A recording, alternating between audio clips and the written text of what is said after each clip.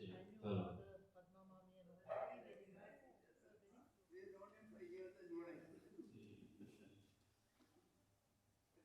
I'm glad that you have started setting up this Something. I thought there's some.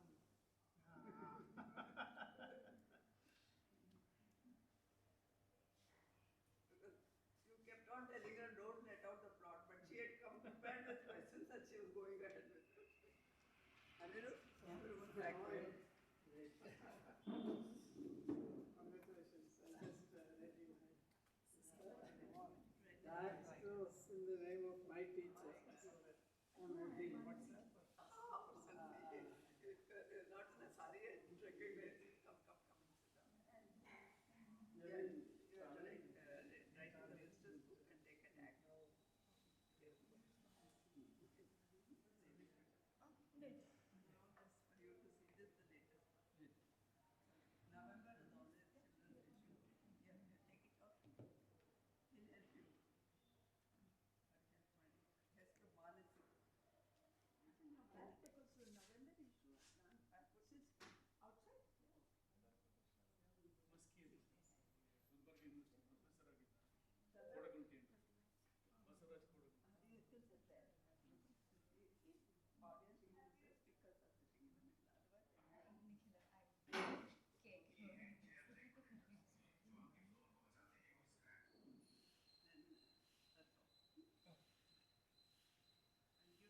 more passion here.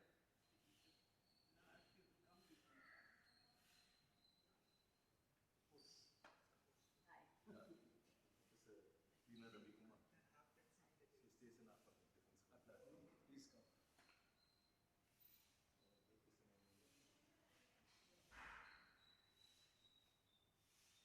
It's a little early. Some of the speakers are actually stuck because of their ego. There's quite a few flights. I know them. I'm from Delhi. Couple of parties. Have they come?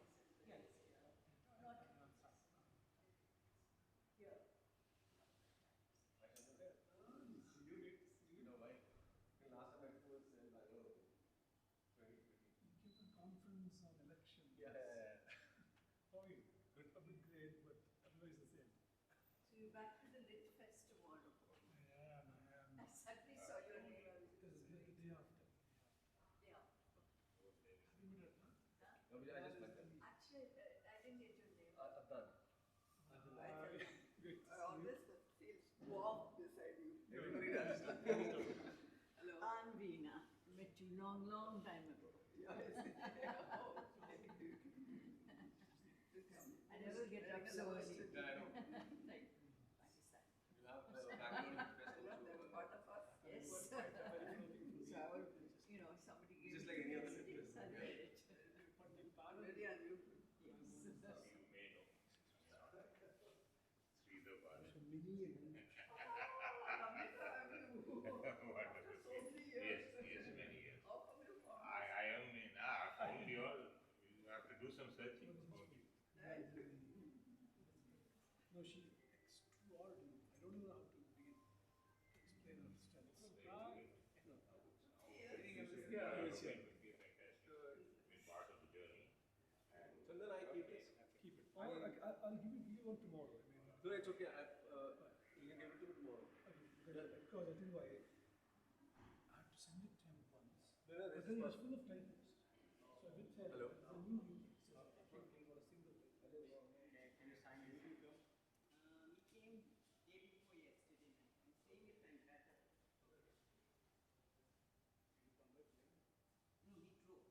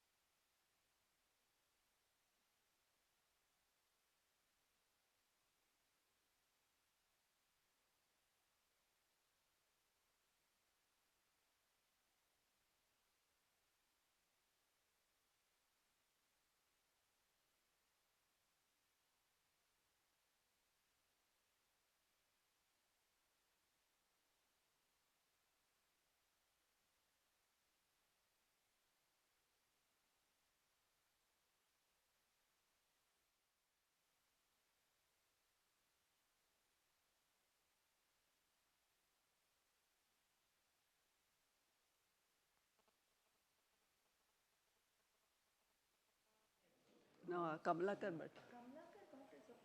Two people. Good morning, everyone.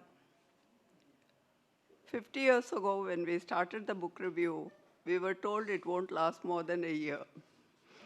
And we have survived 50 years.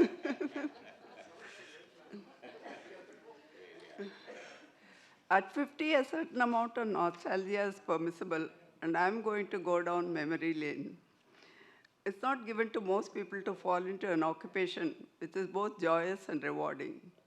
That's what happened to Chitra Narayanan, Chandrachari, and me.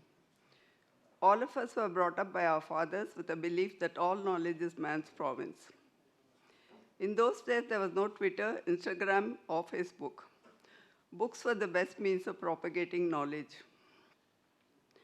The book review was conceived as there was no Indian journal in English, wholly devoted to book reviews at that time. We invested 500 rupees each and started the journal with Chitra as our first editor. We were novices, but were supported from the beginning by distinguished scholars and intellectuals.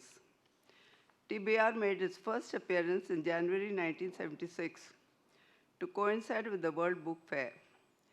It was set up as a non-partisan, non-ideological forum to promote Indian publications and Indian authors, particularly those in the Indian languages, and to encourage and develop high-quality translation of works in Indian languages. Toward that end, we have, over the years, brought out TBR issues with reviews of books in the original language as well as translations. From inception, TBR has maintained an unwavering focus on Indian languages, South Asian studies in humanities and social studies, and books for children with numerous special issues, seminars, and publications.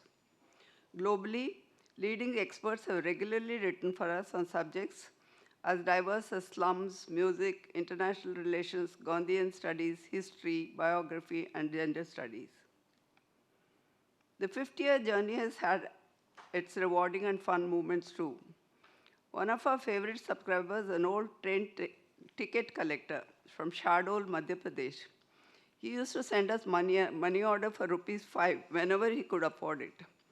It didn't add much to our coffers, and it was more of a nuisance, but his self-respect would not permit him to receive free copies. So we had to accept. There were also a couple of Naxalite students in Hyderabad jail who requested us to send them copies of TBR. We did, and they showed us their appreciation by sending us decorated postcards for New Year, year after year. They managed to get their master's degree from jail and wrote thanking us. We started as a cottage industry and have remained one. Our wealth lies in our readers, reviewers, authors, and publishers. TBR has always remained a labor of love. We have received tremendous support all along from book lovers. I wish to thank the Tamil Nadu Textbook Corporation that has made this seminar possible. We have a galaxy of speakers in our panel, and I won't hold you up any longer. I request Dr. Chandan Gowda, who is the chair to this morning's session, to take over. Thank you. Become a Bengali for 6 seconds. No, we have a friend called Chandan Chatterjee, so that's all right. Thank you, Uma.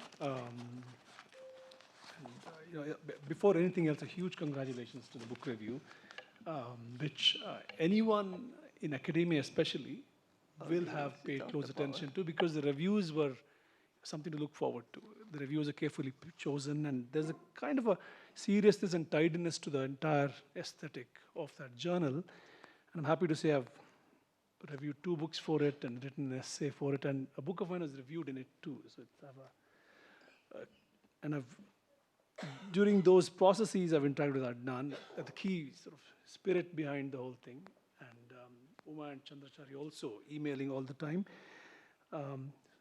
So I'm delighted to be here on this occasion. It's a big occasion. 50 years is not a small thing, and to pull off something like this in a country like this, where so many things militate against intellectual enterprises, is not easy.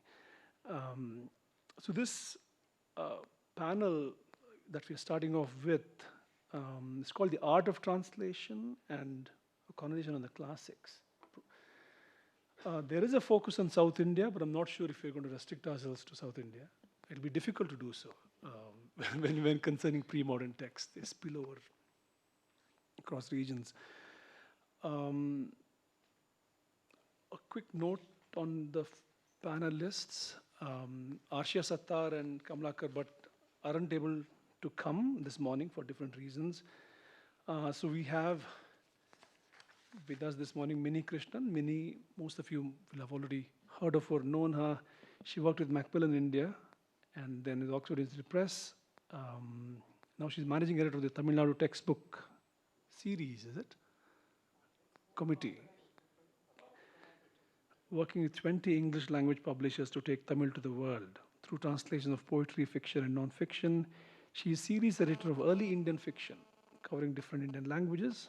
She's also on the editorial board of the Harvard University Press Murthy Classical Library Project. Srinivasa Ramanujam, I'm meeting him for the first time this morning. He's been involved in theatre activities and has directed plays of Bertolt Brecht, Indra Parsarthi, Kingsley Bass Jr. and others. He's edited and translated the collected works of Manto and D.R. Nagaraj. He's also translated Sundar Sarokay's collected plays, Two Fathers, The Social Life of Democracy, What is Science, Philosophy for Children, along with D. Rajan.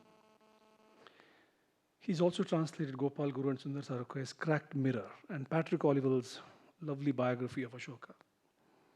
He's published a book of his own titled Renunciation and Untouchability. And this is available in both English and Tamil. And he also has a series of essays called A Phenomenological Reading. The next panelist, Shankara Saravanan. He's a Tamil scholar, educator, and author whose work stands at the intersection of Tamil language, literature, and ethical wisdom tradition of the Tirukkural. He brings together deep scholarship, public service engagement, and a passion for making classical Tamil thought accessible to younger generations. You are also part of the textbook, Tamil Nadu textbook committee, yes. Vivek is a Kannada writer, and he also edited a literary journal called Deshakala for several years. He's also written 3 plays in Kannada. He's been translated widely. He's the recipient of a fall residency in the International Writing Program at the University of Iowa. He's the co-translator of Your Ananthamurthy's last book, final book, Hindutva or Hind Swaraj. He's currently visiting professor of creative writing at Ashoka University. He's an engineer by training and lives in Bangalore. Vanamala Vishwanatha is currently an independent scholar, formerly my colleague at Azim Premji University. She's an accomplished translator from Kannada to English. She's done it over 4 decades. And she's worked in the Regional Institute of English, Mysore, then Bangalore University, then Azim Premji University. She's written extensively. One of the details that is here in the bio is something that I would have liked to have shared anyway. She served as a drama artist in All India Radio and anchored the Kannada News and Doordarshan from 1984 to 1994. She was Associate Director, Katha Regional Academic Center, Bangalore, an initiative that promoted Indian literatures in translation. She also worked as Honorary Director, Center for Translation, Sahitya Academy, New Delhi, and as a member of the National Translation Mission. Any more details, Vanamala? There's the second paragraph, I think I'll skip over that. But I've not mentioned the names of the books she has translated. I mean, for the Murthy Classical Library, Vaddaradhane, the great 9th century Jain text, short stories, is it 13th? That's the forthcoming book. Harishchandra Kavyas, Kambai Raghavanka. And she's also translated Sara Abubakar's very an electric novel, Chandragiri Totadalli, as Breaking Ties. And I think she had a falling out with the author over the title, among other things. Anyway, so I'll stop here and we'll get on with the panel. And I'm currently at Vidyashilpi University, which is a recently founded place in Bangalore, in the School of Liberal Arts. I'm a sociologist by training, but I've always been interested in the humanities and done literature-inflected work all along. Just a few remarks on this panel. I'm not a classicist, but I, like many in the room here, I'm drawn to the classics for a variety of reasons: aesthetic, political, philosophical, literary, moral, historical curiosity, among others. This is something we need to pick up, I think, at some point in the discussion. The category classics in India is not as readily used as it is with reference to texts from the classical world, usually taken to mean Greece and Rome. Ancient India, pre-modern India are the more commonly used terms, and not classical India. Classical music, yes, but not the classical Indian world or the classical Indian literature as much, because it's not as consolidated an archive as the Greek and the Latin classical archives are. In Kannada, just to take one example, and the literary periodization is, the word classical doesn't appear anywhere. It's Hale Kannada, Old Kannada, Nadu Kannada, Middle Kannada, and Modern Kannada. And the whole idea of a Shastriya Bhashe, which approximates to classical language, came during the discussion of, do we deserve the tag classical language from the central government, which meant an annual budgetary allocation for promoting work in Kannada, etc. And Bengali and Hindi, we know, do not have a tradition that they can call classic. So even within the country, there are diverse trajectories and memories, and how contemporary cultures have been shaped will have a heterogeneous histories available for them.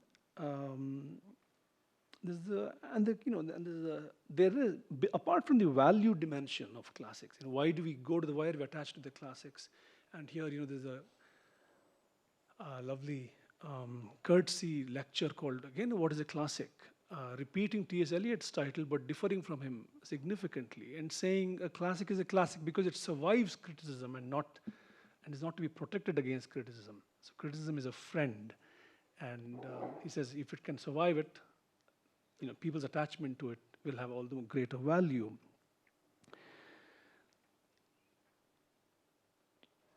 The time dimension is impossible to ignore because it is something that's happened in the past at some point, and we contemporaries are mediating a relationship with something from the past, and how we do it is a matter of great importance, either as translators or simply even as someone looking at it from a contemporary vantage point, because it's never a linear account. Texts have afterlives, they rise and fall, they die, they're resurrected. So one has to be aware of the life of texts and not simply take it as a static object that's been around all along in the same way. And we know Arabic translations played a chief role in the discovery of Greek and Roman antiquity in Renaissance Europe, that's for sure. And although it appears like a linear account, the mediation of the Arabic translations in the 8th century can't be forgotten for a minute. In contemporary times, kitsch cinema and lumpen histories are the more belligerent appropriators of the classical archive. And in an interesting way, there's all the talk of Indian knowledge systems. The national education policy is pushing for it in a very big way. And there's a very little critical discussion on what constitutes this field called Indian knowledge system, where, of course, classics will have a big presence. So in that sense, this conversation here has a lot of significance, and I hope it's one of many conversations that we will see happen, because there's nothing self-evident about the world of classical text. They need to be approached with responsibility towards the text, of course, extreme care towards what the text strives to do, and also responsibility towards the contemporary ethical moral predicaments that are shaped around us, the political forces that have shaped around us, and in ways that that does mark that our relationship as not one of a timeless transcendence, but something that is situated, but at the same time trying to give maximal freedom for the text to exist on its own terms. It's a very delicate hermeneutic relationship that one has to think about doing, and I don't think it's specific to our predicament. It's true for all translators. Of course, translations of classics can be sources for contemporary creativity and intellectual and moral renewal, if you will. The relationship with classical texts is not a linear one, of course. You can even create classics retrospectively.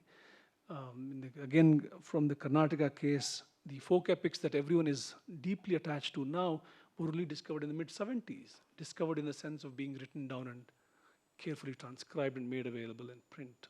The Malay Madheshwara Kavya, the Manteswami Kavya, the Junjappa Kavya, all of these things that you will see performances based on these epics in Bangalore every now and then, but they're all fairly recent. But now you go back and see them as an extraordinary critique of the Veerashaiva tradition that you found in medieval times. So there's a way in which I think this relationship with the classics is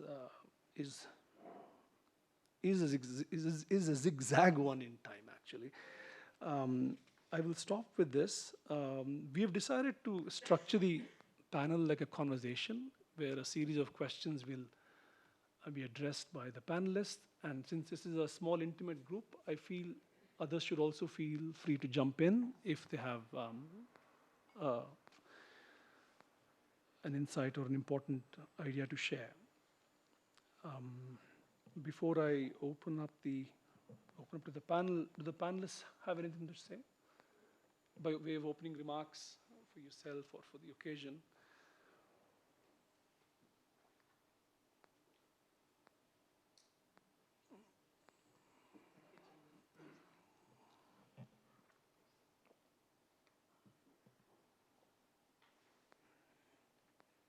Chandan.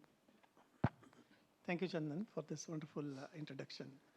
And yeah, I think what is really important is the comment you made that classics have, it's not just definition of classic is not just time tested, but also it has the political, philosophical, and other aspects. I think that's a very important point, and which I feel maybe our discussion can follow on those lines, because the challenges for translating these things really is this, because why do you pick up a classic? What really, one can say time tested, but then it comes, there is a time when you feel something is important, and for which these aspects, the political especially and philosophical are very important. So I really appreciate, and that point, and everything else that you said is really, we can discuss as we go along. This is a book review focused. My concern is the readerships we hope to retain for those who are going to hold up the ceiling in future. And at my age, I have only a past, no future.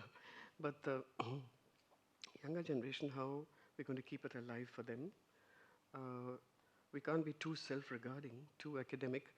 My concern is that the literary establishment has got such a grip on all these things that we have to depend on writers who will, like you said, extract and extrapolate and rewrite with contemporary thing. It's being done all over the world, and of course fiction is king today, so it's being carried through very strongly in fiction.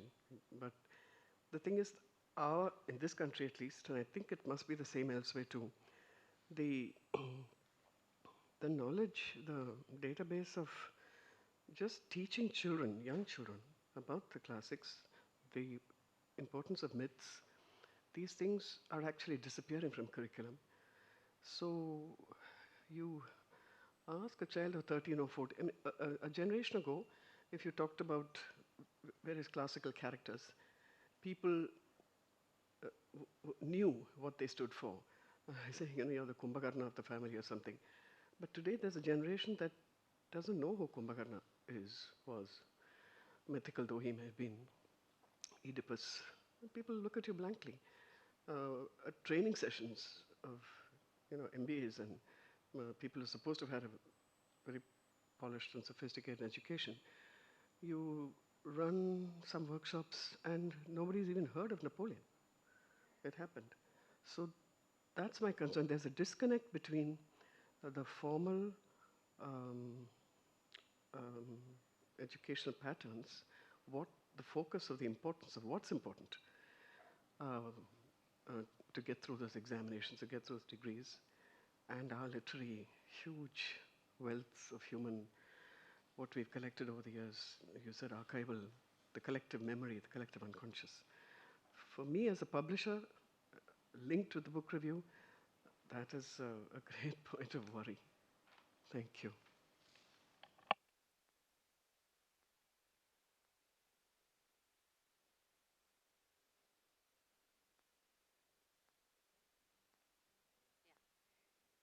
Is clear? Yeah. I'd like to pick up from where Vivek and Chandan began. I feel it's easier for us to uh, pick up a classic from pre-modern literatures because the last 100 years of scholarship in our regional literatures have kind of established what are the classics and which are the important, culturally important texts. And not that others don't need to be questioned and so on, but at least there's a body of writing where there are clearly designated, hierarchies of texts. And some of them are considered more better classics than others and so on. But when it comes to modern literature, where it is still kind of in the making, it's difficult to sort of decide which is a classic and which is not. For instance, like Shivram Karan's Marali Mannige, which came out around the late 1930s, everybody in Kannada world accepts that it's a classic. But Kuvempu's work, which came in 1967, later, Malegalali Madhumagalu, initially it was not seen as a classic in that sense, but subsequently it has been accepted as a classical work in Kannada. Now, is Gachar Gochar, which is so widely read, is that a classic in Kannada? Right? Going by its significance and its popularity and its reach through translations and so on, it merits to be called a classic. Is our, Banu Mushtaq's work, is that a classic? Because it's received the highest award. So I think we need to understand the making of a classic in our times. So there are these geographical, historical, political, and artistic considerations which define a classic, and therefore that very word itself is worth for us to pause and think through things. Yes. Category of modern classics, contemporary classics, I thought was a separate discussion, but I'm glad you brought it up now, yes. Yeah.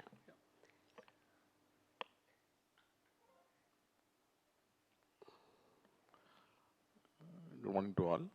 So, as a person associated with the school textbooks and the translation of classics, so we come to the word classic. We are in a position to explain the word classic to the school children, because whenever we introduce the term classical language, first we have to define what is classic and what is classical.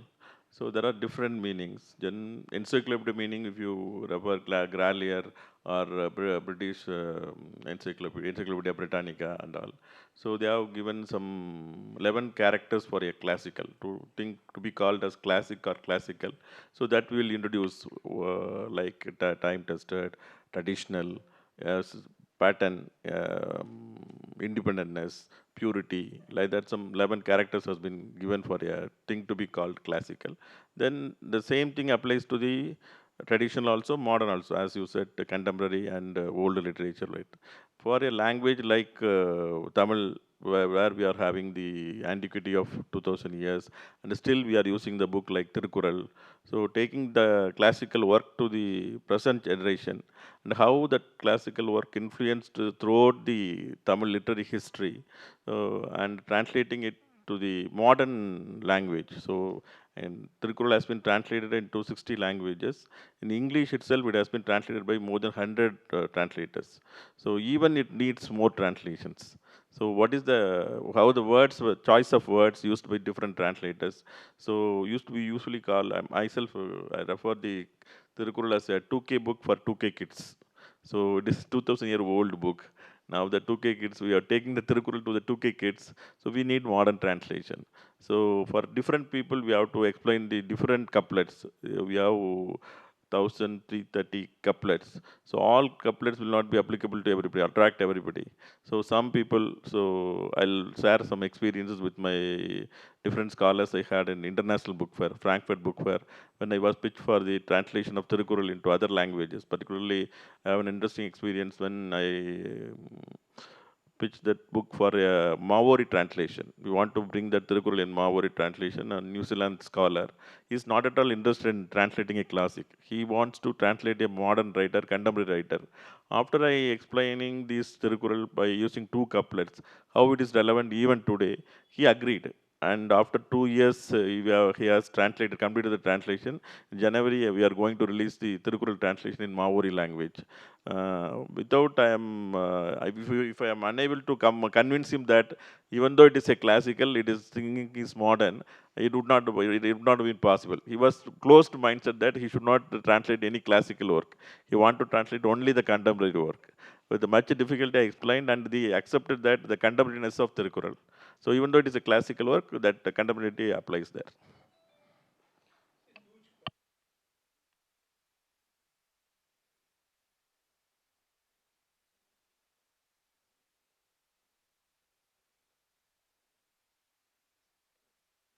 Is a controversial one in the sense of, sorry, the question of making an old text contemporary is a difficult decision. Because I mean, you could say it speaks to us the way it is, at some on aesthetic register, or moral, or even emotional register. But I think if you're a translator, if you're a classicist, you will want a text to be, the integrity of the text to be protected, while of course trying to see how can we possess it in our times without doing too much violence to the text. But that said,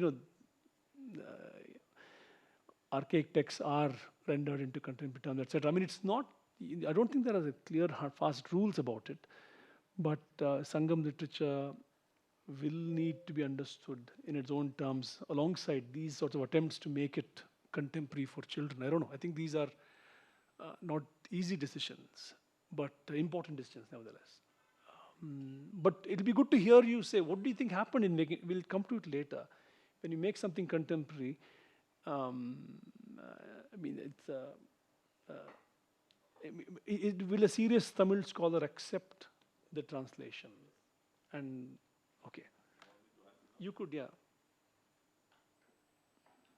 So the contemporary, when you are bringing to Tirukural or Sangam literature, generally modern, whether the scholars really accept it or not is the question. That is second question. Actually, I am a person who is I am teaching Tamil language and literature to the students who are preparing for civil service as a Tamil language as optional subject. So whenever they are preparing for civil service, they are various optional subjects, sociology, anthropology, they have to write with them. So whenever they are writing the literature, there are literary criticism, different approaches to literary criticism, psychological approach and historical approach, social approach, like that different approaches are there. So which approach we are applying to the classical literature. So through that we can, for example, Silappatikaram. Silappatikaram is a classical text. So in that, how we are portraying the Silappatikaram. So that protagonist Kannaki is seen as a ordinary citizen question the king. That was she was seen as a symbol of justice, focused by symbol of justice in a modern rendering by Kalaignar Karunanidhi. So that was focused while focusing the Silappatikaram as a re-rendering, in the re-rendering. So that we can focus. In Silappatikaram, you see all the female characters are very strong, but wherever male characters are very weak.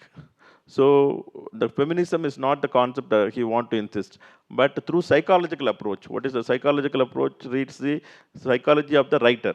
So what the writer of the author of the Silappatikaram means. So he wants to focus the strong female characters. In what we, there is only female child is there. Two female child is there. One Manimekala is there and IA is there. No male child is there. Whatever the male characters, all male characters are weak. All female characters are strong. So we can explain that concept by using psychological approach to criticism and feminism. Even though these are modern concepts, how it applicable to the classical text of Silappatikaram. Thank you. Good morning, everybody. I am really uncomfortable with the word classic. Okay, really doesn't, on what basis we call some text classics? Okay, whether it is on a qualitative measurement or a breed measurement, okay, or on what basis we do. For example, D.P. Deshpande gives a very interesting statement. After colonial period, Shakespeare became classics for British. Okay, similarly, lot of our text after colonial period, okay, becomes classics. My question is, why should we classify something as classic? If it is relevant to us for today, if we can make sense of that today, we can reinterrupt, okay, and make sense of our society, our issues today. Why should we call something as classic? Why you are, particularly, generally, when we say classic, it is basically on period. I mean, long, this thing like Tirukural, Silappatikaram, Sangam, literatures like that. And we also, as an extension of that, we bring into contemporary classics. That is basically on qualitative measurement. Okay, it's a good literature or something like that. But we should really critique this idea of classic. As long as a text is relevant to us, it is my contemporary text. Okay, and I'm going to work on that. Okay, why should we classify like folk literature or what you call Brahmanical literature? We have a lot of classifications. Okay, it is basically a text. Why don't you approach the past text as text that is relevant to us? I think that could be the definition of a classic, even if you don't want to use the term classic, right? In the sense, there's one way of looking. Any text from the classical Greek world, Greek Roman, can be a classic. Any minor, major, inconsequential, consequential. There's that definition of classical being an adjective of.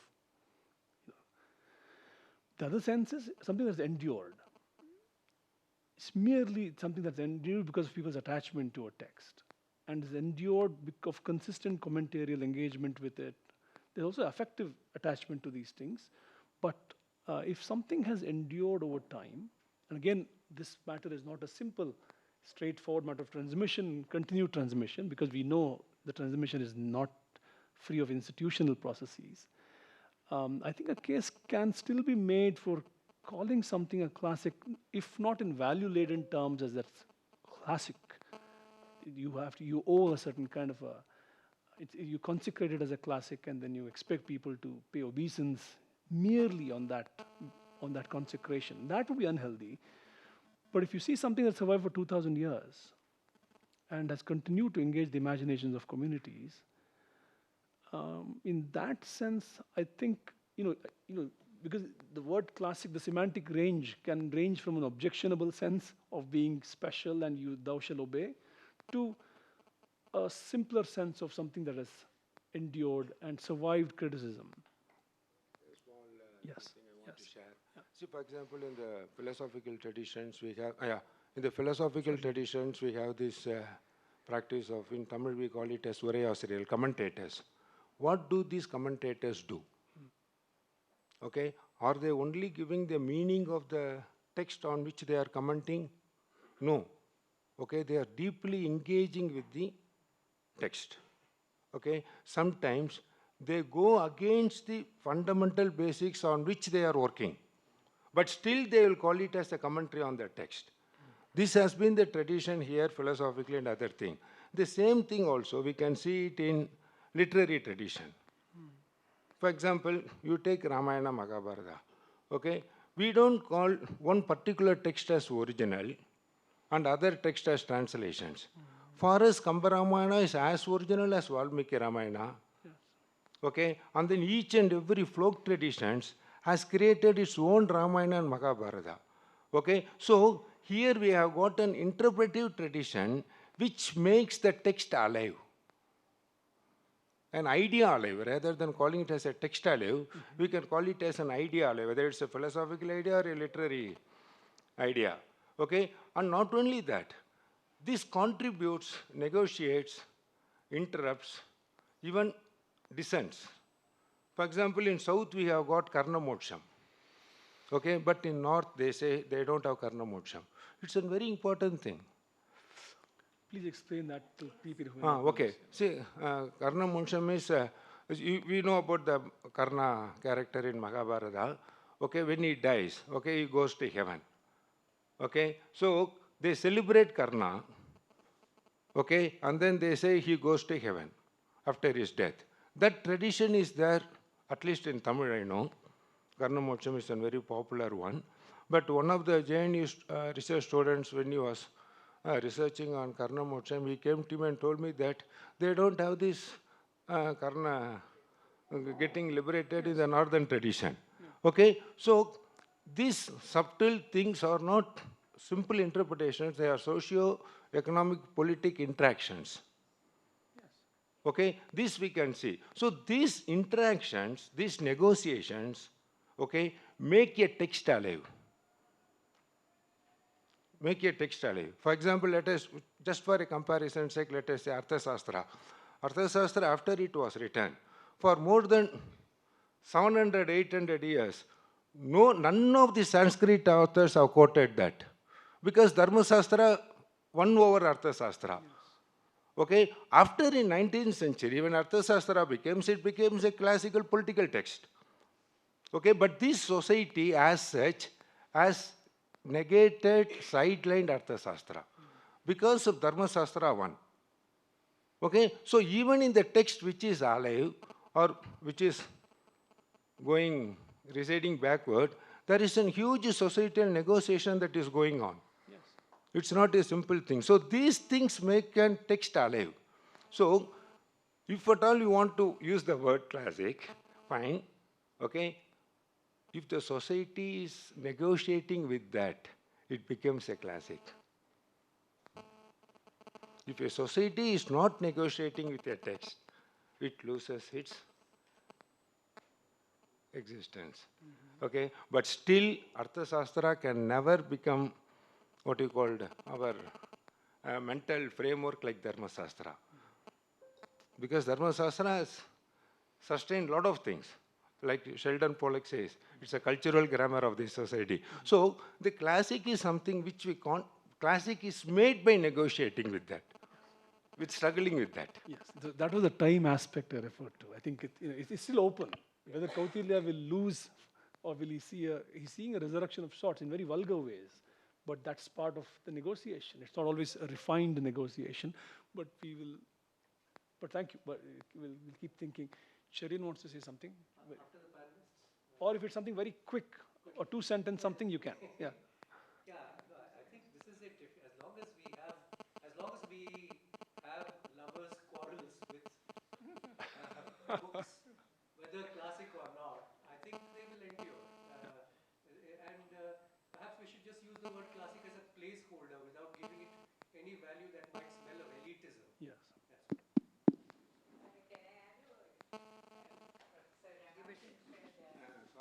Maybe you should introduce yourself. No, Professor Ramanujan was talking about the Karna Moksha. I don't know, I mean, I'm not familiar with the Tamil thing, but in North India, lots of friends, I have lots of people who have names Karna. Karna is a very Karan, it's called Karan. At the same time, in Malayalam, in Kerala, you will not find a single Karnan. Yeah, no, this is true. This is. I think we can take this as a given. Krishnan is immortalized in Kathakali, and he's immortalized in a lot of plays, but you will not find a single parent who will call his son Karan. Even in Tamil, it's very rare to have name with Karna. Yeah, it's interesting. It's an interesting observation. Yeah. Okay. So yeah, I have a set of questions. Maybe we should go through them and just bring a certain focus back on the. It's not just a panel on classics; it's a panel on translations of classics. But we can also talk about the classics; they're inseparable. I think, in a light sort of way. What are your favorite? Can you name a couple of your favorite translations of classics, and why you think they're good translations? The panelists first, and then. What springs to mind? Mine. You can go later if you want. Later, let me think of it. Vivek?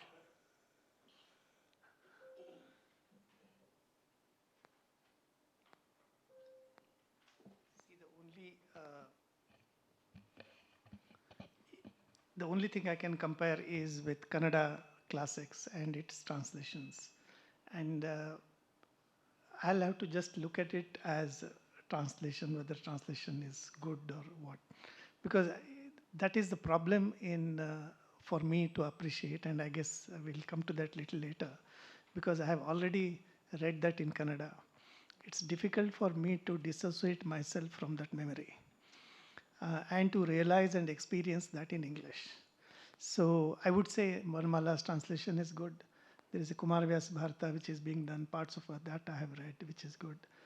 There is something on Ranna came out 3 years ago, which is a fairly, see, people have been making good attempts at these things. So I would call these all, translations which are fairly, they render the core of that fairly well. But especially in Kannada, which you refer to, is that term classic is not just a term classic, but the idea itself is not very rooted. To give you an example, when Kannada became a classical language, people have no imagination in Karnataka how to utilize that funds. It's just a very simple example. People still are struggling. They don't know what to do with the money that government has given. They are still struggling where to place that institute. There is absolutely no imagination because culturally they don't see it like that. Kumar Vyasa is contemporary today. It is, Vanamala knows about this. She can sing and, It is Kumar Vyasa is there in family functions, in weddings. So it's 15th century poet, but still relevant. So that kind of mindset to dissociate is difficult in Kannada culture. So coming back to your question with that in the background, for me it is very difficult to, I can only say objectively this translation is good, bad, the list of things that I mentioned. But I feel the challenge is, the challenge for a translator is precisely this, that it is how to make it happen in the language of today, and how to dissociate those memories and make it, in quotes, contemporary. We can discuss that contemporariness, like what he said, separately. But I feel those are the challenges, really huge challenges. Many. Thank you. My tiny brain woke up. It's, the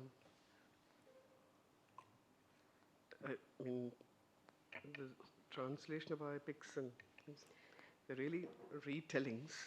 So in that, since I don't know any, I can read Malayalam and Hindi. I studied only Hindi.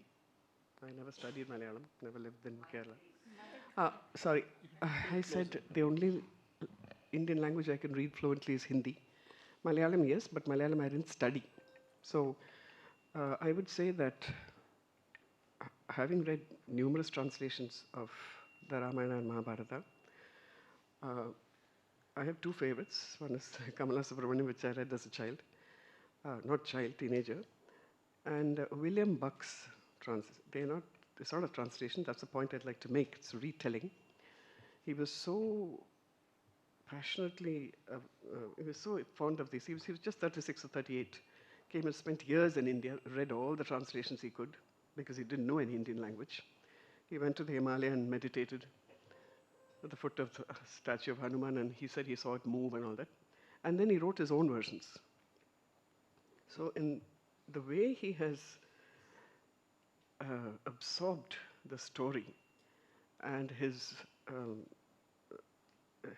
telling in his own language for a contemporary readership, I'd say they're really quite outstanding.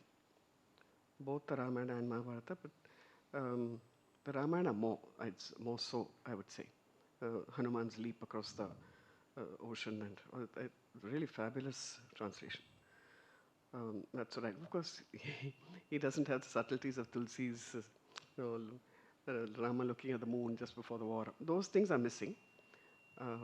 But as a rollicking adventure which has romance and war and disappointment and despair, right? All these things come through well for a contemporary audience. And that's one of the points we're discussing. How is it relevant to a modern readership?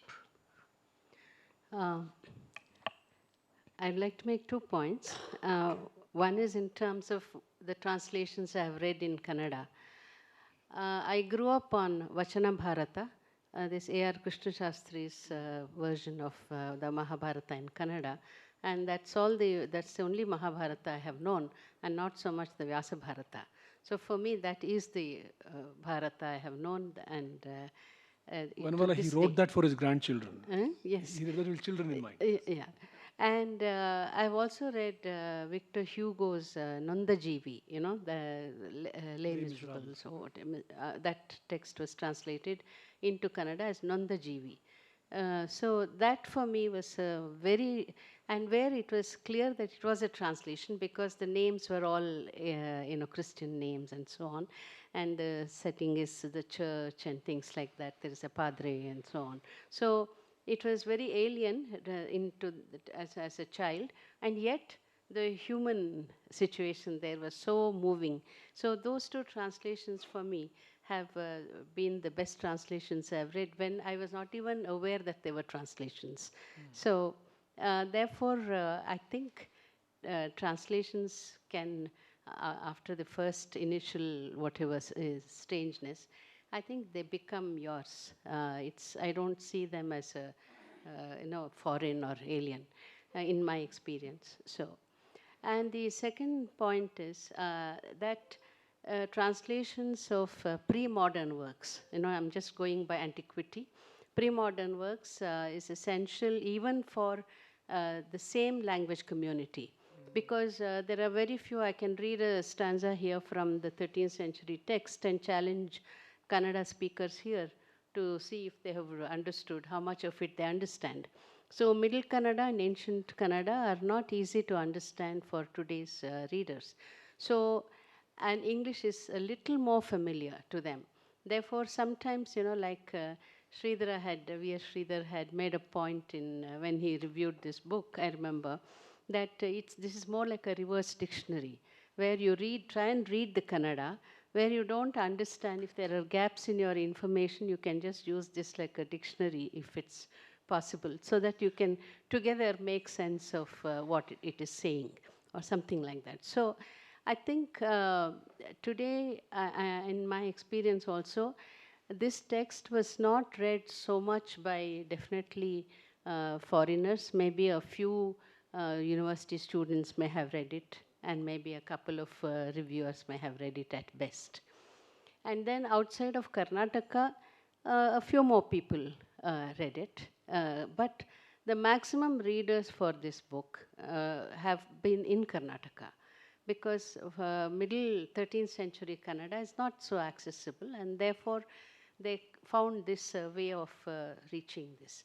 So because most educated readers today are bilingual with a reasonable level of comfort in English, and therefore I think translations are meant today, translations of pre-modern works especially, they're meant for the local people, the same language people, more than others.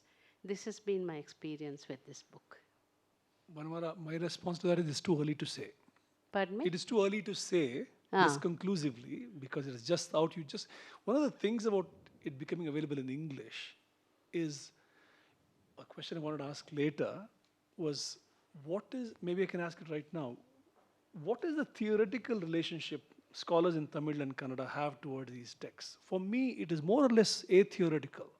That what I've seen, there's an interpretive commentary that follows of a broadly humanist kind that doesn't presume, criticism, awareness on the part of the reader. It's more or less like that.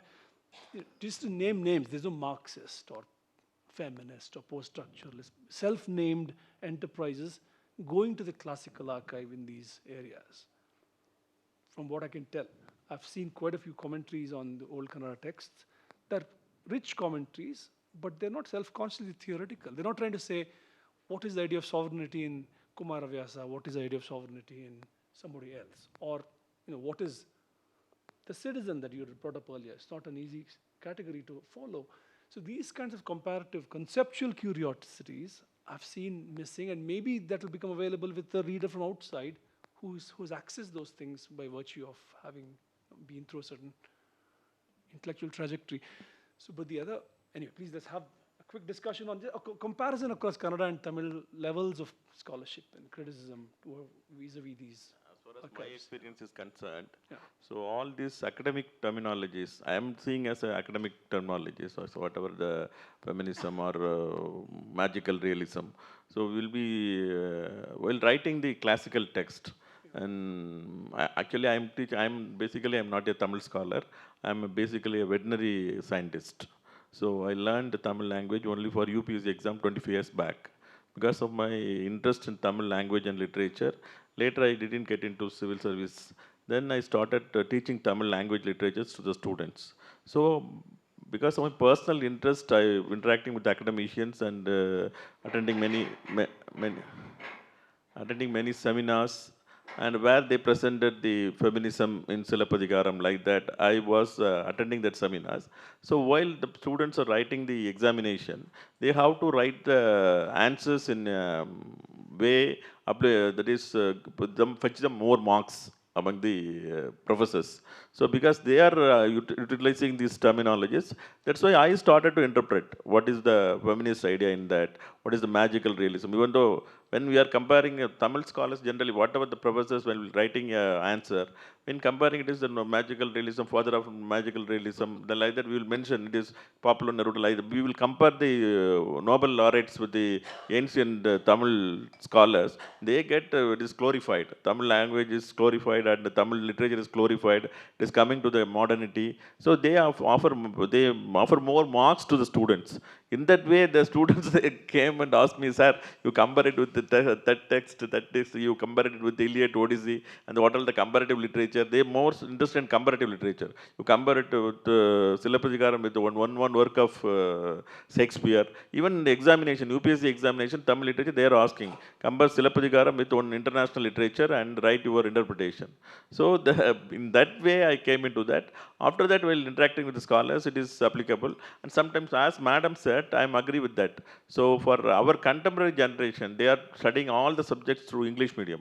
Previously, Tamil medium students were more in number, and we were studied in Tamil medium, all subjects in Tamil medium, only English as a language. But now the people are studying all the subjects through English medium. They're studying Tamil as a language, most of the students. So at the time, so while introducing the Tirukural also, we have to introduce the English texts.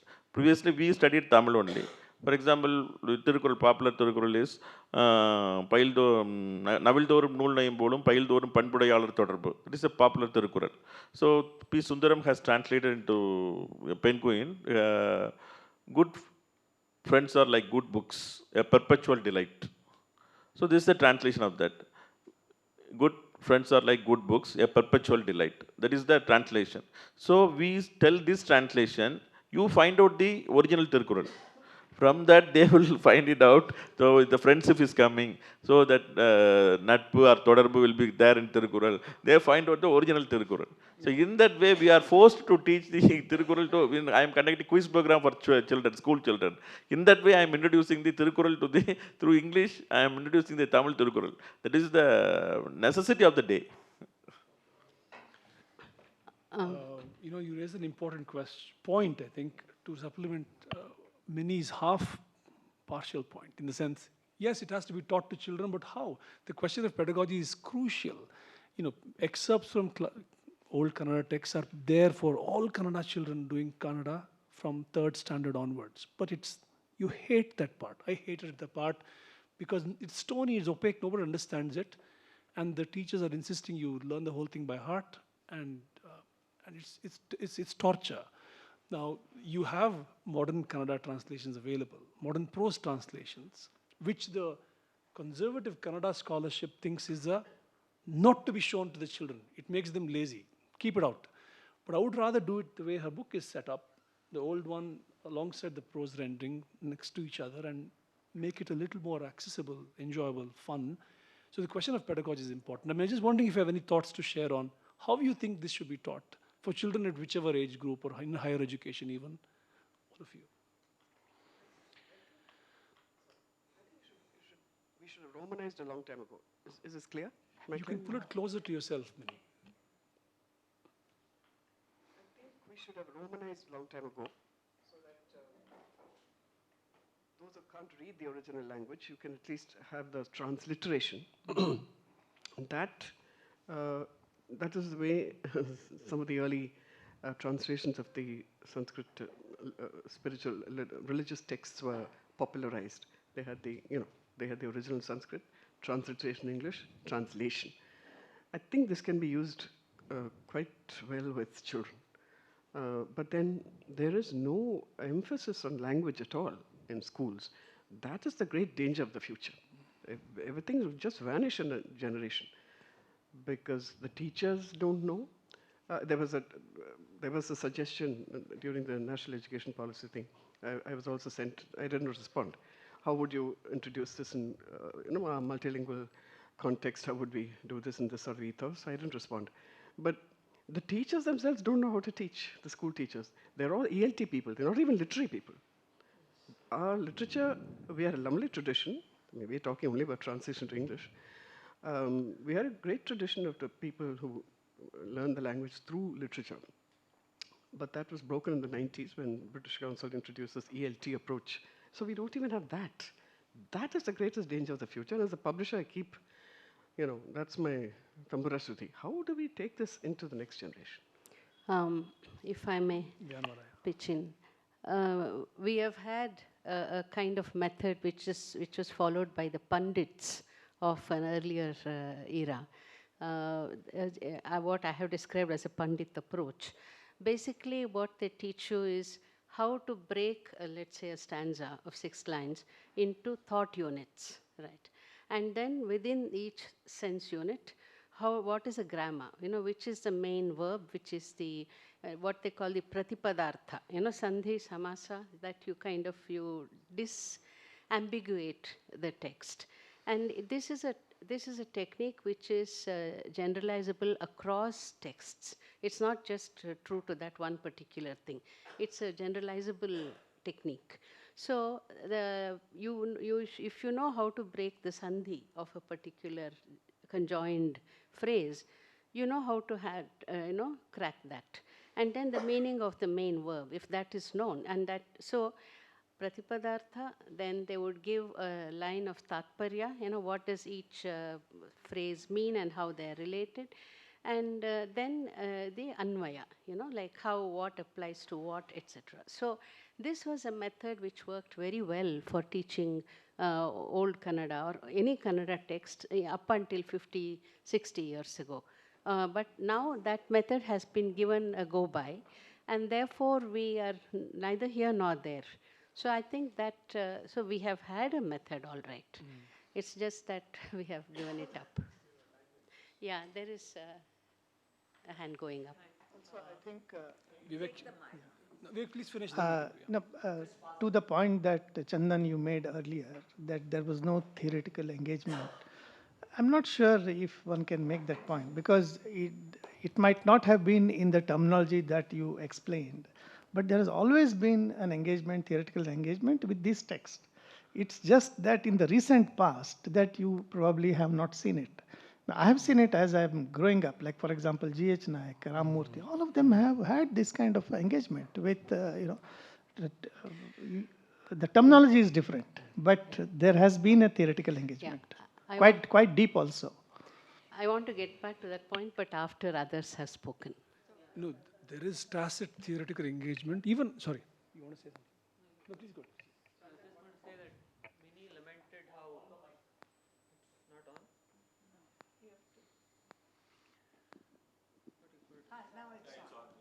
on. Okay. Yeah. Just wanted to add that Mini lamented how, I mean, in a generation we may not have any school children knowing our classics, but it's not actually all that new. I mean, the reason Amar Chitra Katha came about was because Anand Pai, I believe his name, Uncle Pai, felt the same way when he listened to a radio interview and found that they knew about the Greek classics. And in my case, I grew up reading and understanding the Puranas and all our epics through Amar Chitra Katha. And so the problem goes further back, is what I'm saying, a couple of generations back, if you want to say that. And he sort of found this method of illustrated cartoons almost in order to pass on these classic stories, the Hitopadesha, the Panchatantra, and all of the other stories that were also regional, not just necessarily pan-Indian. And so I just wanted to say that this question has exercised people for longer than perhaps a generation or two, and maybe there are answers from what they did that could be considered. Yeah, and there's a missing sociology, right? The changing family structure. Thank you. No, I'm afraid he's stolen my point, because I wanted to say, without any disrespect to academics or to translators, a whole generation grew up knowing our most famous epics or classics, whatever you want to call them, the Ramayana and the Mahabharata, through Amar Chitra Katha or through television Doordarshan. So similarly, illiterate villagers grew up accessing the things through jatras and through yakshaganas and kathakali performances and things like that. So this is a very blurred thing of academic and translations and, accessibility. It doesn't necessarily have to come from academics or translators. I don't think the claim was translators are holding the fort. It is just that. No. Of course, no. There's no. The changing family structure and the urbanization. There's a sociology to why the memories are. Why graphic fiction becomes something that you hold on to. I just wanted to add to what she said. My name is Sucharita, and in fact, not just Amar Chitra Katha, in North India, at least I remember, there were a lot of children's magazines. And they were very popular and very deeply embedded and compulsory reading in many families. And we actually got to know about a lot of mythology and classics through that. And again, not just North Indian, but from all over India. So I remember particularly, I mean, of course, the politics in hindsight could be problematic, but Chanda Mama, for instance, right? Very, very important source of these kind of classics. So I would just like to add to that. Got to the thick, heavy, important academic translations much later. Growing up in Bangalore, I would read Chanda Mama in English and Kannada, both. Mini, please. Just one small point. Yeah. Problem could be also oversimplification and distortion. For instance, Hercules, about 20 or 25 years ago, they did a Hercules for children on TV. Hercules is a tragic figure. But the Hercules we saw on TV, which I noticed the children watching, was a fun character, like tossing things all that. So there's a great danger there. Bhima is also a tragic figure, actually, in many ways. So that's a very dangerous distortion, where you miss the depth of the character that was created originally. Okay. And the question is, how many are reading comics even these days? Even the Amar Chitra Katha audience has shrunk big time. Anyway, let's not get into that mode, but just to answer Vivek, 1 second, Thomas. The theoretical part, this always theorizing, and Kuvempu also actually innovated even Pratima Vidhana for interpreting text, etc. But when I said there's no, I meant the kind of hermeneutic care you'd expect when you go to a medieval text. Like the category Jivana, for example, is used freely. And we all know it's a 19th century term for life which came from biology. It doesn't exist before then. So this kind of care, when you go to pre-modern texts, that their grasp of the text, its formal properties is phenomenal. I don't dispute those things. But what are they putting the text to use, apart from understanding the text in its own terms? I mean, by theoretical, I meant there's no social thought coming out of there. In terms, social sciences are completely away. Modern intellectual discussions have no memory of the classics apart from some, Yes. Yes. I would disagree with that, I think. Yeah. Please, please. Yeah. Yes.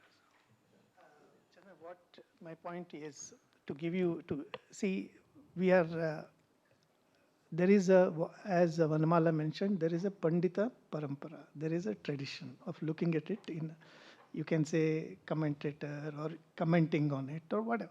So there was a tradition of this. To give you a very good example of this, there is a book called Bhanumati Anetta. It is a book interpreting or discussing 4 lines from Pampa. And those 4 lines are about Karna playing chess with, with Duryodhana's wife, Bhanumati, and the consequences of that. And they say, you know, that the bet is pearl. In Kannada, pearl also means kiss, and so on and so forth. So these 4 lines were, and it is unclear who is playing with whom, what is the bet, and so a lot of things depends on the context. So this incident is narrated by Karna to Krishna to say that, look, my friend Duryodhana is such a great friend that he did not misunderstand me, and how can I leave him and join Pandavas? So that is the context. There is this book, is the first article was written in 1936, interpreting it from the Pandita perspective. The last I read was written in 2011, I think Sidlangaya or some. So that book gives a very good idea and perspective of how people saw it over a period of time. People from how Kannada criticism influenced by the Western education and so on and so forth. The whole change you can see from 36 to 2000. There are 66 articles on these 4 lines. It's a great book to read, to understand the shift in this. As you rightly said, you know, as we move along, people have started looking at it in a different way. And anyway, there is finally Sridhar Krishna Bhatt, who is also a great scholar, who gave an example, who closed this debate giving a metaphor. He says that in South Kannada district, people cross, you know, big grounds, and if somebody puts a stone there, somebody puts a flower on it, and in 2 days' time, it becomes a shrine. And he says, this is what has happened to these 4 lines. That's what he has said, and closed the debate. I gave this example just to illustrate how people in last 100 years have looked at those 4 things, and you can see the shift in criticism. So, of course, I'm not saying it's, you know, I'm not denying what you are saying, but I'm saying it has to be looked in a slightly different way. The engagement with the text is what I'm trying to say by the scholars. Yeah. Yeah. No, there is. Yeah. I've been waiting a little while, dwelt upon briefly. It's about the idea of the classic. What we used to, or in India, the pre-colonial India, did we call anything classic? It was Purana, Itihasa, Kavya, Mahakavya, like that. So the classification came much, much later. For example, in Malayalam, Eluthachan's Adhyatma Ramayana Kalipata is a live text even now. You know, every Karkadakam for 30 days, it is a ritual reading in normal Hindu homes. It has got nothing to do with the latest happening around the country. It has been a tradition, and it is a live tradition. So, like Vivek said, how can you differentiate between a live text? You know, it's a text, it's a culturally very live text. How can you call it classic? You know, it's another kind of. So this is. I just wanted to bring this point into the discussion, because we are, I think, discussing on a fixed text. It is not that, it is a very fluid live text. The Greek classical world was dead when Europe inherited it, and they worked with it in whatever way. But here it's not dead. In fact, that is something we need to pick up. The classical is living. Because it's living, do we not use the word classical for it anymore is a question. Does classical only mean inert, dead texts? It needn't mean. I think this comparative conversation is about trying to see how else can classics be here. You're absolutely right. I mean, it's not that. So, which is why the Grimm's brothers' predicament is not ours. When they present fairy tales to 19th century Europe, Europe has forgotten them. It's brand new. He's reminding them. But here, you collect them, everyone remembers them, except the modern day intellectuals who have, their education has removed them from those sources. Your cab driver will remember them. Yeah, just I want to say on Brecht's poem on this. Yes. He went to a museum and he saw a 13th century Chinese fishing rod, and it was supported in a good glass box. And then he was, after seeing that, he wrote the poem. What is the use of this fishing rod in the glass box? I should use it, know what are all the problems it had, how we have overcome those problems. There is no point in the fishing rod being inside the glass box. Mini, Sridhar wants to say something, and then you can go next. Yeah. For me, why a person, a translator, picks up a text to translate is much more important than whether it is classical text or whatever you call it. For me, it is very important as to why Vanamala decided to pick up Harishchandra Kavya. This Raghavanka rather than something else. Now, Uma and I have picked up a late 19th century text which has been ignored by the literary establishment. We consider it the first novel in Telugu, 1876, called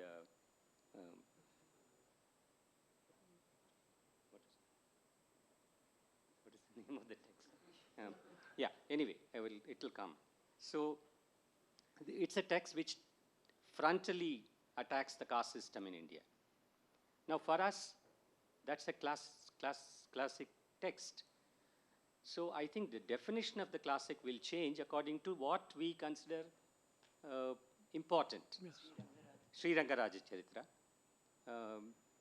Now, why has it been completely ignored in the literary establishment? The person who wrote the novel was working as a deputy collector in the British government. The British government obviously did not think that it was important to talk about it for their own reasons, because they also did not want to tamper with the caste system at that time.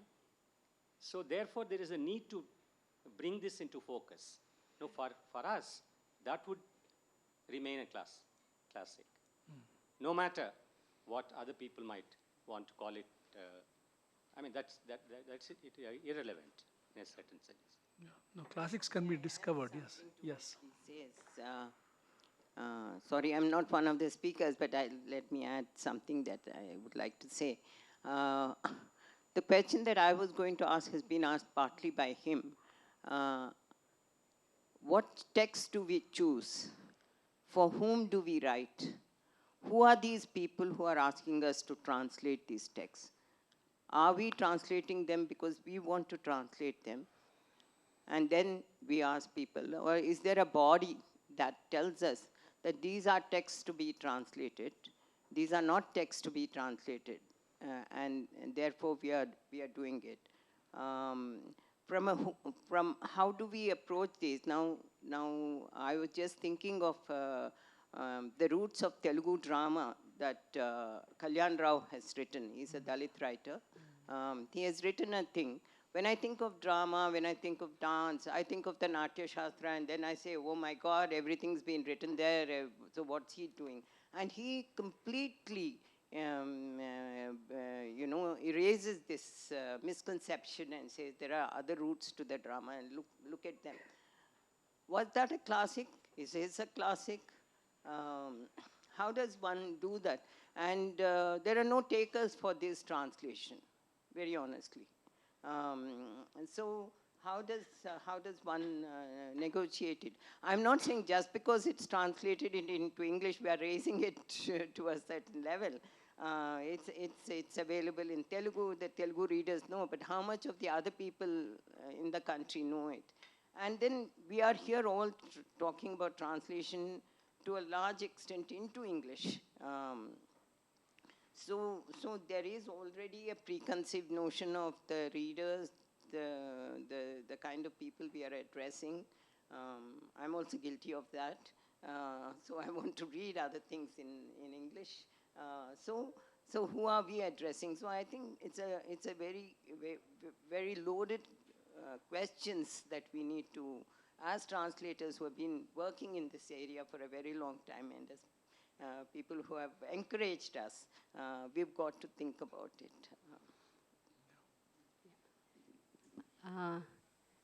I'd like to say that the first, picking up from Uma's questions, in terms of reflecting on my own practice, I would say the first translation that had to happen was from being only a translator to a scholar translator when it comes to pre-modern works, more so.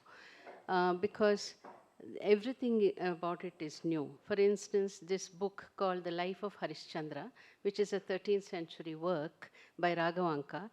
So the whole, the religious universe from which it comes is new, it's different.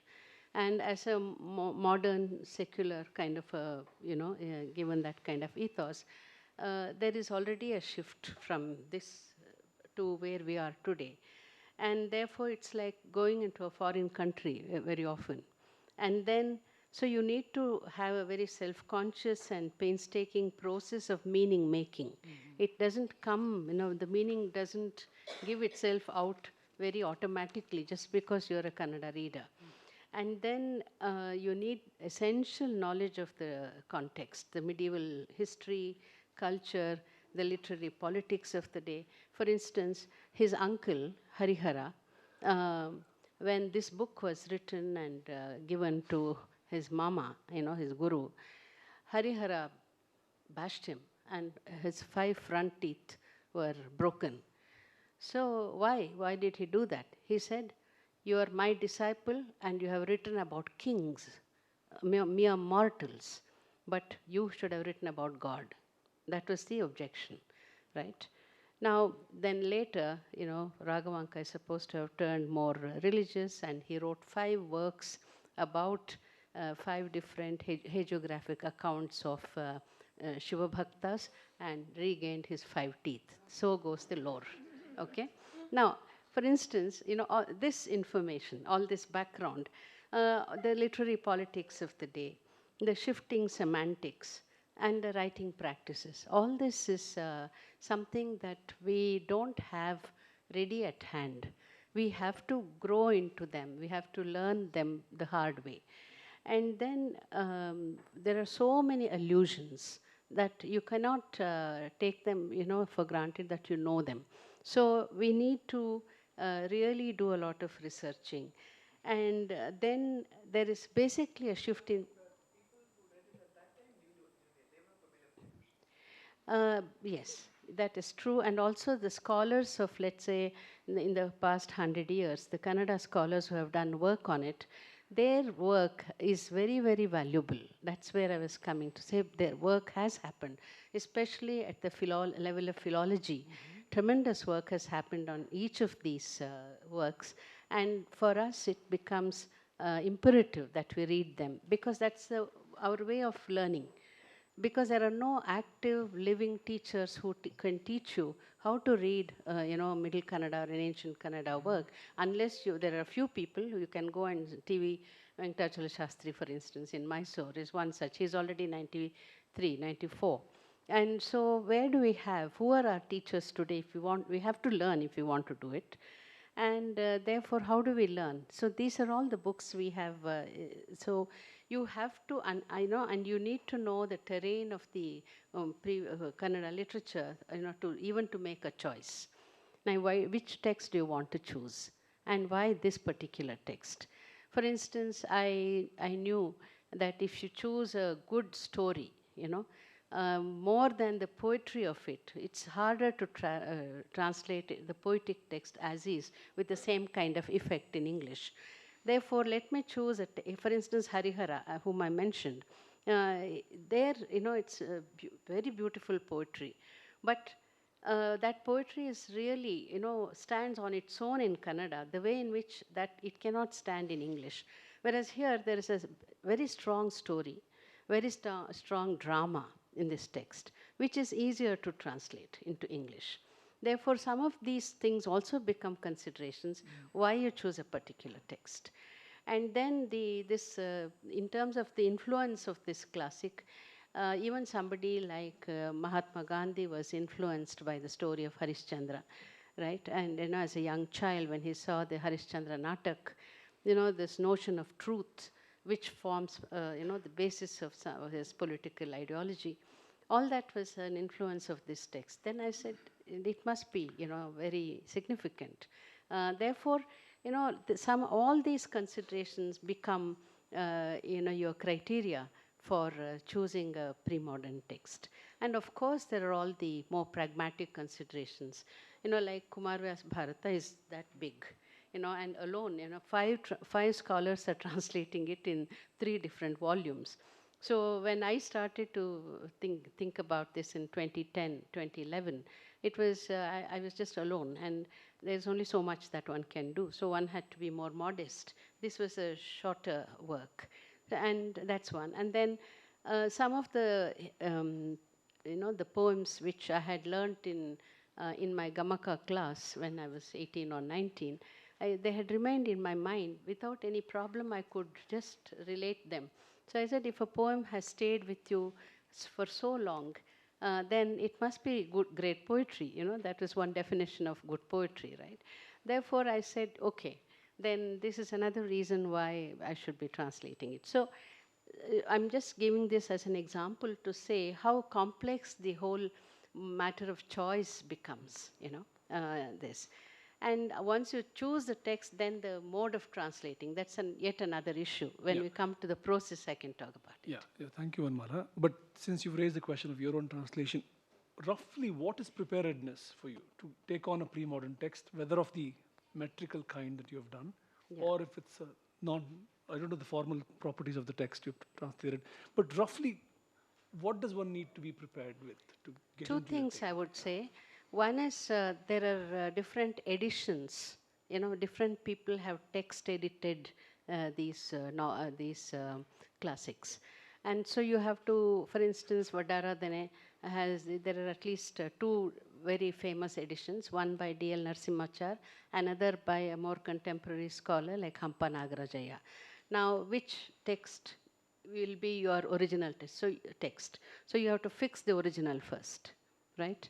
So, because there is no, like, for instance, with Kuvempu's text, the question of which is the original does not arise with modern text, because there is only one edition which he himself has published. Whereas with older texts, they were all curated later into editions. Therefore, whose edition do you trust? Which is better and for what reason? So that judgment call you have to make. And that is one. And secondly, what is the scholarship on this particular text? That's an absolute must. You need to, like Hampi University, for instance, has brought out Mukha Mukhi, that's a series called, on all these ancient texts, where previous opinion on the text as well as contemporary readings of the text, they're all put together. Something like that will give you a picture of the nature of the text and its location in Kannada literature and its reception through the ages. I think all these 3 considerations will decide which text you want to take. Philological preparedness? Philological, definitely. Like there are actually word-to-word modern-day translations of these texts. There are some quick summaries, there are abridged versions, and there are, even, entire texts translated, stanza by stanza. So you may have to use all of them, some of them, etc. And even when you're translating, you have to decide which model you want to go with. Do you want to make a Shakespeare made easy kind of a text? Like Vadaradhane has been made into a text like that. That's also considered a translation in Kannada. Whereas what I have tried to do is an actual word to word without leaving anything, without not summarizing the text as we knew it then is what I have translated. So there are, even in translating, you can do it as a summary, you can do it as an abridgment, you can simplify it. So for children, if you want to simplify it, that's a choice.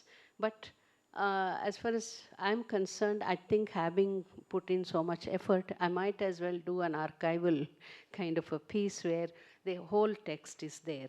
Maybe for different purposes, we can use some parts of the text or whatever, if you have the whole text, then you can play around with it. So having invested so much time and effort in understanding its context and text, it's worth doing it the whole hog, I feel. Do you want to? Yeah. Yes. I mean, I think in addition to talking about translation of classics. No. Let's stay with this question about intellectual preparedness, then we'll go to the other question. Because you have written a book on untouchability in olden texts. Yeah. So it'll be good to hear your take on, what did you feel was essential for you to pick up before you embarked upon that task? Renunciation and untouchability is basically phenomenological reading of Upanishads, the discourses within the Upanishad, and how Shankara negotiated with those thoughts, okay, how he handled the contradiction between Brahmin. This I was reading it phenomenologically, based on Professor Sundar Sarkai's phenomenology of untouchability. That gives the frame, because I've been reading these texts for a very long time, but this phenomenology of untouchability gave me a framework to approach these texts in a different way. Basically, so once I started approaching these texts... But the Upanishads you accessed in Tamil translation? Olivels. Generally, for ancient India, I always go back to Olivel. He's one of the finest translator and gives me much scholarship also on that. So basically, I was relying on that.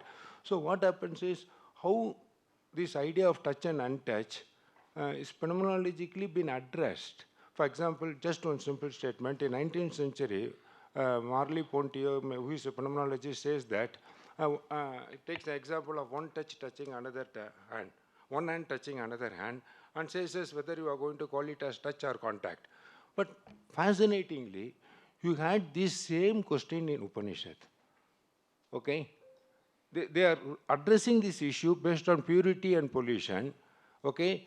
The purity, if you get impure, you can cure it.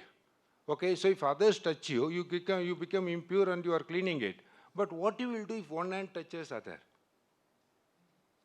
Okay? Where is the toucher and the touched? It's a brilliant question that has been asked. And so it's basically reading based on one framework. Related to this, I want to say only one thing. I mean, she has brought in a very important issue of locating the translator inside the translated text. For example, you said that that's worldview is something different, but we as a modern so-called pseudo-secular or secular beings, how do you approach that text and how do you locate that into that? That's a very important question which we need to really discuss. But in translating the classics, I want to bring in one wonderful example what Halliwell brings out in Ashoka. See, we all know that the word Grahastha means householder. Okay? And this Grahastha is then fundamental defining element of Brahmanism. This is our conceptual understanding. On all the text, okay, we are treating Grahastha as householder. Even Ashoka's inspiration, which was translated by many scholars, okay, address Grahastha as householder.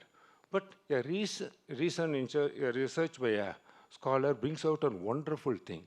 He says that there was no word Gragastha in any of the Brahmanical literatures before Ashoka. Ashoka's inscription is the first thing where the word Gragastha was coined. Okay? So what it means is, Buddhists, they renounce the life and they travel. There are set of Brahmins who renounce lives, but they don't travel, they stay at a place. They are called Gragastha. See what happens, just imagine how the text transforms. In the previous translations of Ashoka's inscription, okay, the householder was used. Now, Oliver, based on this reading, he says that there are a set of Brahmins who are located at one place, but they have renounced social life. Okay, so how do we approach concepts, ideas that were in the ancient text? Okay, some things were pre-given to us, we assume like that. Okay, but one simple word, this fundamentally changes the very essential construction of Brahmanism, because in Vedas or anywhere you don't have this word Upanishad. I mean, Gragastha. So this is a fascinating study, and it directly reflects on not only how we read the past text, but also how we translate it. So that's a wonderful job what Patrick Oliver has done in Ashoka, and that really contributes. So if people who translate the so-called classics, in my view, okay, into contemporary language, how do they handle the concepts? Yes. That's a very important thing. How do they handle the concepts? Sridhar has that hand up here.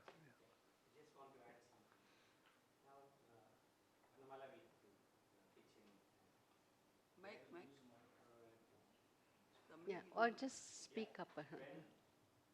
In Telugu, when the first phase of Telugu literature, so-called initial phases of Telugu literature happened around 13th, 14th, 15th, those centuries.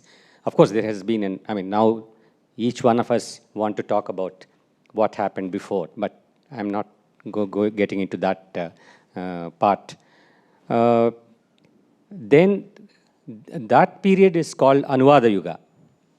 Now, when they were doing in Telugu, picking up on certain texts in Sanskrit, and then translating them. Translate is not perhaps the word, so they use the word Anuvada. They were doing Anuvadas, which they felt were relevant to that period. And they were not translating wholesale books. They were picking up on certain aspects of the previous work sometimes. For example, like perhaps Harishchandra Upakhyana from Mahabharata, which may have been what Raghavanka was trying to pick up. Similar things have happened. We have Uttara Ramacharita, which is only one part of Ramayana, etc. And therefore, the classic for them meant something else. And translating for them meant an altogether different thing from what we understand as translation today. I just thought I'll... different kinds of texts, right? Agamika texts and then the Laukika texts were different. And their attitudes to Purana was very different. They were much freer in giving Purana newer extensions than, say, for other kinds of texts. Even the Jainas are very careful. When they do Ramayana Mahabharata, they take enormous liberties, but in their own theological discussions, they're very careful to not take such liberties. I think, yes, you had your hand up. And, So, please introduce yourself. Yeah, my name is Gopi Chandrot, and I'm an engineer, so apologize if my question comes out as very layman-like, but most of us are lay people. We are not academics, we are not erudite with, all sorts of scholarship. So how do I, as a layperson, know that when I look at a translation, the translator, as you mentioned, madam, the translator, how do I find that translator? How do we know that the translator's particular political or religious leaning has not seeped into the translation? How do we make that distinction? And if I may, just connected with that is something which you said, sir, about Tirukural being translated to Maori. Now, how do you, and then somebody else said, what about the integrity of the translation? Does the Tamil scholar believe in that translation? How does a Tamil scholar who doesn't know Maori establish that? So these are connected questions. Thank you. Very good question. As we are attending many international book fairs for the past 4 years, so our objective is taking Tamil to the world. So our government has ambitiously taken this project, translating into all the global languages. So while explaining to a Maori scholar, so he cannot understand Tamil. So first of all, he is not ready to take a classical text also. That to a book written 2000 years back. So he is not at all interested. Generally, there is in international book fairs, there will be party culture. So evening after the book fair, they will be go for party. So I took a Kural from Tirukural. There is one chapter particularly, avoiding drinks. That is one chapter. That I took. In that he used one interesting simile, Tiruvalluvar. So I just explained that you may be attending parties, you will be interacting with your friends. At the peak of time, at the peak of the party, it is very difficult to explain to a person who is completely drunkard in a mood. You cannot explain anything to him. Do you understand? Yes, yes, it is very true. Because he is attending many parties, he has the experience. Valdavar uses one simile for that. Explaining a thing to a person completely drunkard is touching something in a river with a fire of torch. That was the simile used by Valluvar. You impressed by that same Kural. Most of the Tamil people don't know that Kural. It was the Kural in Kallunnamai, avoiding intoxicants. The Kural is not so popular Kural, but that translator were attracted by that Kural. And he, oh, very nice, it is a contemporary text, I want to translate. After, then he used that Thomas Hitochi translation. He has American, he's the first non-Tamil, he knows Tamil also. He has translated into English, it is a very good English translation. Thomas Hitochi translation, we presented 3 translations. P. Sundaram translation by Penguin, that is an Indian translation, and Thomas Hitochi translation, and G.U. Pope translation.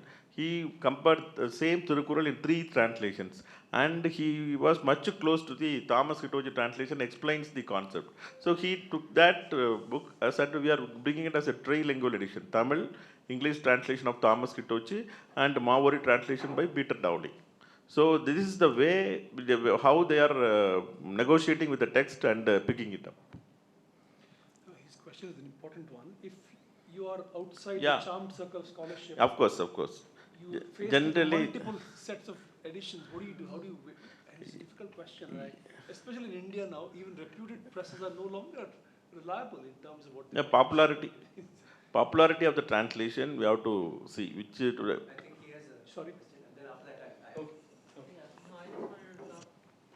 No, to this question. Oh, yeah. Yes. Yeah. Mini, do you have an answer to this question? How does one judge the authenticity of a text? Yeah, if I could address the politics of the translator issue. Yeah, I think, however unconsciously, you cannot escape that politics which informs you or which has made you into the kind of person you are. So one reason for me, for instance, why I chose this text is because there is an attitude towards caste. There's a stand he takes about caste, and he redefines who is a, an untouchable in quotes. Who is a holeya? That's the word in Kannada. Who is a holeya? He redefines it. It's not what you are by birth, but what you become by your word and deed. And that's what defines a holaya. And so someone who speaks the truth, even if you're a holaya, if you speak the truth, you are a rishi. A rishi who lies is a holaya. So that's the redefinition he offers. And for me, that spoke to my sensibilities of today. And that's what I wish to highlight. In my presentations, I do that. But in the translation, for me, Raghavanka's text is non-negotiable. That is, at the level of the text, there's not something that I do. I don't bring in anything, I don't add anything, I don't delete anything. But in the introduction that I write, that is my space to express my ideology. That's why for me it's very important that translators write their own introductions, because that explains where they are coming from, why they have picked up the text, that contextualizes and contemporizes a classic for you, a classic or any book you're translating. Does that need to be ideological? It could be a non-ideological introduction. Yeah, it could be very, but you see, it's important that you have read the scholarship on the book. For instance, otherwise I find that we produce the text and somebody else from outside comes and theorizes it. Are we just suppliers of texts? We have our own readings. We are able to make sense of it ourselves. So I think it's important to pitch what is our current reading of this text. How has the culture received it, and what has been the theoretical understanding of this text? So I try and offer a bibliography about it. I try and summarize what are the important positions taken on the book in the introduction, apart from my own reasons. So I think it's a work of scholarship, basically. Medieval scholasticism, Vanamala, is responsible scholarly work. Pardon me? What you said you're doing is something that most scholars will feel obliged to do. You map the field of discussion, etc. No, but does it have to be ideological is my question. You said I state my ideology, you said. Yeah. That need not be an ideological exercise. I think this manner of orienting the reader. No, but how do you escape it? Because you agree with some ideological positions and you don't agree with some. And through that position, you are clarifying where you are and who you are. And apart from stating my own reasons for why I've picked up, right? So I just thought, I would move on to the process if that's also... We'll just see this. Yeah, I just wanted to... Talking about the commentary tradition as a supplementary material, but the Institute of Classical Tamil has now taken a project of translating. The Institute of Classical Tamil has taken a project of translating the commentary tradition into English. So Professor Mardanayagam has done his half the way through, and the Institute of Classical Tamil also published multiple translations. So if they bring out the Tolkapiam, you have 3 or 5 translations together with the transliteration with the Tamil source, and that offers a good pedagogical methodology. So we use it in the classroom. So we give, neither the teacher nor the student can understand the classical Tamil. So we use parts of these texts with multiple translations, and reading the classical text in multiple translations helps the teacher as well as the student to reflect upon the nuances of the classical. There is a possibility of reflecting upon the sensibility of language, the classical. I think that also helps you to think of what is a classic. We give only one instruction. We ask the students not to be judgmental. So they are not supposed to say this translation is better than the other one. So that pressurizes the student to reflect upon the perspective of the translator, politics of the translator, and also reflect upon the nuances of the classical language. I think this is the methodology that we have learned from the Institute of Classical Tamil. Yeah, if I could just say something. So far, we've been talking about translations into English mostly, and that naturally brings a difference of culture and the politics that came with colonialism. But what about translations between Indian languages? Because they offer a different paradigm even. When Bendre, for instance, translated Kalidasa in the 20th century into Kannada, he called it a bhava grahana, a capturing of the bhava. And his uddeshya, his intention was to give pleasure to those people who knew only Kannada but didn't know Sanskrit. And that pleasure was the pleasure he got when he read it in the original Sanskrit. So he was not a Sanskrit scholar, but he was a student of Sanskrit, and he knew it well enough to be able to translate it directly into Kannada from Sanskrit. That happened with the Natya Shastra too, with what was his name? Jagirdar. Sriranga, who translated the original Natya Shastra of Bharata into Kannada. And this happened much more, it also happened between Tamil and, let's say, Kannada, because they were bilingual scholars who knew English, but who knew Tamil and Kannada well enough to work with them. It still happens to an extent, but there's something to be said for that sort of translation not requiring the intervention of English. And that goes, and it doesn't have to be that the person or the translator knows necessarily all of this, whatever, the source language, but knows enough for the source language to translate it, or knows, enough for the source language and knows the target language well enough to translate, let's say, poetry or prose, or even commentary into that, and create a tradition that is almost died, I'd say, but that's worth reviving, or at least keeping up if there is that sort of tradition between Telugu and Kannada, between Malayalam and Tamil, between Awadhi and Hindi perhaps. Those kinds of translations without, or even with English's mediation, I think should also be part of this discussion when we're talking about propagating the classics, or what the classic is. Because then the idea of the classic within the Indian tradition can be negotiated without reference to colonialism, for instance, or what the colonial ideas brought. For instance, when Mini said that we have the idea of Bhima as maybe a tragic figure, Bendre, in one of his rebuttals, writes, I'm a translator of Bendre's poetry, by the way, so which is why I refer to him. He talks about how Ranna, Duryodhana, is not a tragic figure. B.M. Shri made him out to be a tragic figure using the idea of Greek drama, and Bendre made it a point to say that we locate him within the Bharatiya tradition, within the, let's say, the Natya Shastra tradition, or even the non-Western tradition, and he does not become a tragic hero, because that is not Ranna's position. He is not looking to make him a tragic hero.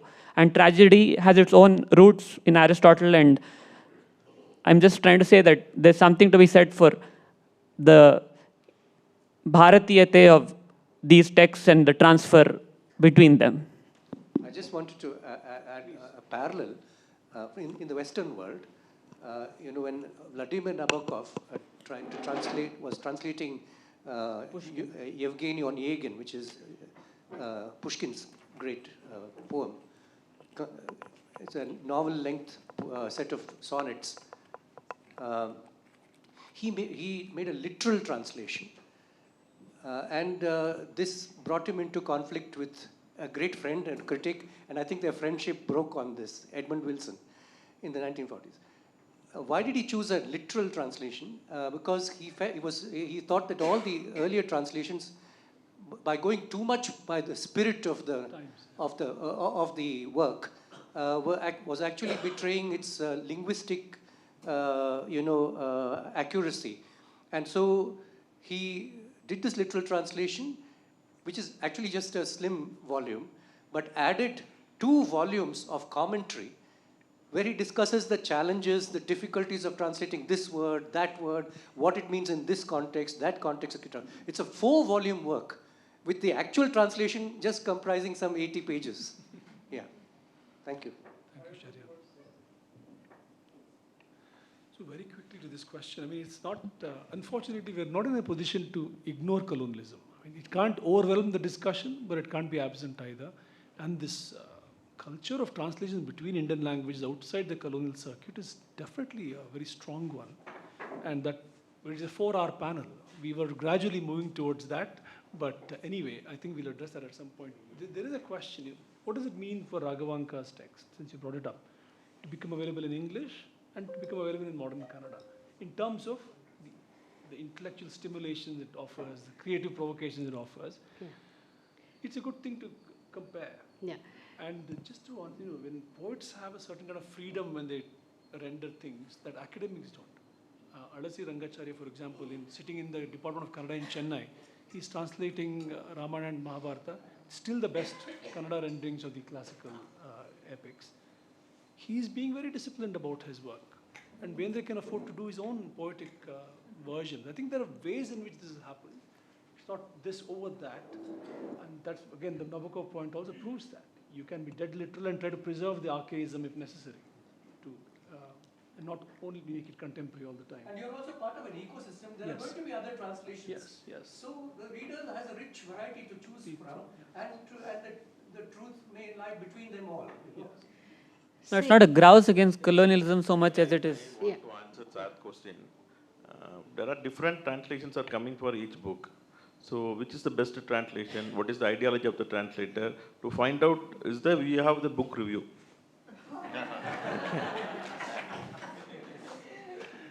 In fact, I was going to say, you talked about translations, 3 different translations and things. Should it be the policy, at least for 1 or 2 or maybe 5 books, we don't normally publish more than 1 review. That's the standard norm. Do people think that maybe we should experiment with giving the same book to 3 different people or 2 different people and ask for comments? I would like your... Like a debate. That's a good idea, madam. So, we can, for example, Thomas Hitoji Tirukural translation can be given by 2 or 3 people of different ideology. A communist, ideologist, rightist, or leftist, whatever, a centrist, whatever may be. So 3 people can give the idea on that, particular translation. And at the same time, Tirukural translation of 3 different people. For example, Thomas Hitoji translation, P.S. Sundaram translation, and G.U. Pope translation. That can be given so that the reader can choose which translation he has to pick up. So that also, same book, different translations. Yeah, in this case, of course, for your special issue which we are publishing, we gave both the translations to 1 reviewer. Okay. So now we are waiting to see how that has panned out. That is a very good idea. I would say instead of ideologically, you could give it to somebody who knew the source language and somebody who didn't. So somebody was reading it as just in the text. That's exactly what we have done. So you 2 people is what I mean then. We've got 1 person who does not know the source language, and he is the one who is... Yeah, I'm saying in your idea of giving it to several people, 1 could know the source language and 1 could be someone who doesn't know it. That point is very well taken. Thank you. Yes. Are we taking a tea break now or later? Uma's just gone to check. As soon as it's served. Yeah. She has it. Sorry, please. I'll pick it up. Oh, sorry. It's okay. Hi, my name is Soumya Prabhaka. I'm with the public policy think tank called Takshashila Institution in Bangalore. I have a very naive question to ask. As much as we're talking about Indian languages translation into English, if we are looking at an English book being translated into, say, Kannada, and if you want to localize those examples and make sense or make it more relevant, would it disturb the integrity if you made it like very local in terms of example while translating something? No, but it's the Constitution you're translating. So I suppose there'll be some restrictions on what you can really do in terms of conveying the constitutional sort of. No, what I'm asking is, say, the examples in a book could be something about Bollywood and making it fun in the context, but I would look at, say, a Kannada context for it, use a local thing to it. So would that not, I mean, just to be a little cautious? No, that would be the way to go, I think. Okay. Because, a dear friend of some of us in the room, Viswanatha, he said India hasn't had a folklore of the Indian Constitution. It's a very important observation. Why is this text resisted in 75 years to become folklore renderings? And you have it in, say, Zanjeer. Amitabh saying, this is not your father's station, get up. I mean, that's one way of asserting it's a public place. There are these ways in which films have actually done it in small ways And if you're doing a Kannada conveying of the constitution, you should get into these popular things to make it. I mean, the part of the panel title is the art of translation, which I liked. So it is an art. You have to see it as an art. We have, we earlier had this entire culture of rewriting, where the translator had a free hand to recreate the text. And they did. Most of our pre-modern writing, especially when the themes are from Ramayana and Mahabharata, they've all been rewritings rather than translations. So it's only in the last, modern times that the notion of translation has shifted from a free-flowing rewriting done for local needs and local purposes, that has shifted to fidelity to the original kind of an idea. So, but today, like if you try to do this, it won't be seen as a translation, but so what? Doesn't matter. You're rewriting the text for easier consumption or easier communication. Therefore, so long as we are clear about why we are doing what we are doing and own it up, I think it's fine to go with it. But maybe you might not want to call it translation because they'll hold you to it. Because the current notions of translation have function with the fidelity kind of a notion. And so if you want to free yourself from it, you could do so. But call it by some other name. That's what Sujit Mukherjee said. The Ramayana, the many variants of the Ramayana, he never said it as translation. He said that he used a word transcreation for it. Oh, yes. P-Laws of copyright. Okay, Mini has something to say, then Vivek, very quick. Bring up my favorite examples, the translation of the Bible, particularly the New Testament. Eugene Nida in the 1960s, when the Bible Society was set up, he told his translators, go all out, just get the message across. And some African countries, tribal regions, it's an insult to an advancing hero or commander, whatever, if you put anything in his way, his path. So on Palm Sunday, where Jesus is called, in that particular region, and I think some other adjacent regions, they don't throw the leaves of the palm tree as Jesus enters Jerusalem. Another one is in Peru. There's no such thing as a fig tree. So Gospel of Matthew, where Jesus curses the fig tree, the translator curses the banana plant. In Greenland, the Eskimo region, it's not a pastoral culture. So the Lamb of God becomes the little seal of God. So what are you translating? You're translating the message. You can't do literal. So there are numerous examples. I can't remember who it was who said, whose Bible is it? And I got these examples from that book, Bible translation. The other thing, to go back, but to some points that we were talking about, Amarchatra and actually the Grimm's fairy tales, the original thing, if you read the original translations, they are horrifying. Yes. They're very, very violent. Yes. But they were retold as fairy tales, taking out all these cleaned up versions, Red Riding Hood. Because he was capturing a poor Europe. Yeah, anyway, please, Vivek. About this translation between Indian languages, the example of Bendre that he gave, there are many examples of translation from Sanskrit into Kannada, Sanskrit into Tamil, and so on and so forth. But classics, I don't see very, very few examples of classics being translated between Indian languages, except Tamil to Kannada, because there was a push from Tamil Nadu to translate that, Silapadikaram and others are there. So I think we need to look at this but if you look at the modern literature, in the last 100 years, there have been many translations across Indian languages, but none of that in classics. The only example that I know which has been done is Kumarvyasa Bharata by Sudhakaran Ramantali into Malayalam, which is yet to be published. There was an effort made many, many years ago to translate it into Marathi. But other than that, I don't know of any. So why is it not? Huh? Yeah, Vachana is a different, of course, that is, Vachana has been translated. But from others like, Namdev and others who have come from Marathi into Kannada. But generally what we call classic, for example, Kannada classics, this is hardly, at least I don't know of. Yeah, that's true. There must be some reason for this. I don't know what is the reason.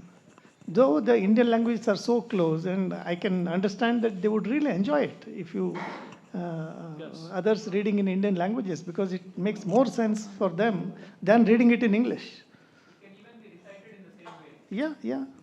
Create a parampara over there in the same way. Maybe it's a question of knowing the two languages. You have to be equally professional. Even allowing for that, it should have happened.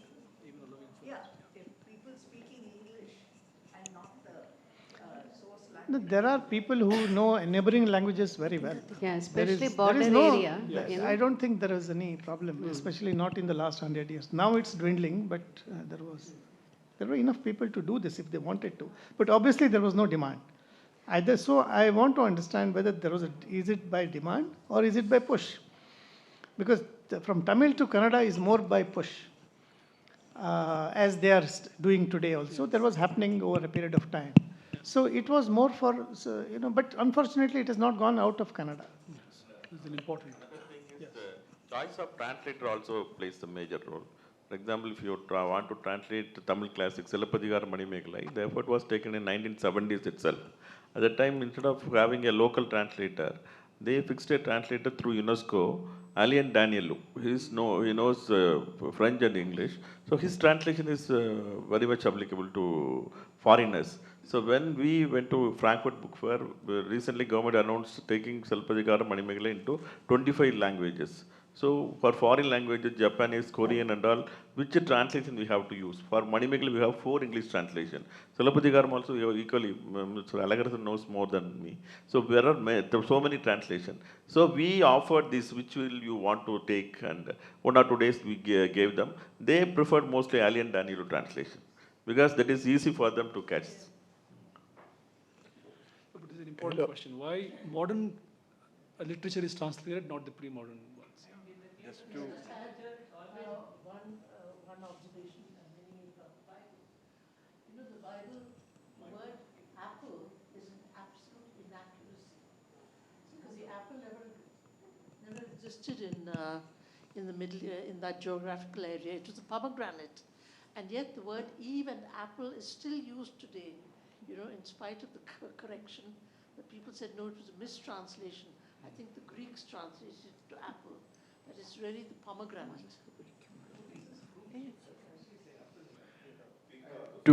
Excuse me, just to take the point of Vivek a little further, you see, from Tamil to Malayalam, there has been a translation of Tirukural from the Tamil Nadu Textbook Corporations, between Tamil and Malayalam. It has come out from DC Books 2 years ago. Complete translation is there, and also commentary, not the text. It's a commentary by KrishnanI. So, and also Korolovium. These two have come directly from Tamil into Malayalam. When did this happen, Thomas? It happened 2 years ago. Okay. Yeah, it's happening. It's an ongoing process. Yeah, I see. That's what he said. Push. Even the Sharda literature has been pushed by the community as a way of almost proselytizing, but not exactly. But there's been an institutional push, as it were, from the mathas and all that. And Vachanas are only a recent thing. Vachanas are only in the last few decades. It's after Ramanujam took it up that it has, gone into other Indian languages. I mean, of course, in Kannada, it's, very living test. Terrible translations. I mean, the Vasava Samiti translations are the worst. But the push is there. Books are there. I think also the publishing industry plays a role here. Yes. How a product is marketed, how it is popularized.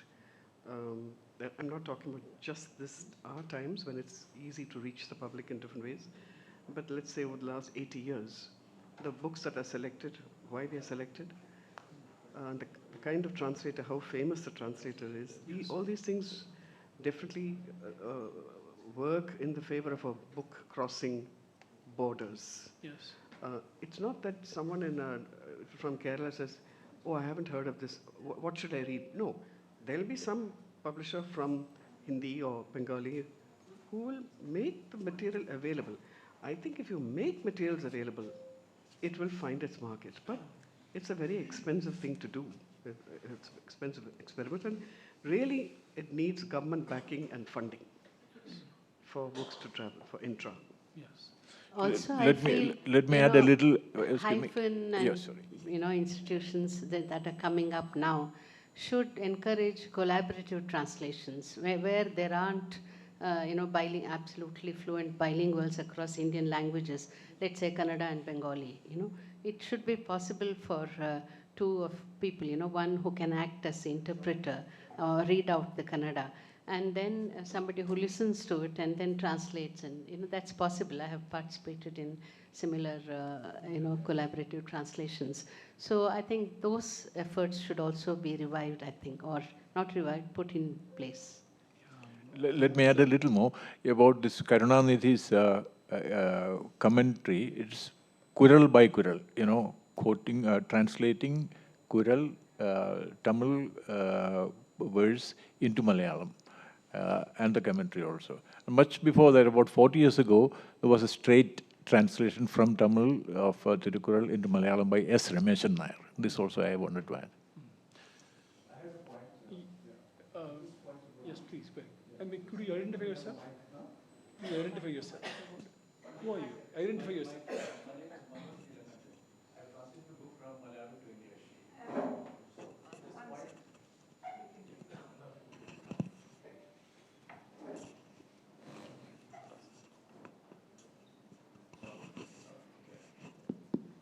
So my name is Manoj Neelakantan.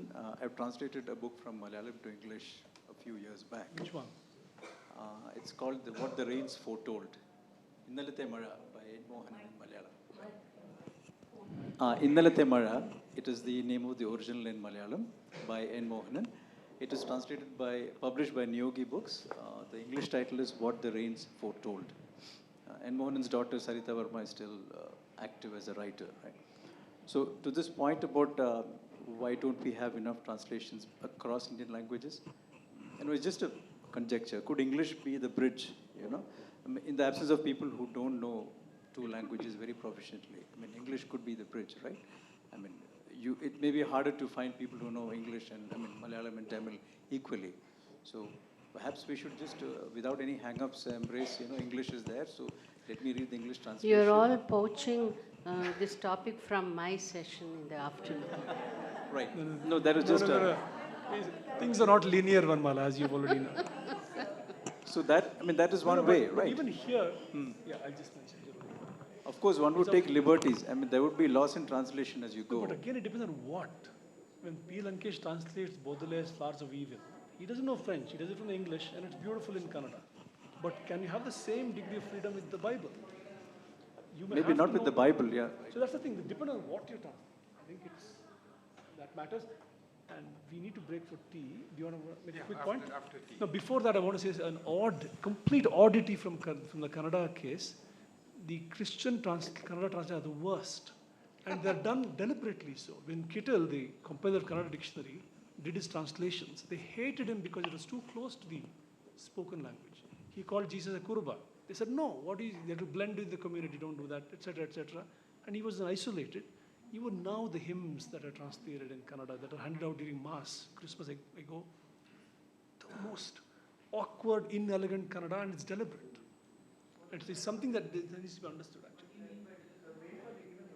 Getting good translation is not difficult for such a high-stake thing like a hymn. For decades. It's not just today.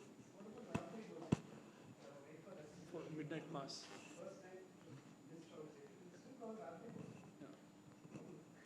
Anyway, so on that note, we'll quickly break for tea and we're back. Is there a half an hour break? We can, yeah.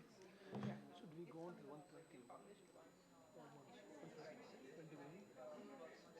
The organizers have requested that anyone who has a question to ask should identify themselves first, because the recording will not know who the question is from otherwise.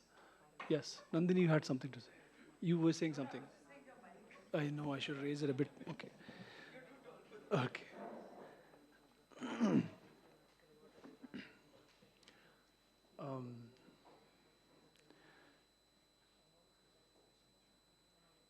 You know, this sort of idea sort of, flickered through in the morning, but the classical, in our case, is not dead. It is living in many ways, which assumes an extra dimension of intellectual significance when we consider for almost 30 years there was a consensus among social scientists and historians that colonialism represented a rupture. There was an epistemic break. You know, there was no way of accessing the pre-modern past without rooting ourselves through some of the colonial claims that had been made, etc., etc. And it continues. That continues to be accepted. But we know that, or I don't want to preempt what others feel on this matter, but since for the question of translation and classics, does visiting the classics or revisiting the classics today, of any, however we define the word classics, a text of an older era, help you complicate the claim that colonialism did indeed represent a break, and there is no way to access the pre-colonial past? And how might we do so? Yeah. 2 years ago, in the Gokhale Institute of Public Affairs, they had organized a program for 10 days. It had to do with Shatavadhani Ganesh, a scholar of old Kannada, who is kind of critiqued by left and left of center people as a complete right-wing person. He is maybe, I don't know, but I'm just describing what I saw. So it was this text, Harishchandra Kavya, which he, from this he had chosen, he would choose something like 10 to 15 poems, stanzas, and he would render. So there would be somebody who would just read it out, with the right pauses, as just poetic lines. Then there would be somebody who would sing it in the Gamaka tradition, which is unique to Karnataka. And then Shatavadhani Ganesh would comment on it, both at the philological level, as also in terms of the context of the text, as also the larger context. And it was a house full. People were, the auditorium was overflowing. People were outside. They had to put a large screen outside the hall to accommodate other viewers. And then the tapes are available on YouTube and so on. And you'll see that it is, very, very popular. Now, that makes me say that there hasn't really been such a big rupture because of colonialism, because these Gamaka tradition and the smaller towns which continue with this, have continued with this tradition, and even across the last few decades, have kept these texts alive in the hearts of the people. And therefore, I think it's a stronger connection than we would want to admit, I think. And so this is just an answer to your question. Thanks, Vanamala. So, you return it on. You don't need to say it in a single way. Okay. Definitely, it creates a new framework. Okay, whatever framework we had, at least as a Gujarati poet told, in 16th century, the Sanskrit is dead, and we have done the final cremation rites for that. Okay, so from that period, we have a huge intellectual vacuum. Only whatever thoughts or distant tradition is there, it is in the, what we call it as regional languages. Okay, that alone has really creating something. For example, the Bhakti movement, right from Ramanuja to Basavana to Narayana Guru, okay, that creates a different universe, okay. So how we are going to interact with modernity, what modernity or colonial modernity did to us, okay, it certain past, even the hegemonic or the intellectuals of India who had the power and means, okay, they discarded their past. Okay, it's not the common people who have discarded. I was telling Nandini that, for example, a woman, whoever has Janaki name, you just ask them, how are you doing? They will say, Janakin peru vecho eva sandoshama irunda.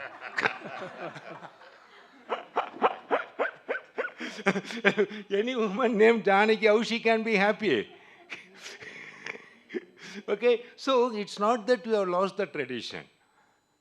Okay, it's not that it really contributes decent view. So the problem with basically thing is there is a change in perception of how do you see our whatever we call it as past or classical text. You cannot see it in the old way. For example, you cannot see them psychologically. Okay, for example, Mahabharata, can you read psychologically? No. It's something more than that. Okay, it has got certain metaphysical assumptions. Okay, it operates on those metaphysical assumptions. It's not linear time. Okay, it's not related to modern linear time. Okay, it has got different time scale. The past comes to present, the past goes to future, the future comes to present. Okay, it has got complex narrative of time and space. Okay, so we need to evolve means to read this. Intellectually, philosophically, conceptually, we need to have means to read this. So the best way is for us to read these things is to go back to our linguistic philosophers. That's what I was basically trying to tell. In translation has got two acts. First is reading and then creating. First you read the text and then you create the language in the destination. Okay, these two acts are there. So what is the process of reading? How do you read the language? So I think we should go back to our linguistic philosophers, particularly Buddhist and Ayadigas. Okay, how they... What's the second name? Ayadigas. Ayadigas, yeah. Okay, we should go back to them. Okay, they are asking a certain fundamental question of relation between language and our knowledge. What they ask is, how do you understand what is said in language? It is limited to words. It is limited to sentence. What is the relation between word and sentence? So what I'm saying is, these are the things... Yeah, let me ask you a question. You know, it's important in translation studies. These names come up. The Dwani theory of Anandavardhana and the Spota theory of meaning. And as suggestive of other models of translation, we know that they exist. But have you seen anyone using those models? Exactly. See, I will tell you one example. Yeah. I was translating Gopal Guru. In modern times. In modern times. Yeah. So Gopal Guru Sundar Sarkar's everyday social. Okay. They have used the word social as abstract noun. Okay. Generally, as an adjective, we have words for that. Okay. Social justice. In Tamil, we have word for social as adjective. But as a noun, abstract noun, we don't have word. When we say samugam, which is in Tamil, it becomes society. That's not social. Okay? So how do you say social? So I was really struggling to bring this social as a noun form. I went to Nayadigas. They said that cowness is the essence of cow. Okay? Cowness is the essence of cow. So what I did is, cowness means pasutanmai. Pasutanmai, cowness is the essence of cow. Socialness is the essence of social as the verb. Sorry, as a noun. Okay? It helped me. It basically helped me to coin that word. Samuga tanmai. Cowness means socialness. So, definitely how they approach language, okay, how they related language to reality, it's not a philosophical question, it's a fundamental question to translation. How do you relate language to language? What makes possible translation? Okay, different cultures, different grammatical structures. Okay, let's take simple example. It is raining in English. Okay, if you want literal translation, we should call it as idu malaigiradu. I don't know how to say in Kannada. Idu malaigiradu. But we don't say that. We say malai peigiradu. Oh, no. Okay, let us just modify this sentence a bit. Oh my God, it is raining. How do you translate this? You cannot say, Ada kadavale, malai peigiradu. Solla mudiyadhu. Yena, there is a change in shift from one point to the other. The sentence is same. It is raining. But in second thing, we have to say, Ada kadavale, mada thodangidichi. If you translate back to English, it becomes, oh my God, the rain has started. What do you do? So where is the what truthfulness we are speaking? No, the question of the idiom has been wrestled with. Yeah, so what I'm saying is, these are the questions what linguistic philosophers ask. Where from you get the meaning? Yeah. I would like to add one thing. So this problem is not only the literary translation, even the common scientific translation also we have.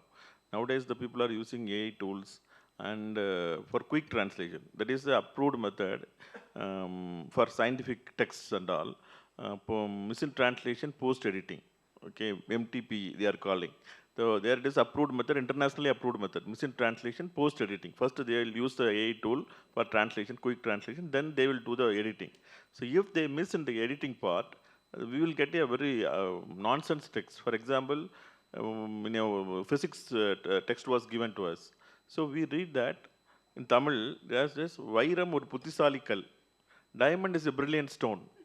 So that is, they have translated it as, it is missing translation. They, without knowing the contextual meaning, வைரம் ஒரு மிளிரும் கல் ஜொலி ஜொலிக்கும் கல் any water அதில் அதிலே ஒரு சண்டை போடுவாங்க மிளிரும் கல்னு போடணும்பாங்க சான்ஸ்கிரிட் ஜொலி ஜொலிக்கும் கல்னு போடக்கூடாதும்பாங்க அது ஒரு பக்கம் அதுக்குள்ளே இது அதோட மோசமாக இப்போ ஏஐ வைரம் ஒரு புத்திசாலி கல்னு போடுது அதில் நீங்கள் மிளிரும் கல் போடுங்க ஜொலி ஜொலிக்கும் கல் போடுங்க அது செகண்ட் திங் பட் அந்த மாதிரியெல்லாம் நிறைய ப்ராப்ளம்ஸ் வருது இப்போ சார் சொல்கிற மாதிரி நம்ம பண்ணும் பொழுது ஏஐ உள்ள திருக்குறள் நாங்கள் வி ஆர் யூஸிங் அது திருக்குறள் அதுவே எழுதுது திருக்குறள் நான் ஐ ட்ரைடு திருக்குறள் இது இப்படி திருக்குறளே இல்லைன்னு கேட்டால் ஐ ட்ரைடு மை செல்ஃப் அப்படின்ட்டு அதுக்கப்புறம் அது பரிமேலகர் உரை கொடுக்குது அதுவே கொடுக்குது அந்த ஸ்டைலில் லேர்ன் பண்ணிவிட்டு பரிமேலகர் ஸ்டைலில் உடவேன்மான்னு கொடுக்குது ஸோ அதெல்லாம் நம்ம வி ஹவ் டு ஃபேஸ் நான் இப்போ சார் சொன்னாங்க சோசியல் ஜஸ்டிஸ் அதுக்கான வார்த்தை நமக்கு கஷ்டம்னு சொல்லிட்டு சமூக நீதிக்கு இந்த சமூக நீதிக்கு போராடுறது ஒரு பக்கம் இருக்குது we are struggling for social justice now we are struggling for the finding the suitable word for social justice அப்படின்னா okay leave it the thing is you have to bring up the text we have the limitations so sometimes the situation pushes to not spending too much time on this discussion that also necessitates. See, the challenge for a translator in translating pre-modern works is that it's a very kind of a stylized kind of conventional writing.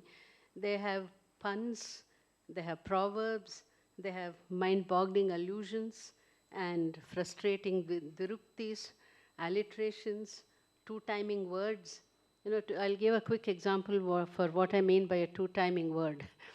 See, like the word bhavya, for instance, is a Sanskrit word which we all know the meaning. Bhavya is something divine, glorious, etc. But in the Jaina context, bhavya has a very specific meaning. A being who is capable of achieving or attaining salvation. So there is a bhavya and there is an abhavya, right? Now, as an ordinary reader of Kannada, I would assume bhavya is glorious. I know the meaning. I don't even get a doubt, right? It's only when I came across abhavya, I said, what is this now? Abhavya ro anta bantu. Ivarellaru abhavya ro anta ಒಂದು ಪ್ರಶ್ನೆ ಬರುತ್ತೆ ಟೆಕ್ಸ್ಟಲ್ಲಿ. I said, what is this? They're attributing a human to it, ro anta ಅಂದಾಗ. Then I look up and then I find that it has a technical meaning. So meanings have changed from then to now, or, like, that may be a technical term, but there are several words which had one meaning earlier, no? Like ariyalu baradu anta ಒಂದು ಪದ ಬರುತ್ತೆ. So baradu ಅಂತಂದ್ರೆ in today's meaning you should not. But in the meaning of 13th, 12th century, it is you cannot understand the ways of God is something you cannot understand, not you should not understand. But you see, in today's current idiom and meaning, usage, Bharata has come to mean this. So I never even get a doubt. That's what I mean by saying two timing words, right? So I thought, and intractable onomatopoeic words, sound. So what you need to translate is the soundscape also. So if you would indulge me, I thought I would illustrate it with an example from this text. So it's a 6-line poem I shall read. Yeah? Oh, singing. Oh, this is, yeah, but this I shall read, but maybe if time permits, I can sing something else. That's in your session, Vanamala. We've been very selfish. Yeah. So this is a description of a forest. And the context is that Harishchandra is, in command, and his glory. And part of his glory is to show that he's also in charge of this forest. Whereas in the second part, where you see his descent into misery and, the forest is above him. The forest is very antithetical to him, but here it is very friendly. It's a glorious thing. So the description is, it largely uses Sanskrit here. Sale Shivamayam, Shivamayam, Shivamayam, Samujvala Shikhimayam, Shikhimayam, Shikhimayam, Nirakula Shukamayam, Shukamayam, Shukamayam, Giriya Sanavinindu Osardu Parivajala, Harimayam, Harimayam, Harimayam, Mrugakula Madhumayam, Madhumayam, Madhumayam, Shabarabala Banamaya, Banamaya, Banamayavagi, Kananam Kangesadudu. Now in this, there are 4 or 5 Kannada words. The rest are all in Sanskrit, right? So this is an example of court poetry, courtly poetry, which means that he has written it in the Sanskrit tradition. So now Kannada I know, Kananam, Kadu, forest, Kangesadudu, resplendent, it shone resplendent. But for all the other things, I had to go and see a Sanskrit dictionary. But I just said, okay, it sounds like a chant. I must keep that quality of the chant. So I thought I had done a great job as a translator. I had, I took it to T.V. Venkatachala Shastri, who is this scholar, great scholar of Kannada in Mysore. And I said, sir, hinge madidini nanu anta. He said, sari, but what about the pun? I said, what pun? 3 times Shiva is used, Shivamayam, Shivamayam. 3 times Shikhi is used. I said, yeah, chanting only we repeat, no? No, that's not what he is doing here. Each of these words has multiple meanings. He is trying to show you that this forest has all these things, right? So Shiva has 20 meanings. Out of the 20, you have to select any 3 meanings that are plausible in the context of a forest description, first. So if 5 words are applicable to a forest, then you try and choose diversity. He is trying to show how diverse the forest is. So, or Hari. Hari has 26 meanings in Sanskrit. So out of the 26, you have to choose any 3. How do you choose any 3? And which 3? Right? So, this whole notion that here is a pun is something that I did not know because I'm not a student of Sanskrit poetry, right? I don't know Sanskrit. So I think for a classic translation of a classical or pre-modern text, that kind of, training becomes very, very important. So my concern is if, yeah, I'll read it, but be ready for what you get. Huh? The forest was soaked in a special ambience. Shivamayam, Shivamayam, Shivamayam, suffused with water, grass, and banyan trees. Shikhimayam, Shikhimayam, Shikhimayam, replete with peacocks, fires, and venomous snakes. Shukamayam, Shukamayam, Shukamayam, enveloped by parakeets, mango trees, and sirisha trees. Harimayam, Harimayam, Harimayam, pervaded by monkeys, cuckoos, and frogs cascading downhill. Madhumayam, Madhumayam, Madhumayam, steeped in honey, spring, and ashoka trees. Banamaya, Banamaya, Banamayam, encompassed by wooden poles, sounds, and lightning. But our translation critics and scholars will say, here is a nice, compact six-liner, and what have you done, madam? Huh? Long, long, long lines, and explaining everything. But there it is. You make a choice. Do you want to reduce the meaning to one and keep it like that? Or you want to try and do this, like expand it. So while compression is the hallmark of Sanskrit, it may not be the hallmark of another language that we are translating into. So I think you have to make a decision. So I thought, okay, let me capture the sound of it, like a chant quality. That's why I kept the original words. Then I thought I'll bring in the meaning of the different shiki or shuka or whatever, because I want to establish how diverse the forest is, what it is filled with. So I think each of us makes these choices when we are faced with things like this. So, yeah, yes, yeah, yeah, very much so. Yeah, that's true. Yeah, initially I had just kept the Shivamayam, Shivamayam part in Sanskrit and then just given one meaning, Shiva is Mangala, only that much. But I was wondering how can, he is being much more concrete, you see. Water, grass, banyan trees. The forest is full of A, B, C. A, B, C. That's a pattern. And that's what it would have completely missed me. So I was truly humbled after that. I said, Namo Namaha. So we don't even know where there is a pun sometimes, so one has to really learn these things the hard way. Yes, yes, teeming with life. Yeah, yeah, because the other description of the forest is absolutely aggressive. So that uses very Kannada words, actually, Hmm? Can you read that also? Yeah, it is. No, But our chair. No colonization inside. Yeah. Later, Yes. lunchtime. As practicing socialist, what you study? Can everybody hear me? No, they're recording it. Oh, that. Okay, then I need a mic here. Yeah. Yeah. Hello. Could you put it on? Yeah. Okay. So this is to Chandan. As a practicing socialist, you talked about this rupture. I was just wondering, as far as sociology and sociological writings are concerned, how important is it for somebody like you to be in the field, in the sense somebody who knows the original Kannada literature and Indic or Indian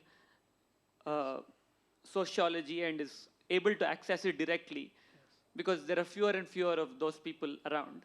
And how much of that is responsible for this rupture that, as you say, not knowing the original, let's say, can cause a rupture, because then you have to look at what you might call the colonist's point of view. Whereas if you do know the original, you can have a negotiation between the two and bring some sort of insight to it, let's say. So, yeah. No, thank you. I was planning to talk about this in the afternoon in my session, but very quickly, it's not a language problem. You could be a Kannada scholar and still not have a defense against these claims because it's so powerful. You have to have lived in the decade of the 80s, the Said and the Spivak and their tomes that came about. It was really overwhelming. It simply silenced everybody into accepting this fact of epistemic violence being comprehensively so. But now, at some distance, we are actually able to see currents that seem to have bypassed this thing. The appeal of the epics continues. The performative context has changed. We are modern day, the proscenium theater is there, and there are mics and electricity and recordings, audio tapes, everything. Those things are completely modern, but I think do they then mean they're utterly modern, that there is no connection with the epic is a question to ask. I think, so the folk tales are another source of great continuity. Although the colonizer, it's in the Par India story, right? The British administrators collect folk tales and as part of censuses, etc., because they are also humanists. They are also interested in these things. But once that work has happened, the other sorts of extraordinary recovery of folk tales that's happened in the 20th century by locally here and elsewhere, I mean, we do acknowledge the colonizing, whatever intervention in sort of making this available as literature. But then does it mean then it's completely contaminated by colonial epistemologies and there's no way in which these things have a life outside? I think it's a hermeneutic engagement. One has to be careful, but it's possible. Can I say something? Please, please. I'm V.I. Sridhar, a reviewer. I just wanted to respond to this question of the colonial rupture that you mentioned. I don't know whether the word rupture itself is the right word, because I don't think there was a complete breakaway. It just broke everything into pieces and then did not allow us to look into our past without it mediating in the process. Because even when these stalwarts like Spivak and others that you talked about were talking about this epistemic violence, there were people who never looked at it that way. For example, there were our Navodaya writers who did not bother much about this. Not because they were not unaware of it, but they thought that it's possible that we can still use English and whatever that comes with English, and then go back to our own sources without really complicating these things much. At the same time, we also have people like DR, who talked about these hiding places, that we still have in our long, tradition, because our cultures were long. So not that colonization came and completely disrupted us totally and made our past totally inaccessible. It's not like that. So maybe there was a mediation, but particularly when it comes to selecting texts or texts becoming visible, I think there was something more than or other than what colonization did to us. Yes. I think that's the point that we need to keep in mind. Yes, I mean, I had a question on that, but Sharin, you can respond. Yes. No, I think when we talk about the colonial, grid through which certain things come to us, we shouldn't forget that we talk about epistemic violence. We shouldn't forget that how many of these things actually have happened much before the colonial period and have been domesticated. For example, the Sanskritization of the Dravidian languages. So that is also a colonialism, if you look at it that way. Yeah. Yeah. Hello, may I? She's giving you the mic. Oh, thank you. Do you have to respond to what you said? Okay, please. Where's the it's on. Hello? Yeah. No. For yourself first. Yeah. No, regarding colonialism. Oh, I'm Malini White. I'm a freelance writer. Yeah. No, regarding pre-colonialism, what is the effect of people who, like Max Muller and the Indologists and all, who already had translated Sanskrit or even the other vernaculars? How much of an effect did they have down the ages? It wasn't a clean-cut thing, post and pre-colonialism. That was my next thing, but yeah. You want to say something? Yeah. You see, this yes or no kind of question. It's not a yes or no. No, because the idea of rupture suddenly puts you between pre-colonial and colonial. That itself falsifies the entire epistemological map. You see, if you take somebody like Narayana Guru and his poetry, he uses a vocabulary rooted in experience, which may go back to Siddha poets of Tamil. Or maybe, you see, he uses the word avidya or vidya, or you see, arivu. Arivu is one word you find in all South Indian languages. And arul. Arul is a key term in his whole vocabulary. And in this reenactment of, you see, his own experience, he captures almost 700 years of knowledge tradition. And he was writing in the context where the Brahminical hegemonic structures had made a certain kind of enquiry impossible, and colonialism had already encroached upon Indian education system. So Narayana Guru was negotiating a context in which you could actually say pre-colonial, colonial kind of, but he did not make that kind of a distinction. And he could actually create a kind of symbolic universe which negotiated with a whole tradition of knowledge system and experiences. So if we need to actually access, we have a certain vocabulary available in such resources. When Vanamala spoke to somebody and he suddenly says there is words, they are not something only singular meaning. I mean, this actually comes from another tradition.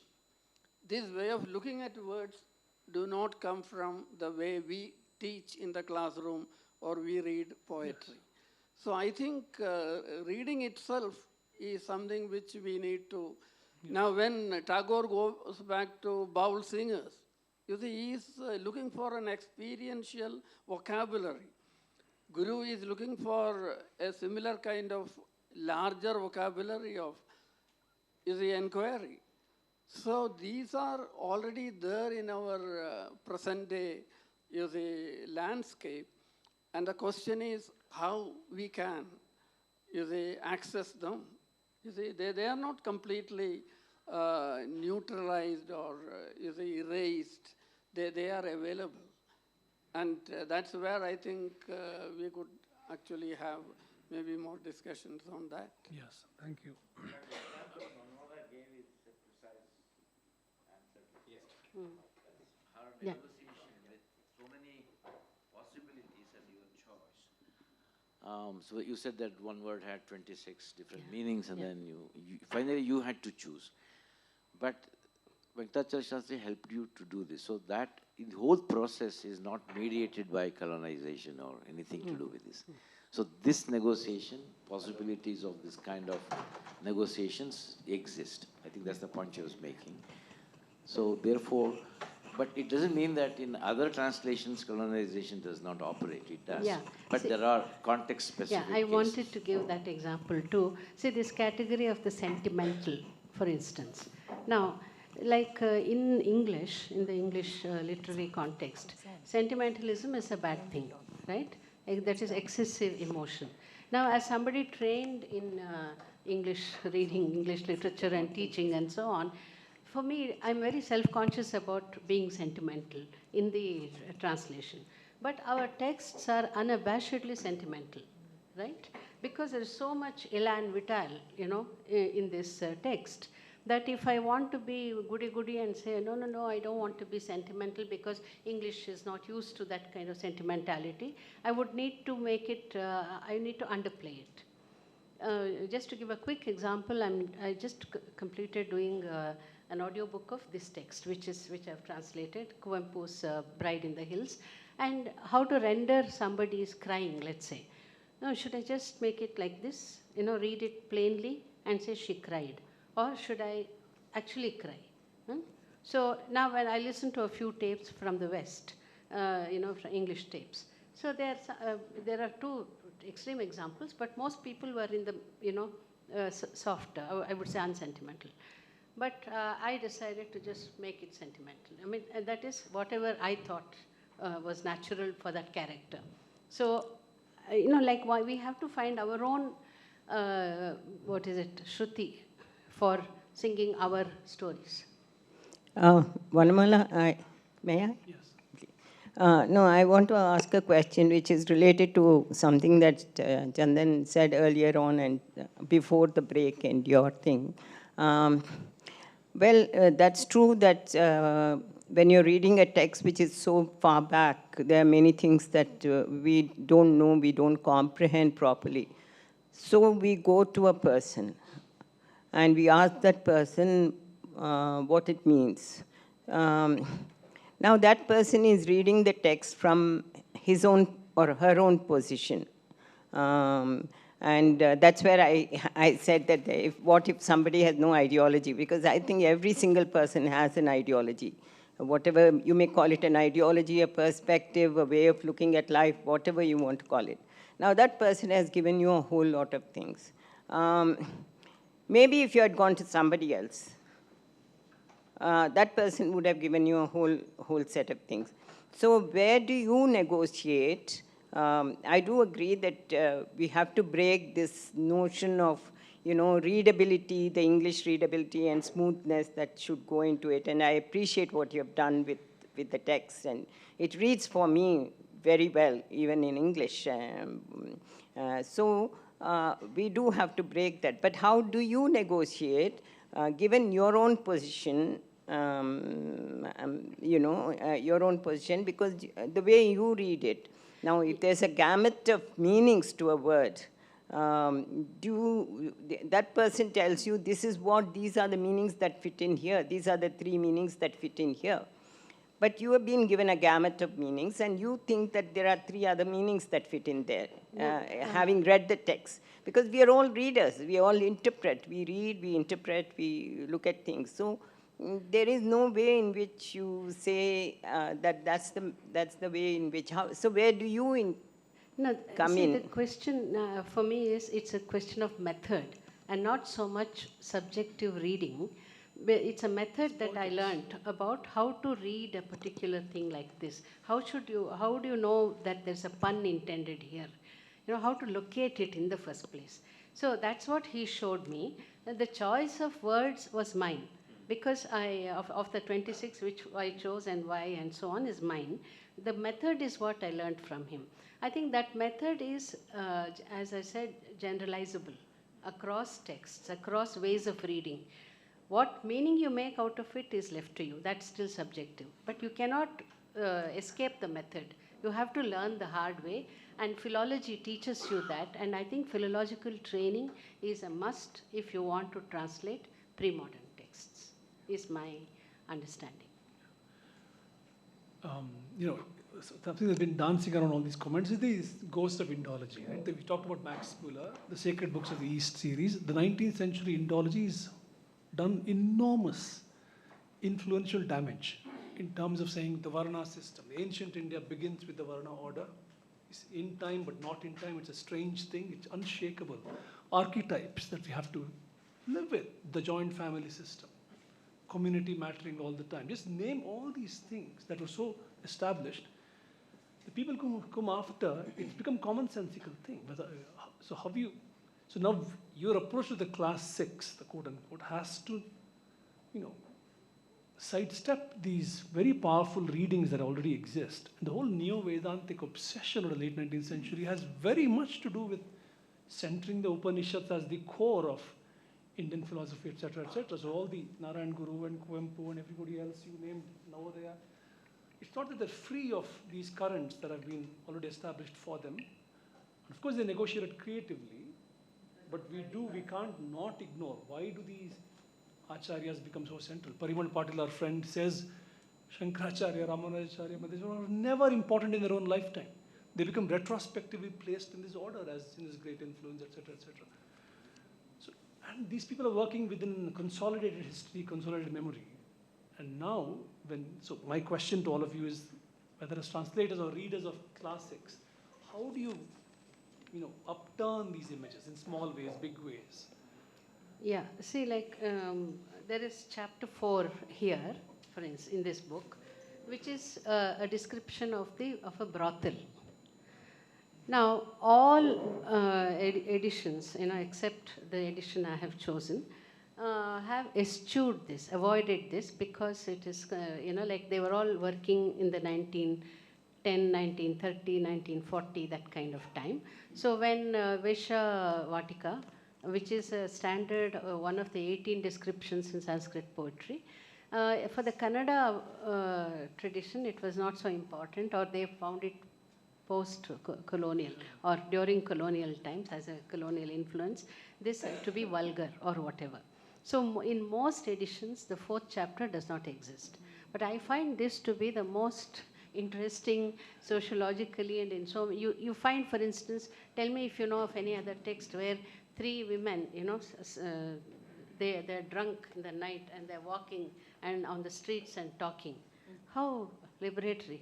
Exactly.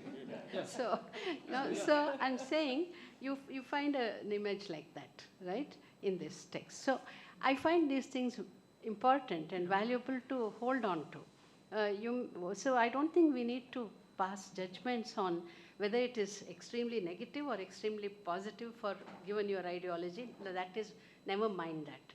That you should record it, chronicle it is important. That's why I don't believe in edited versions or abridged versions. Because I think we don't know, posterity may find something else more interesting. How do you know?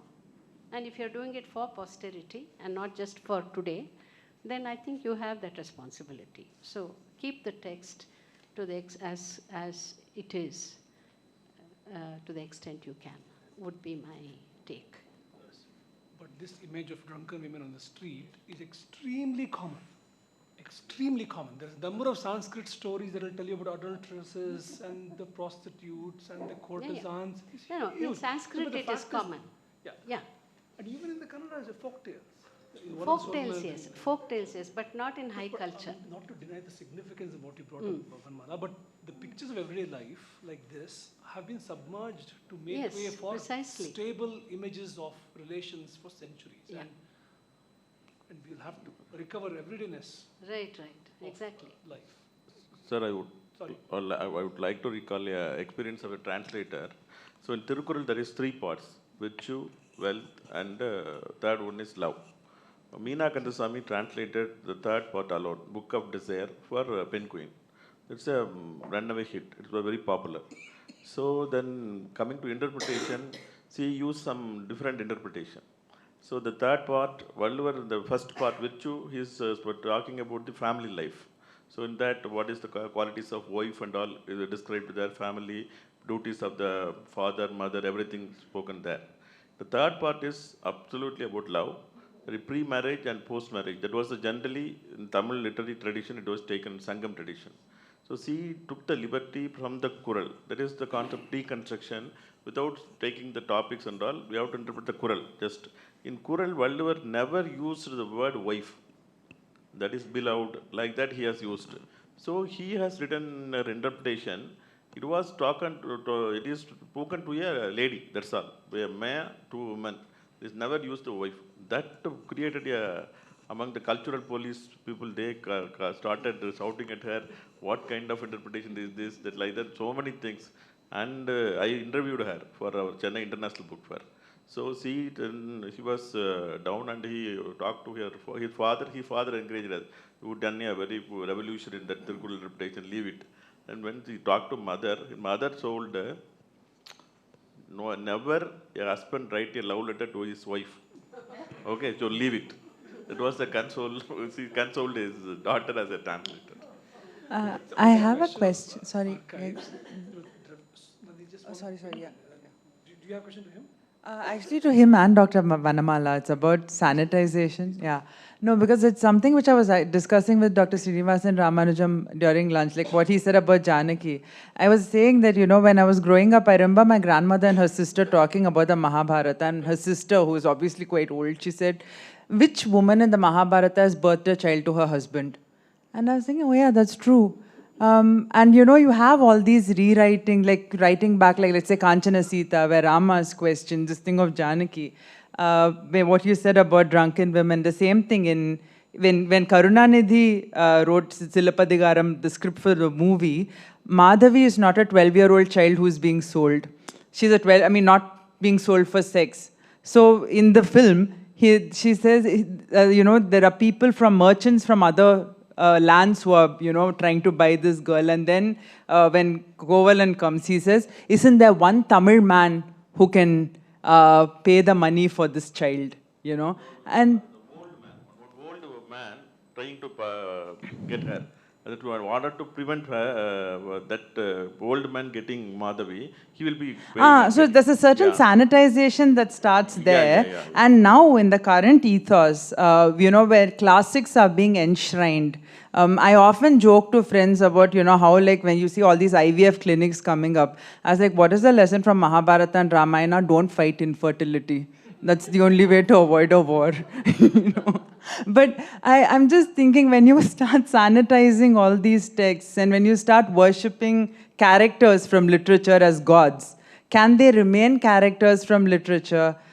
Can you have them, sort of like, the love scenes or the sexual dialogues between, let's say, gods? Are they allowed anymore? And which direction is that taking? And how is that significant for translators? I think those are the things, even in Tirukkural, Kallunnamai, that wasn't taught in our schools. We learn from 1st standard to 10th, we learn the Tirukkural, but some things... So I think that's what... Yeah. There's a parallel again in the Western world, which is generally West Asian world to begin with, which is the Song of Solomon in the Bible. It is pure erotica. It is Jewish erotica. In the Jewish tradition, they added it as part of the Tanakh, the Torah, Nevi'im, Ketuvim. Ketuvim is writings.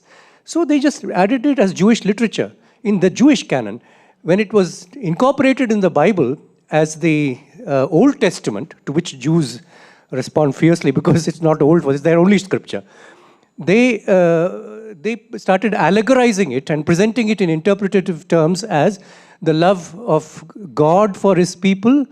That's the slightly Jewish version. The love of Jesus to his bride, namely the believers as a community, feminized the bride of Christ. Okay, so what started out as pure erotica ended up being theologized this way. What century is this? This would be the original would have been from the re-readings have been right through Christian history across 2000 years. In Indian Bhakti literature from 6th century onwards, it is there in Tamil. Bridal mysticism, Nayagan Nayagi Bhavane. So many Alvars and Nayanmars are sing in that way. So taking God as a man and believer as the lover. Yeah.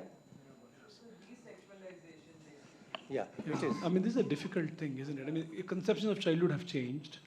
And would you want these things to be taught to a second grade student is a question. Back in the day, a 7-year-old student, child would have been completely fine.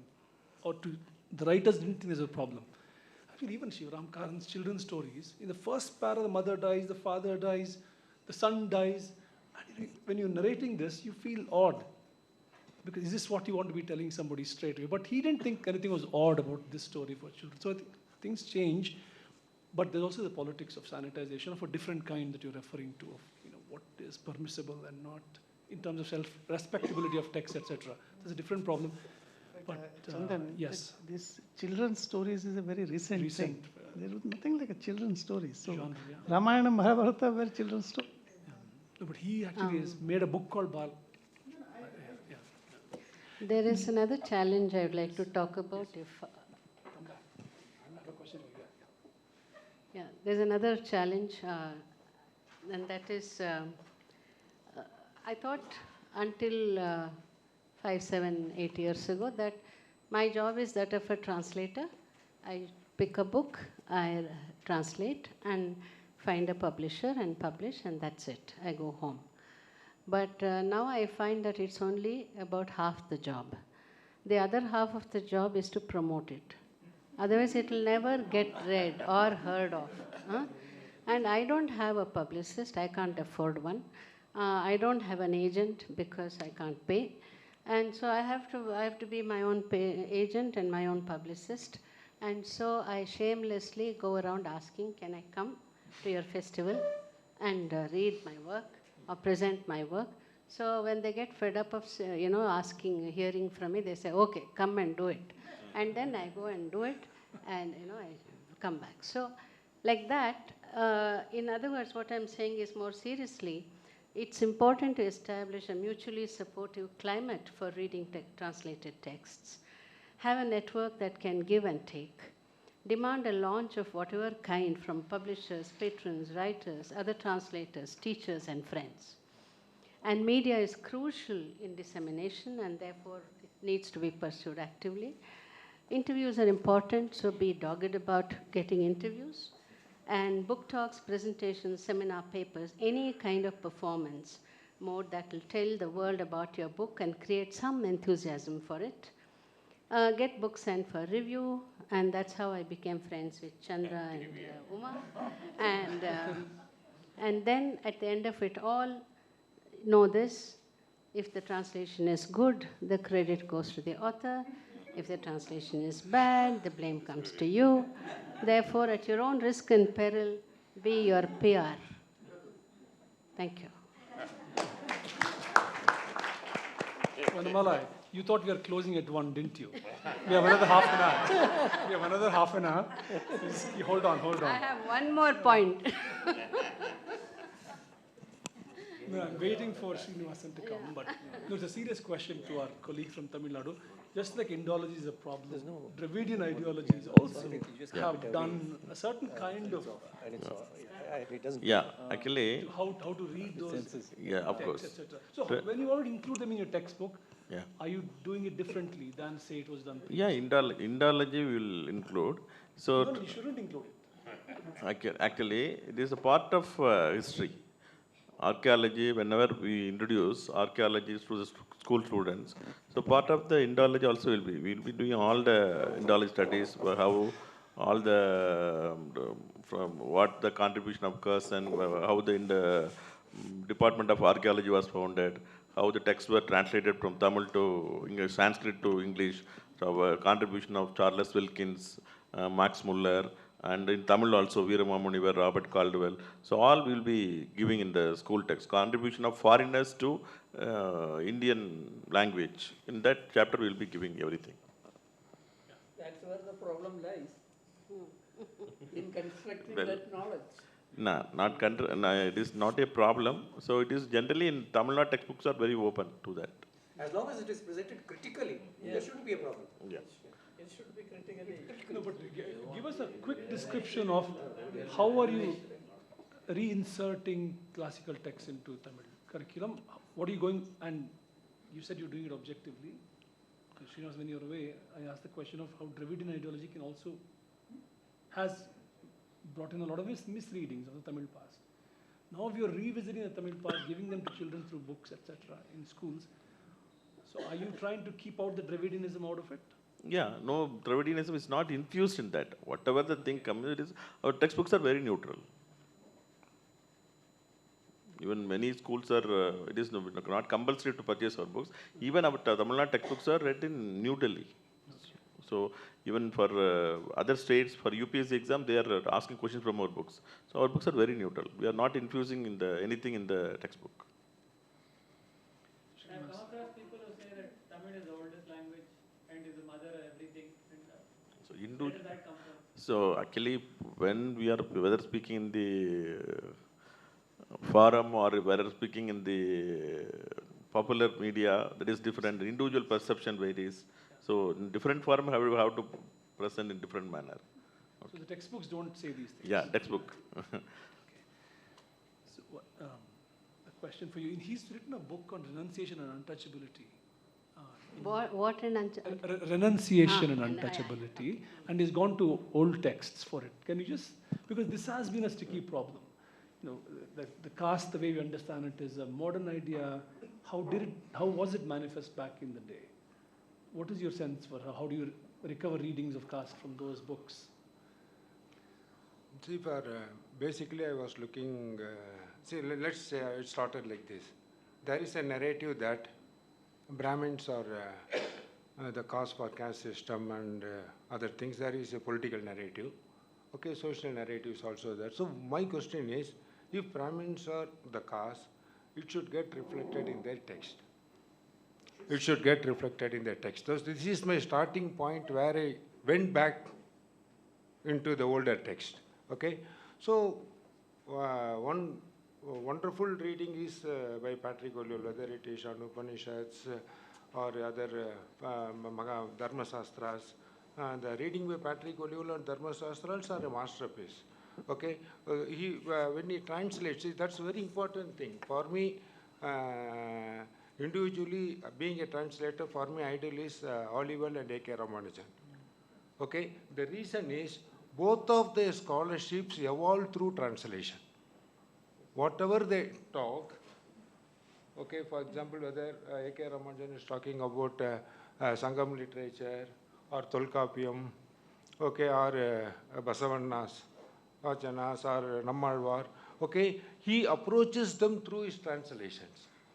Okay, so through their translation, they try to bring out the socio-political structure of that particular text. Okay, this we can see it in A.K. Ramanujam. The same thing we can see it in Patrick O'Neill also. They don't simply translate. Through translation, they create the whole knowledge system of what they want to put forward. So, O'Neill, I was reading it, but somehow I was feeling that the most important part is not addressed by one, that is untouchability. Okay, one major problem we can see in any cash scholarship is, okay, they will not address untouchability. As a practice, they will talk about it. Okay, but they will not have any textual references or arguments to define what is untouchability. Okay, you can reject modern scholarships stating that it's a colonial creation. Okay, that is valid. I don't disagree with that. But what is the alternative framework you are going to give means there is no alternative framework given by these people. Okay, so they always go by Varna Jadi, okay, caste, cruel form is untouchability. So this is the colonial conception, basically. So none of the caste scholarships has gone beyond the colonial conception of caste and untouchability. People who question colonial scholarship, they don't talk about untouchability. So this is my dilemma of reading the modern sociological text. So when going back to Oliver, okay, I found out he is missing something on untouchability. So even after studying for 10, 15 years, all his works, basically he's my informal teacher, okay? So almost reading all his text, I found out that something is missing and I was really stuck. I'm not able to proceed based on him to any concrete theoretical structure. That is where Sarkai's phenomenology of untouchability opened up. Really, that is one of the biggest, I mean, in my personal opinion, we have caste from 6th to 7th century.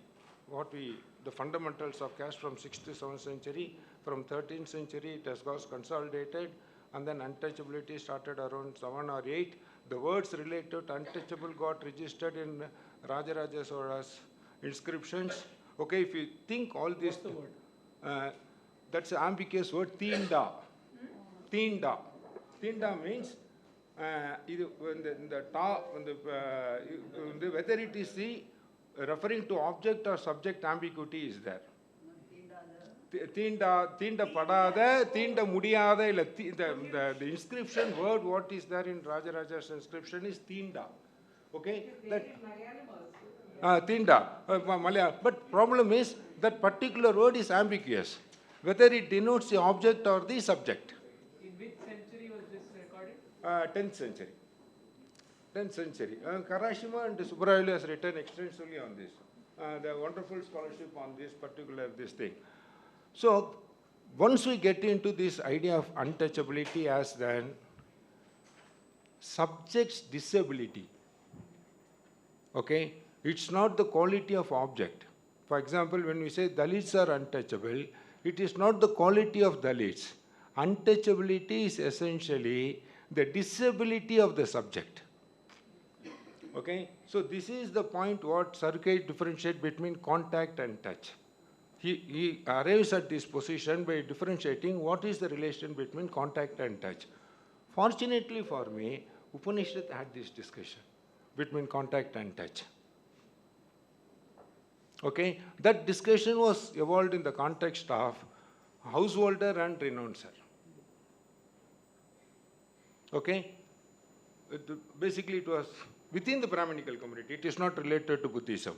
Within the Brahminical community, okay, Brahminical intellectuals, this debate was brought between the householder and the contact, and the touch becomes between the householder and the one who is away from the family and society.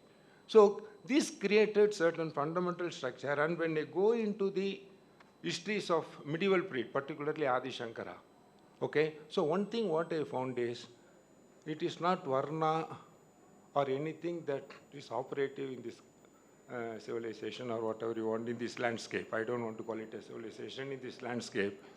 It is the idea of Brahmin. It is a metaphysical concept of idea of Brahmin, which right from Buddha's time, okay, to Ayodhidasar, okay, defines their discourse. It's not Brahmin, Kshatriya, Vaishya, Sudra or anything. And this idea of Brahmin, the essence, the meaning of that idea of Brahmin is undergoing changes constantly. Even within the textual tradition of Brahmin. Brahmin, you don't mean the active person, Brahman, that idea? So it's like you have some words which are noun and verb, right? You have a lot of words which act as noun and verb. Okay, so here this Brahmin denotes Varna, denotes certain set of people, but they do not fulfill that. Okay, there is some idea of Brahmin which even Buddha, see for example, Buddha's discourses are fundamentally, what is that is, the people who say they are Brahmins are not true Brahmins because they are householders, we are the true Brahmins. This is the discourse of Buddha. This is the discourse of Jaina philosophy, sociologically. Okay, the same thing can be traced up to the middle period. What is the fundamentals of Bhakti tradition? Bhakti tradition is a revolt tradition. Revolt against what? Revolt against the idea of Brahmin. Okay, but when they revolted against the idea of Brahmin, through a social complex process, untouchability became subject's expression. So what is this untouchability? Touch unability. Sarke call it as touch unability, as a disability of the self. Okay, how it is manifested? It's a very interesting things, okay, which we can trace back from the traditional text. You don't need to discard that. The discourses are there in the traditional text.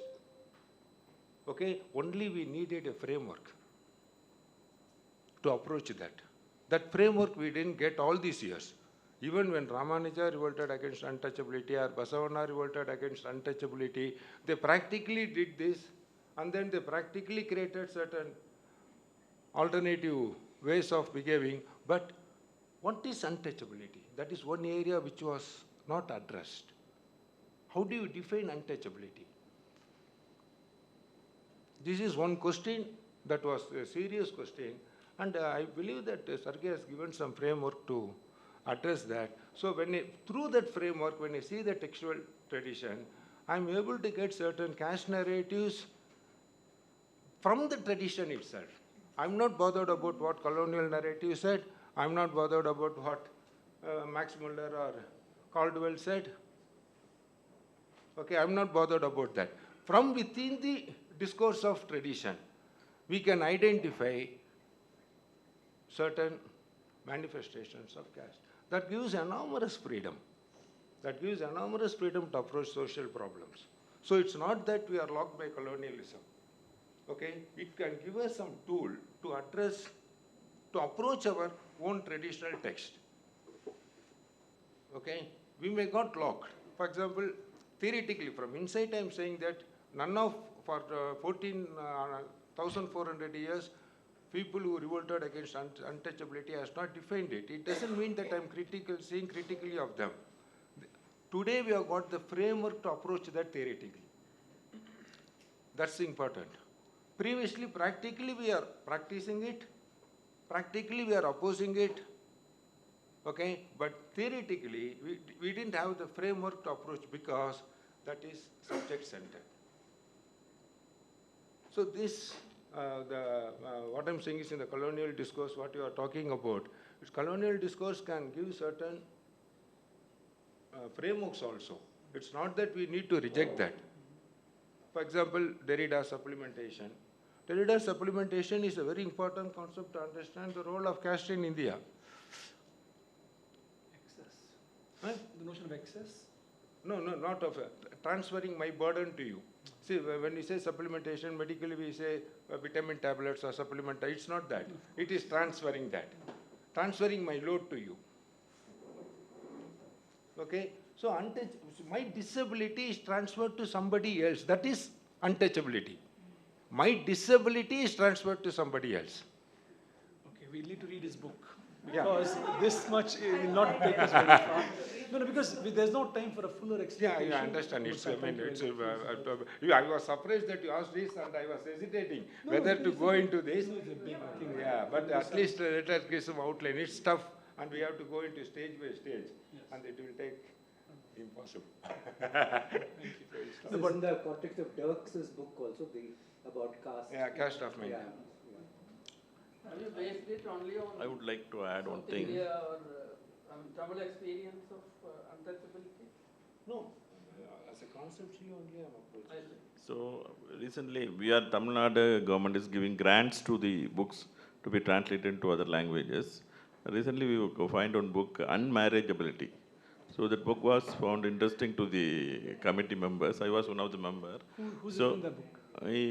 Karl Marx Siddharth, so one scholar from Tamil Nadu. He is an ideologist. He has written that book. So it was found interesting. So the publisher has applied for that book. He has explained in the International Book Fair. They selected that book. So it came to us. But first time we are hearing that term. Then we read that book, and in fact, very small book, around 80 pages. He is describing in the different format. First it was unseeable, then untouchable, then unapproachable. Now it is in unmarriageable. So the different stages of untouchability he is describing and explaining. So that was for that translation we have given the grant.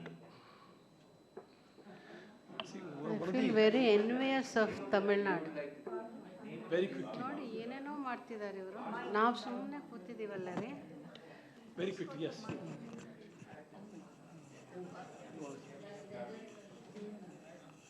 He has it. Srinivasa has it. Yeah. I think Mr. Srinivasan's discussion has to be connected to the Tamil tradition, Tamil discourse. So, which is what Pandit Ayathidas invokes when he differentiates Vaishya Brahman and Yadhartha Brahmanan. The idea of a Brahmin and the one who calls oneself as a Brahmin, subject. So, I think this has to be discussed. This was also theoretically discussed in Vajrasusi. It was attributed to Ashwaghosh. And this particular text addresses what is a Brahmin.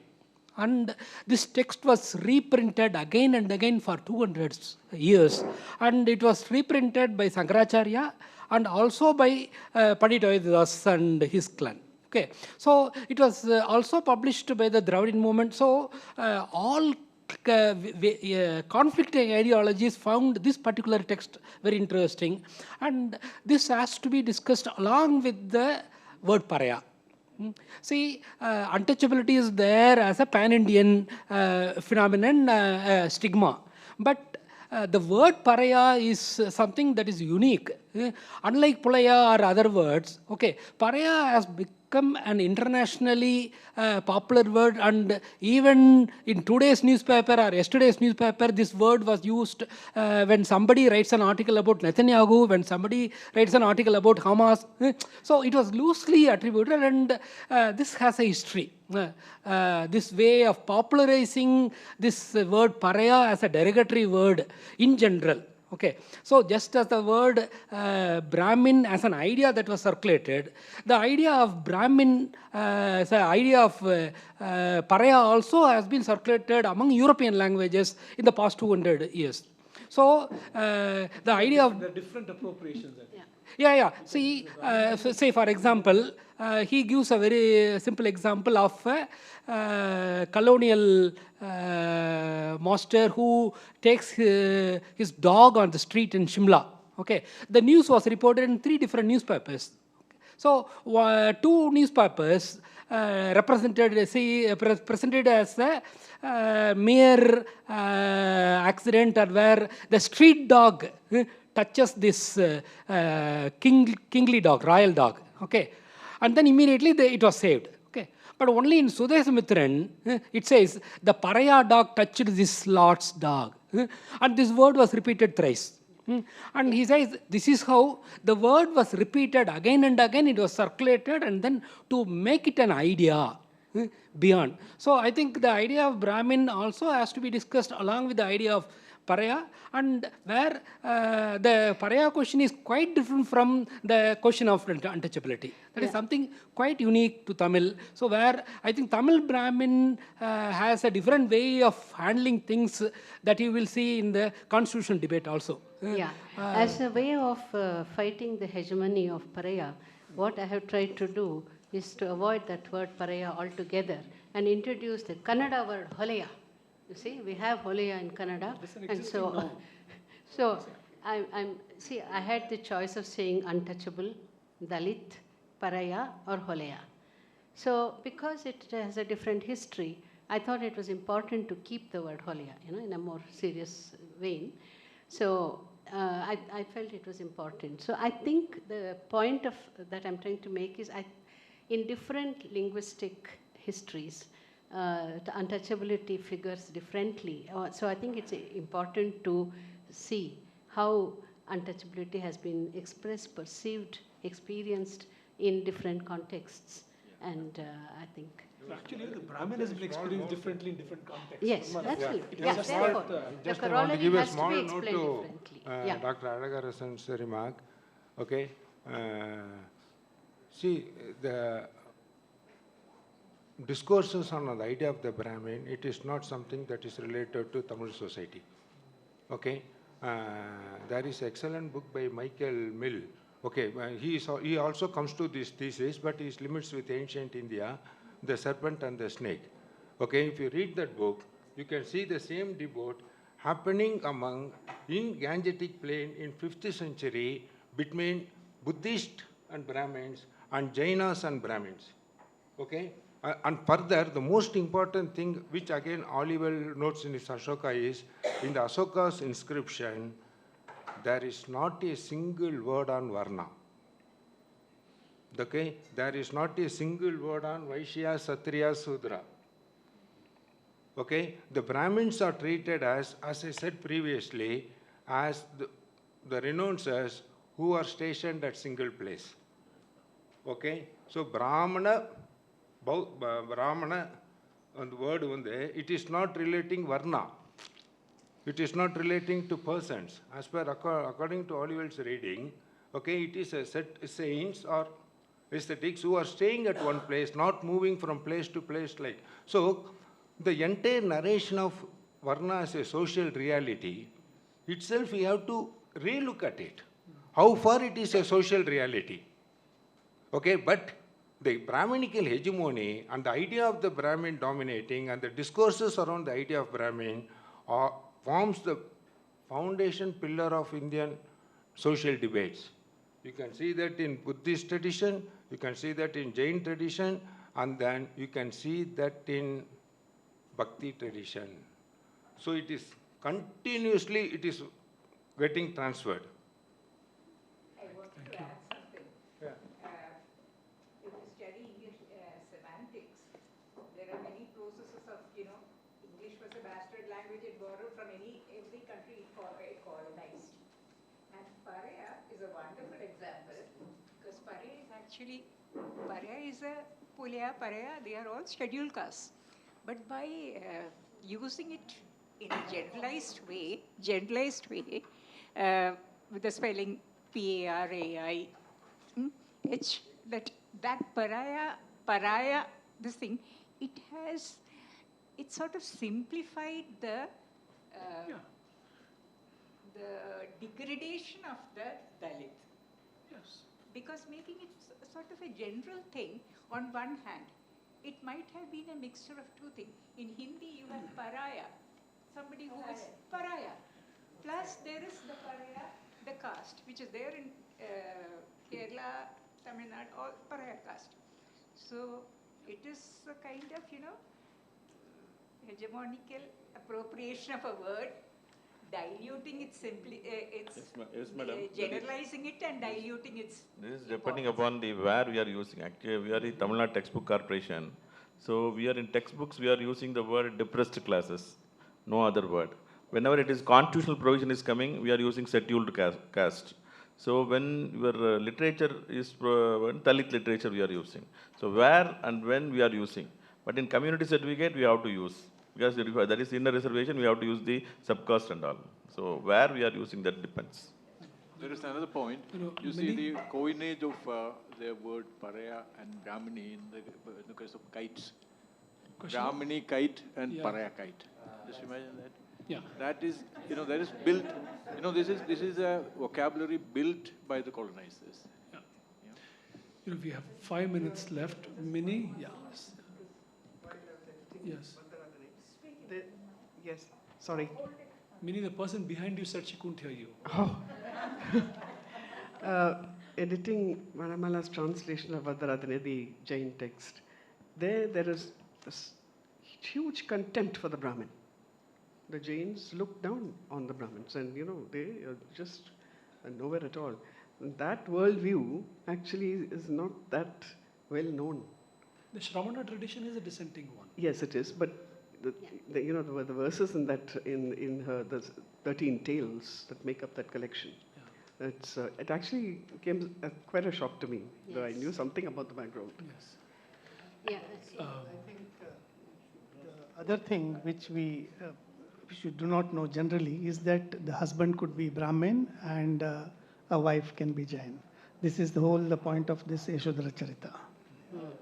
Yes. Your mother could be a Brahmin and or Vedic. Yes. And son could be Jain.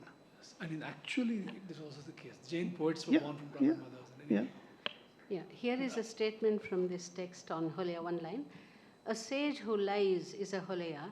A Holeya who does not lie is a noble sage. So it's a kind of a redefining of. No, but Vanamala, what we need to know is there an empirical claim or is there a rhetorical claim? We need further investigation. This could be rhetoric. Is it actually an empirical possibility? We don't know. We need to put this in relationship with other such. Yeah, we have to relate. We have to look into certain other discourses. Yes. Player, Mala, Madiga, they all remain name of a caste. So it remains as a noun. It's an identity marker. It's identity marker. But only in Tamil, the Paraya has become an idea. So that's what I am trying to highlight. Yeah. But I think that discussion has to happen on a different register than this one. Because how the Paraya becomes a global word is a different kind of different thing. I think that has to be discussed along like with cash. the idea of So have words. Yeah, definitely, it has to be discussed. So have words like Brahmin. Yeah, Boston Brahmins. Yes. Pandit. Yes. Has gone international. Yes. Just as Paraya. But that wouldn't become part of this discussion. Anyway, no, we have very few minutes and we have a huge absence. Yes. I already added a lot of confusion. Let me add. No. But if it's on translation, we should have this. Yeah. The mic is off. Yeah, sorry. Let me add one more confusion. Hello. Yeah.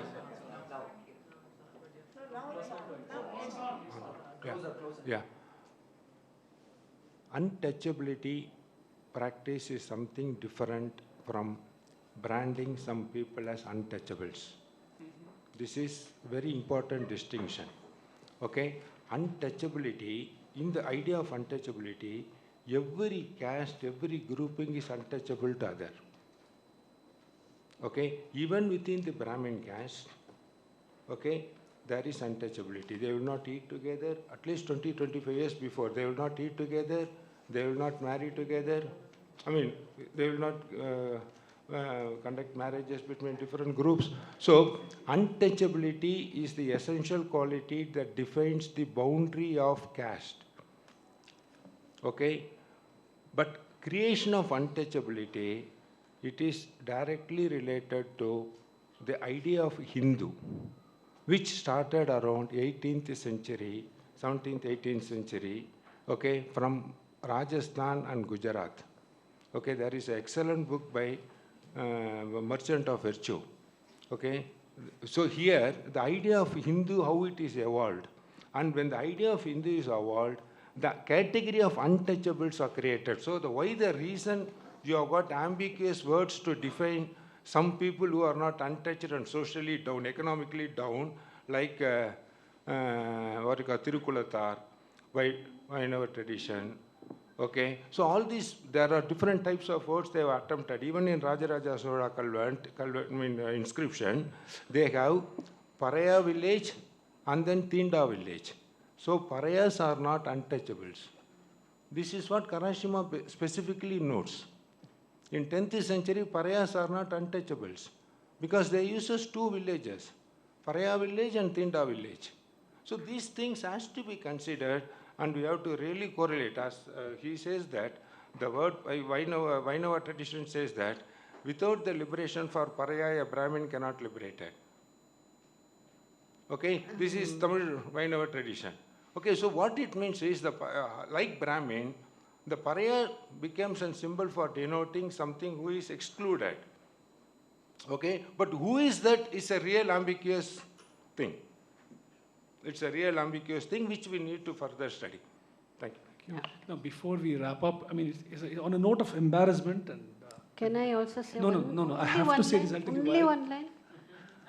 After you would never have heard this. Okay. The most original formulation. Okay.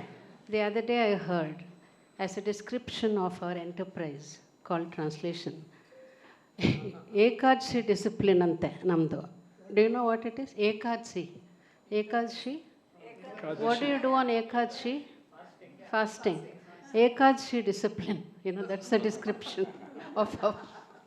Isn't that so beautiful? That's all. Well, it can be, there comes to a feasting metaphor.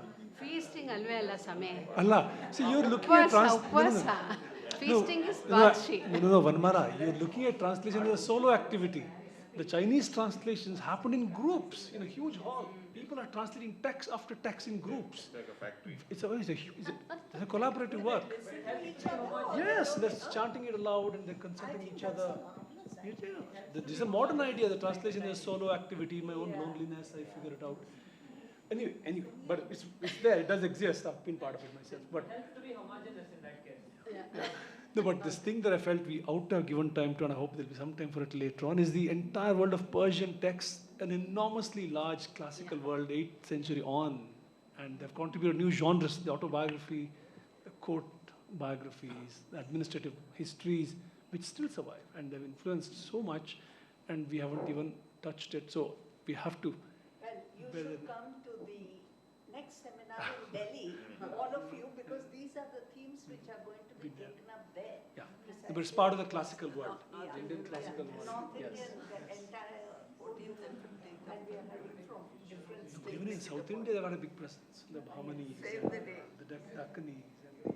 Anyway, but thank you all for being such a patient audience, and thank you all for sharing your ideas. And we'll have lunch now. Lunch will be in the terrace upstairs, 3rd floor. So when do we meet again? 2:30. Chandan, we have to thank you. A kind of very scattered story of my career in translation so far. But I think the reason I stumbled into translate was not just Perumal Murugan. So I guess that's the fiction writer in me giving you the more interesting part of the story first. But I was once writing a profile of the Tamil writer Salma, who also entered politics. And I'd asked her permission and Kannan Sundaram's permission to produce a few excerpts from her writing. But at that time, she'd been translated, I think, by Lakshmi Holmstrom, and Kalyan Raman sir had done a few of her works, a few of her poems, but none of them which I wanted to use. And when I read Lakshmi Holmstrom's translation, and at that time she was kind of like the god of translation from Tamil to English, and I think there was a disadvantage because I don't think she studied Tamil formally. She was her English was very good, but her understanding of the nuances of Tamil, of the puns, of the double entendres, of the cultural connotation, I think she had this disadvantage of not growing up in that place.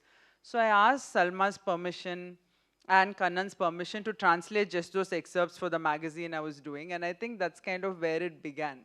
And then that kind of got me started thinking about, the issue that you mentioned about other languages, about how when we carry something to English, it's sort of like there are words which are missing or things which are missing. But English is a very adaptable language. It's absorbed a lot of, it is like Urdu. It's a language which was created by amalgamating languages, right? So it is always willing to absorb more into it. Like catamaran is kattumaram, right? So there are so many words which come from other languages. So I was struggling with this one phrase in one of Salma's poems where she speaks about essentially marital rape. How she's absolutely not turned on by this man, but because she's so dependent on him for all these things, her body kind of cooperates. That's the essence of the poem. And the last line of the poem is, keeping all this in mind, she says, like, keeping the fact that you're the one who has to go buy contraceptives, you're the one who has to go buy sanitary pads, she's not allowed to leave the home. You're the one who has to buy vegetables, you're the father of my children, you have to pay their school fees, and so on and so on. The last line is Virigiradu en yoni. And in translation, it said, my vagina opens, which is shocking in English, but there's a lot of pathos in Tamil.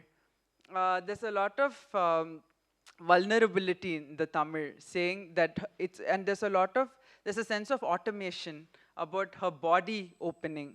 Her mind is not there, and so then I said, okay, if I want to convey just the sense, maybe I should say my legs part, because but it doesn't convey. So this was my earliest experience as a translator. But as I grew more into the various languages I work with, I thought, like, when I was translating from Urdu, there's a word like Mia, right? I'd like to retain it because it also, it indicates a certain colloquial, sort of a certain way of being with somebody. Like when you address somebody as Mia, between friends, for instance. So I started retaining certain words. And I think when it came to this word like yoni, for instance, I came across it in another translation, another work which I was translating, and I retained it. Because everyone knows what it is, and if you don't, there is Google, Which I think brings me to one more issue which I want. You spoke about AI and artificial intelligence, and it's whether there are entire books which are crafted by that, of course. But I think Mr. T.S. Saravanan mentioned this in the morning session about all the kind of nonsensical translations you get. And there was a story which one of my friends tells about how they were trying to find the English term for an elephant in must, which in Tamil is Madam Piditha Yane. It said religion-loving elephant. Because the word for Madam can also mean religion. So, as an experiment, there's this one book which I'm translating where a husband is talking about a writer is talking about all his frustrations with his wife who watches serials all day on TV and doesn't like writing, doesn't like reading and things like that. And then he says, so I have, I'll tell you the AI version of this first.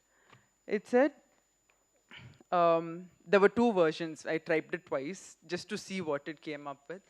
I have a prayer, go you Muslim. And then there's another one. I start praying, go sunny lady. So the actual thing in Tamil was, இதற்கெல்லாம் எனக்கு ஒரு மந்திரம் உண்டு, போடி சுன்னி. For those of you who don't know, Sunni is the colloquial Tamil word for dick. So AI, I don't think is a challenge right now to us. And I don't think it's particularly useful either. But for me, my approach to translation has been that I think as a writer, you feel the sense of betrayal a good writer feels, like what Dr. Thankamma spoke about earlier, when one word is mistranslated or not, when the sense of something is not properly conveyed, you can completely miss the point. Something extremely powerful can become insipid. And I think as a writer, I can relate to that. So when I'm translating, my focus has always been to ensure that the writer, that the person who's writing, whatever he or she intended must be conveyed in the target language, the emotions behind it. And there are times when I've largely worked with living authors, so I'm also able to go back to them and ask them, is this what you wanted to say? Do you want, I can write it like this, I can write it like this. And if they don't know English, I'll say in Tamil it could be translated as this or as this, which would you prefer, you know? So I think those are the sensibilities a writer has. So as a translator, I think I bring that into my work. And there was something I wanted to say. I think the big challenge when you're working with languages which don't really speak to each other, like Tamil and English, versus, let's say, Tamil and Malayalam, where you can almost literally find the exact word to match it, is that when you work with alliteration or onomatopoeia, or if you work with something where in Tamil poetry there's this thing called Edugai Monai, where, you know, the first, you'll have a rhyme and you'll have like alliteration. So those are the two aspects of it. It sounds pretty bad if you do that literally in English, or if you try to make, because it's like English doesn't have conjugations in the way that a language like French or Italian or, you know, Tamil or Malayalam does. So, which is why, like, you know, you could have the sonnet very easily in, let's say, European languages. You could have cantos. You could have various other forms of poetry which involve complex rhymes which don't sound so great in English unless you're working with unless a master poet is writing them. So I think those are the challenges. And so sometimes I argue with the Tamil writers saying that, you know, you have the easier job. Like sometimes you'll quote a Kurundogai or a Tirukural and you'll just like take it and put it out there. And now I have to translate not just your words, but also the words of Tiruvalluvar or of like Appar Sundar. Like, Ponniyin Selvan, for instance, is full of, like, you know, the verses of Appar Sundarar and Tirunjana Sambandar. And I'm like, I'm not only translating something that was written 100 years or 50 years ago, whatever, I'm translating something that was written centuries ago and looking at rhyme. And as Dr. Vanamala said, it's always the credit goes to the author and the blame to the translator. So once I've had somebody come and tell me, you know, your English translation is so good, and I'm wondering if the English itself is this good, how brilliant the original must be. And I'm like, do you realize this is an insult? And they said, no, it was a compliment. They said, no, it's an insult. So then Charu Nivedita was nearby, and then he said, you know, I read English as well, and I must say her translation is actually better than my original. And they said, what a generous author you have. So, as a translator, you really can't win. But I think how much time do I have? 1 minute. Oh, okay. Enough for a couple of jokes, I think. But yeah, no, an important point I wanted to make is just of what you said, Ajay, that a couple of trends were disappearing. One of people learning more languages. And I think coming from a state like mine, it was so important. And growing up monolingual, when I went to Delhi, I was just, so I think I had this experience where for the first time I was meeting landlords who didn't speak English because they had no need to. And so then I said, they asked me, do you know, but I understood enough Hindi to get by. So they said, do you want anything? You know, I said, yeah, like we have lots of extra things in the house. Do you want anything? And I said, yeah, if I could get a mirror. And they said, mirror matlab? And I said, oh, I was like, glass. And then they got me a tumbler. And then I said, okay. Then I said, nahi, I said, nahi, dekhne ke liye. And then they said, acha, spectacles up. Okay, this is the shop you have to go to. And then I said, okay. Then I called up a friend and he said, it's Anna. So I said, acha, Anna here. And they got me the mirror. And that's when I understood it's so important for communication and not, I think, the more languages you learn, I feel your mind broadens, you know, because I sense until I was 20, I only spoke English and some Tamil. And I see how narrow my mind, my thinking and everything was. And as you learn languages, because languages are essentially married to the cultures.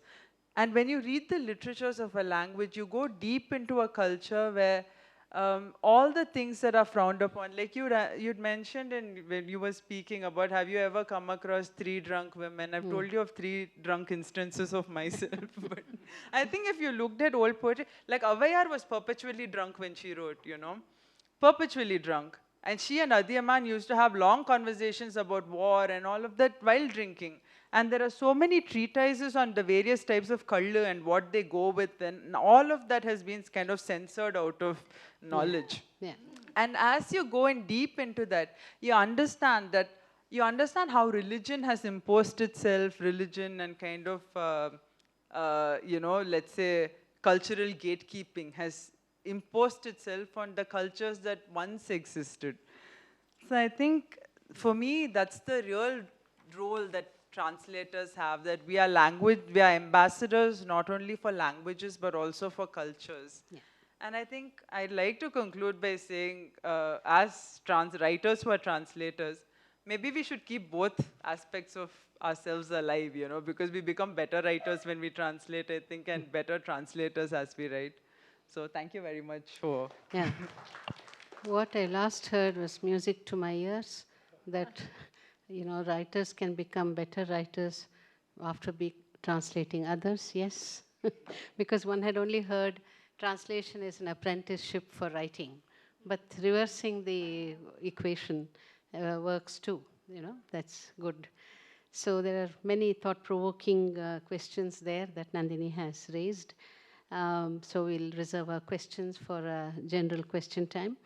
Now, may I request Dr. Thomas, whom I had missed out in the order. I'm sorry, apologies. Eye problem. So I'm a little surprised that he has also been in the business for decades, and so have I. But we have never met. So, so only heard. So today we have had the opportunity, and so it's been lovely getting to know you, Dr. Thomas. An Indian English poet, fiction writer, editor, and translator with more than 20 books.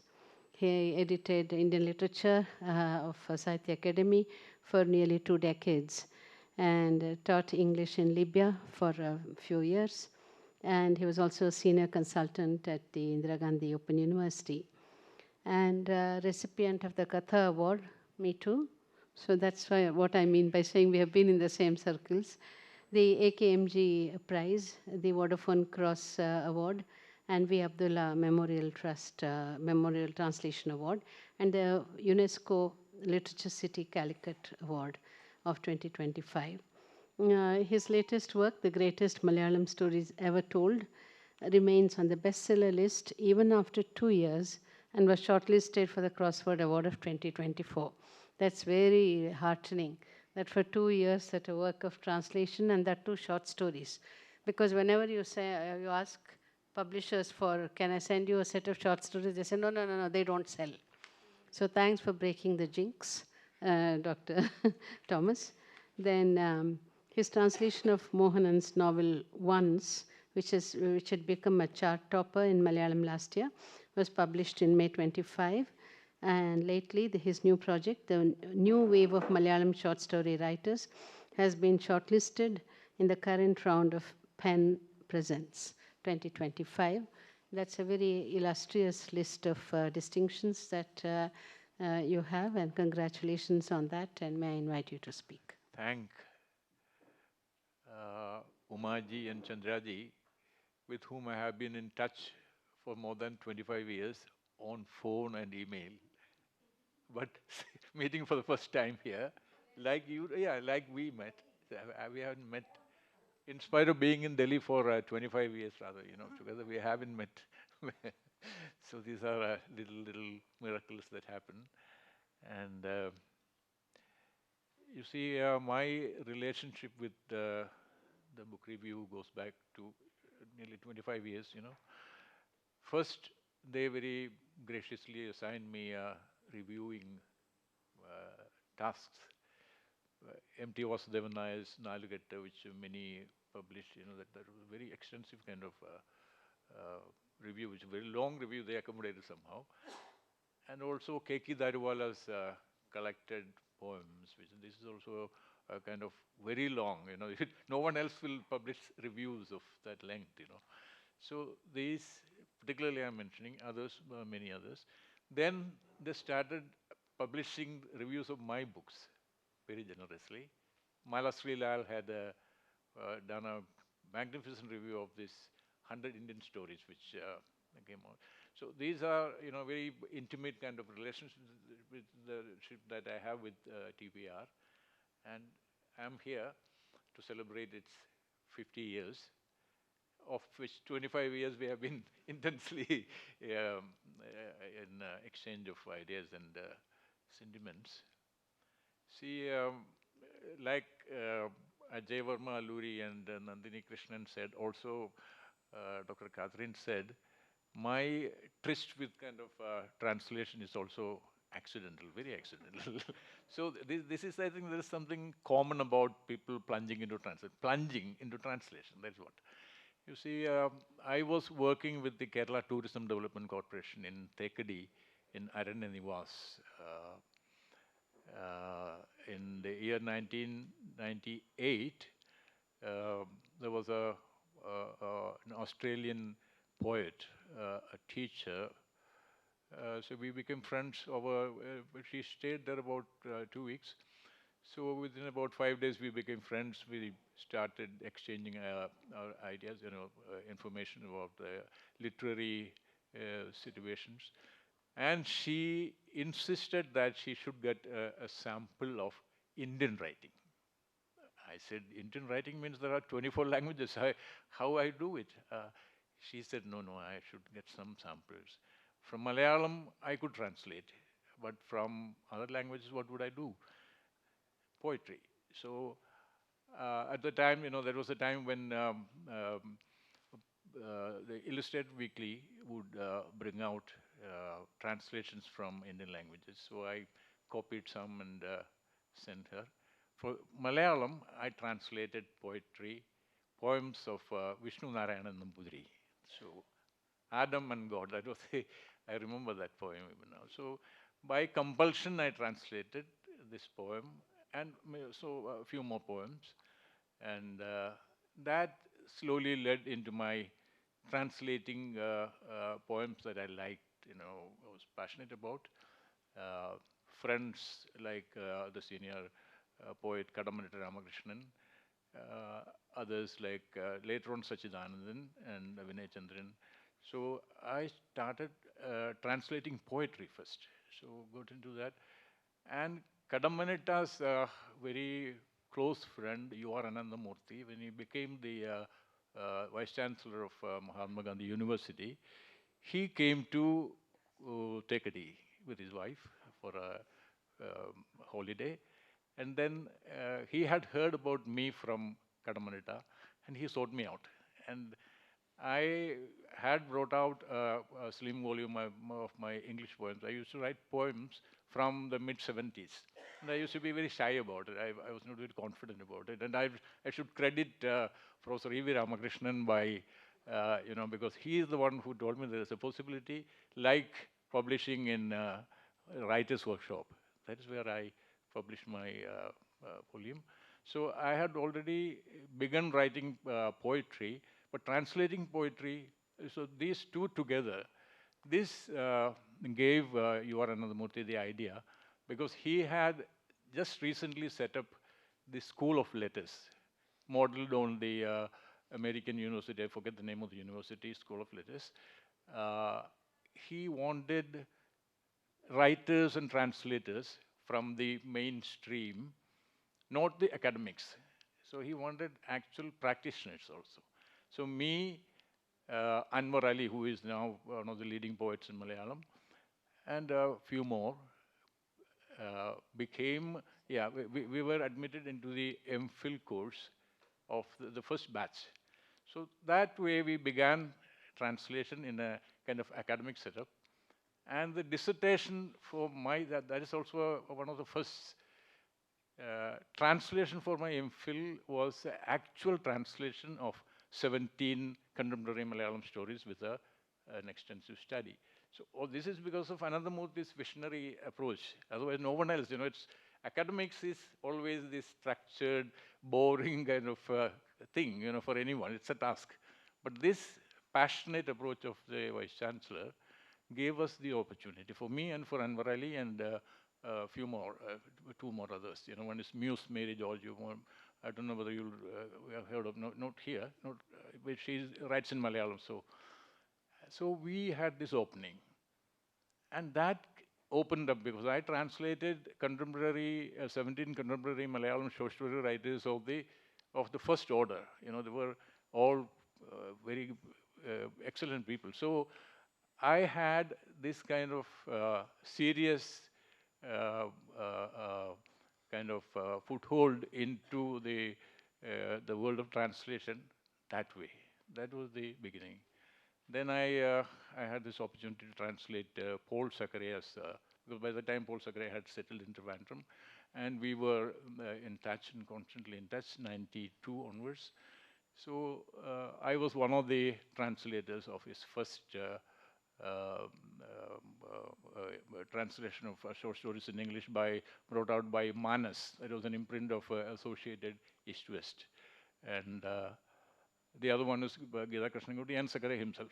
So, and after that, his longest story, Salam America, which I translated, that is the one that got the Katha Award.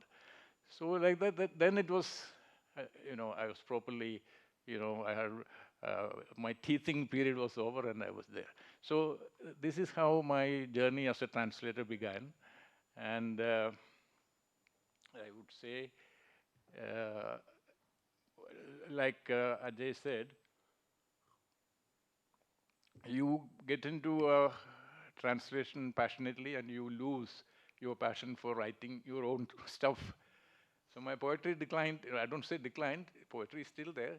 Writing it down takes some more time now, because I got some 300 odd poems now after my first thing, but I have brought out about 20 collections of other people sitting in the Sahitya Academy. But now I haven't brought my collection or my selected poems even now. I'm still working on it. So this is the way it is. Now, let me begin my paper.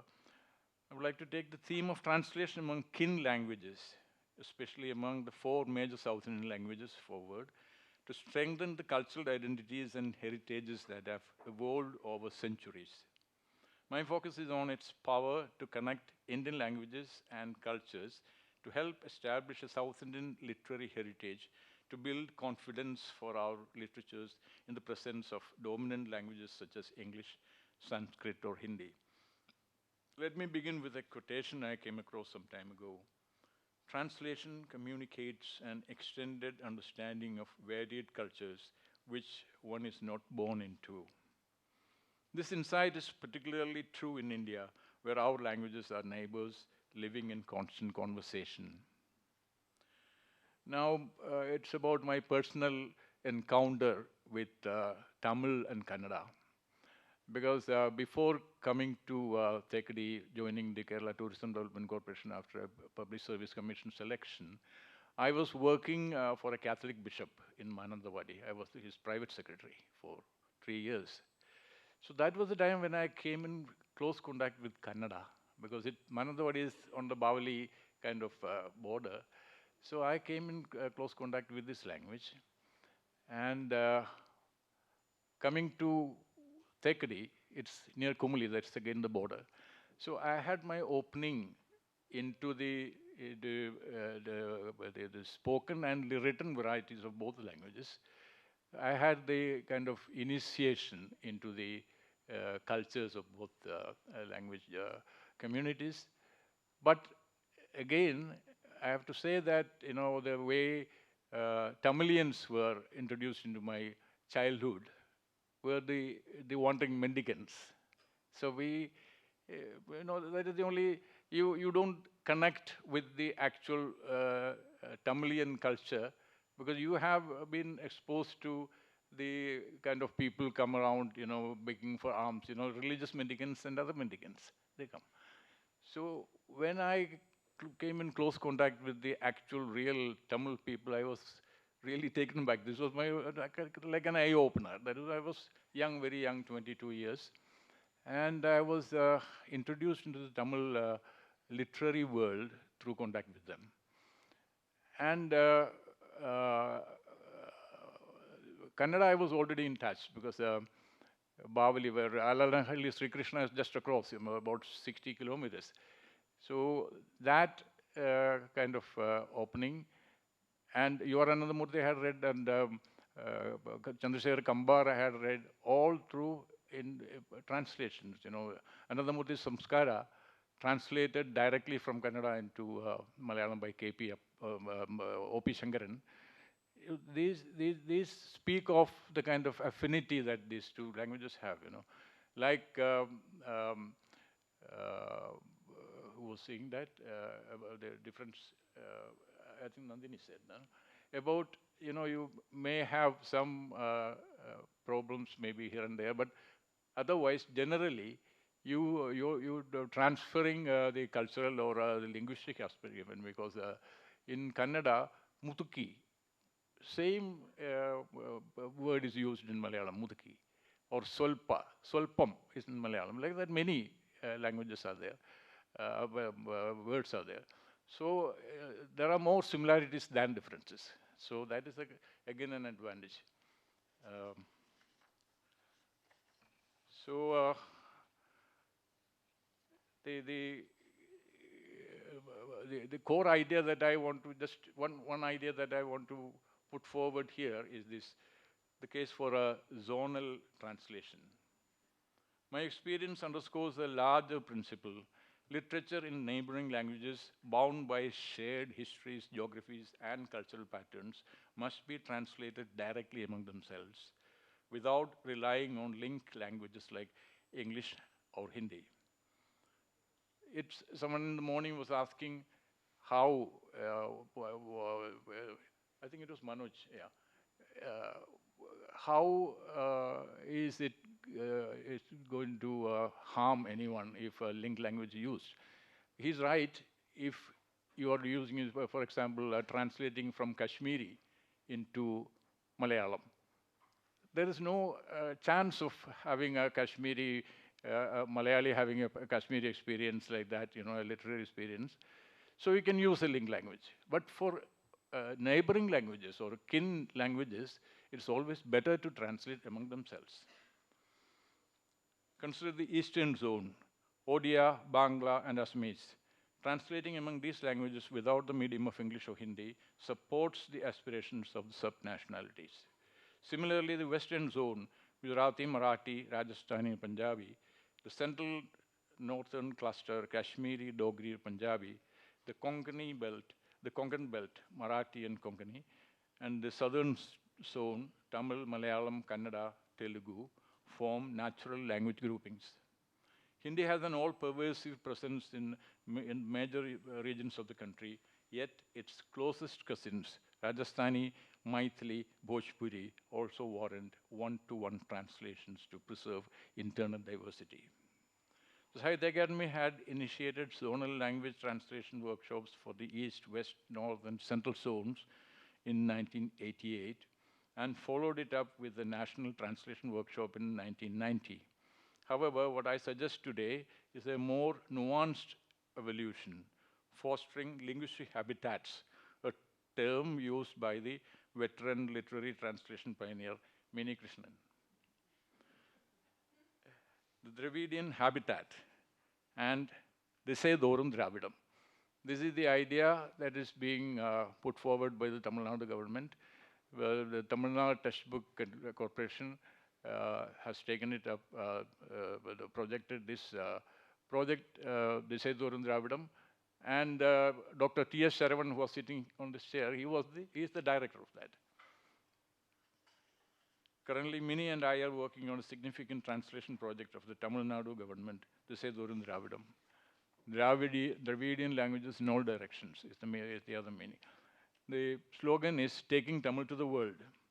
The main objective of this program is fostering a linguistic, cultural, and literary Southern confederacy with a give and take among these 4 languages. I am the regional coordinator for Malayalam in this project, with IMini Krishnan as coordinating editor.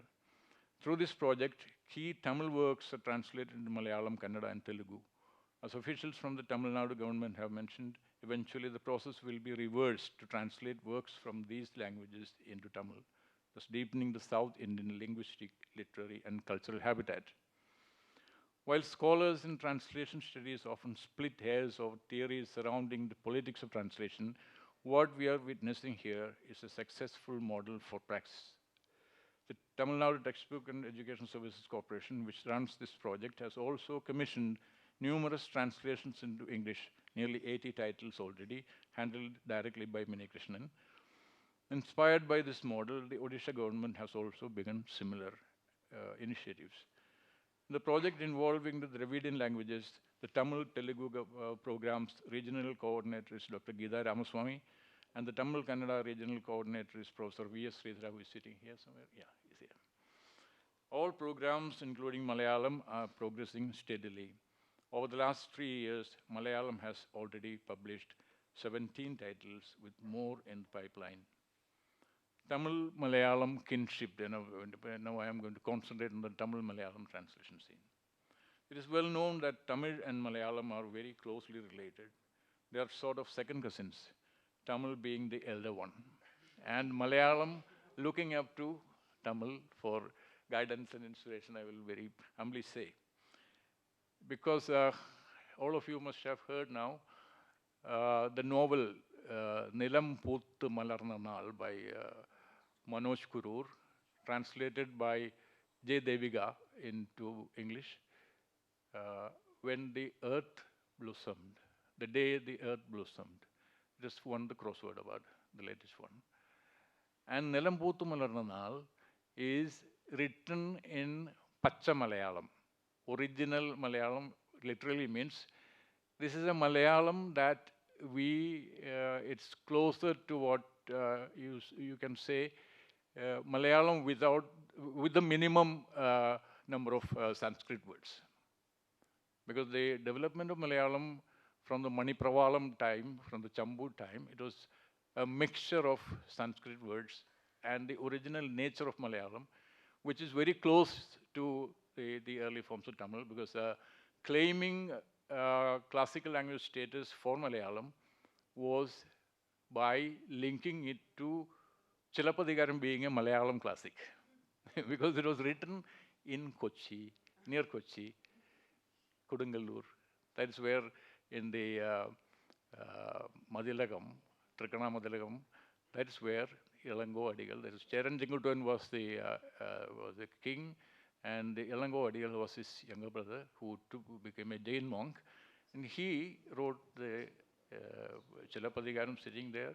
And the Chilappatikaram story is, if you want to go back to a little 2,000 years ago, around 2,000 years ago, the Bhadragali Pata developed. And the story of Bhadragali Pata is exactly the framework, the Kanyavu and Kovalan. This is the.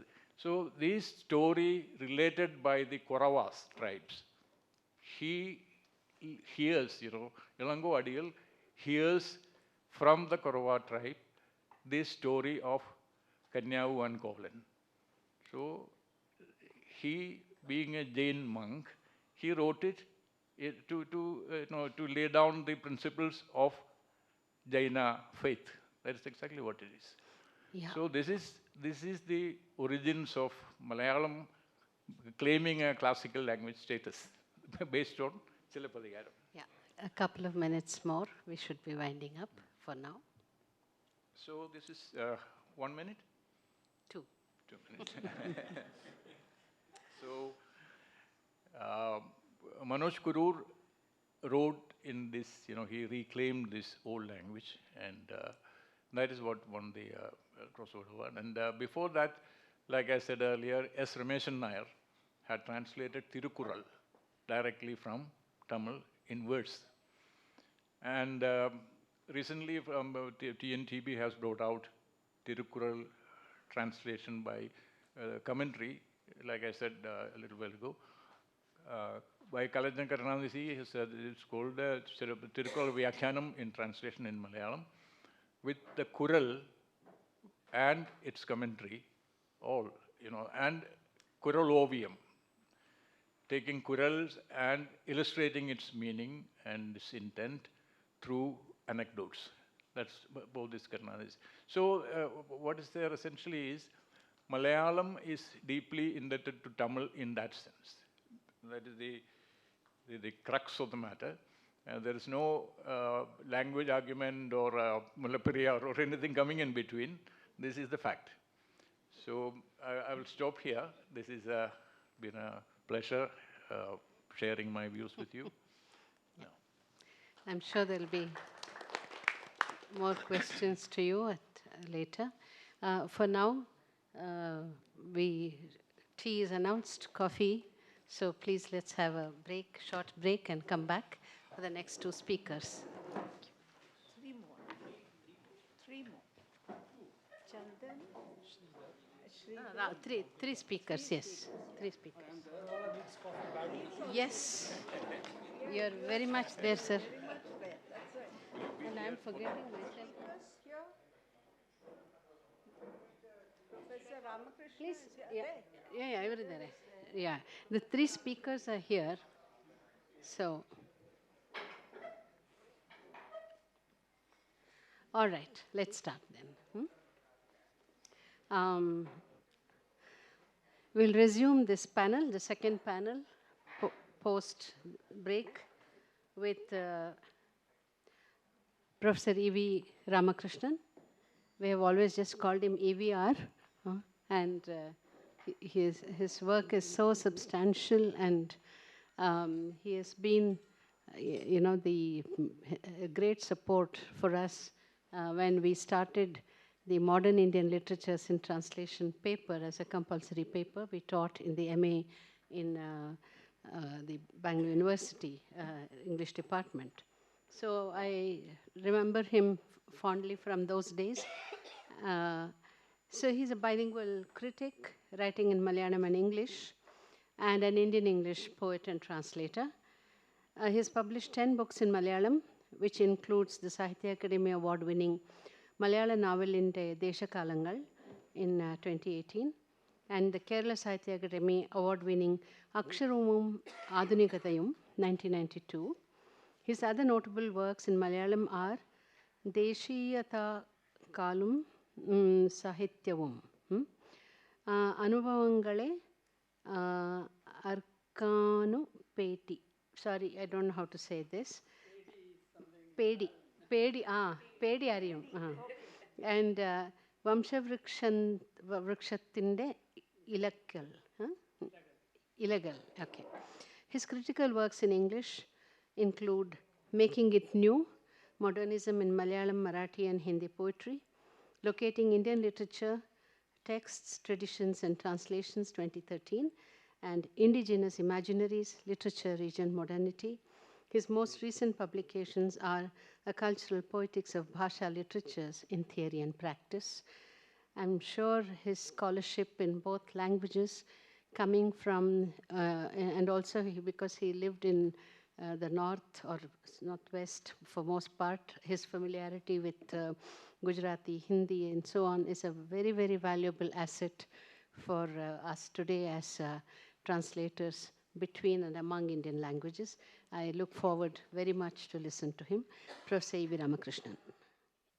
I was wondering what I should actually speak about. Of course, as a practicing literary critic, I find myself translating all the time because writing criticism in Indian language, like Malayalam, ends up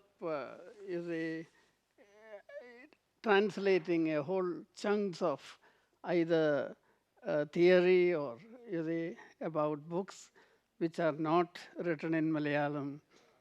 So I remember one of the earlier, yes? Forward, okay. Can you hear me? Okay. See, when I find something very appealing, very enchanting for my own sensibility, taste, my immediate reaction is to translate it. Either it may be a poem, it could be, you see, a longish essay. So sometimes, about 2 years back, I was an editor of a Malayalam quarterly journal, and I always used to have translations ready because you don't know, maybe 1 or 2 book reviews will not come, and maybe there are writers who will fail you at the 11th hour. So you have 8 pages to fill in, you have 15 pages to fill in. So I have my pages ready, and translation comes very handy. So I translate Toni Morrison's essay, I translate from Paris Review without permission. You see, an interview which I like very much. So current issue, or so if and no Malayali is going to write to Paris Review saying Ramakrishnan has, and people only ask me, give us more. There is always. So translation is that way something which gives a lot of energy, a lot of a sense of intellectual rigor to your own work as a critic and as a Indian English poet. I do find translation helps me, come to grips with, there are times when you can't write poetry. So what you do is translate poetry. And that actually is the way I have lived for the last so many decades. I am back in Kerala now. There is more demand to write literary criticism because Malayalis now have found that I am available and I can actually be waylaid and threatened and said, I mean, you see, by Monday we need this. So I sit and so far I could actually pretend I am in Surat, I am in another planet, but that's no more possible.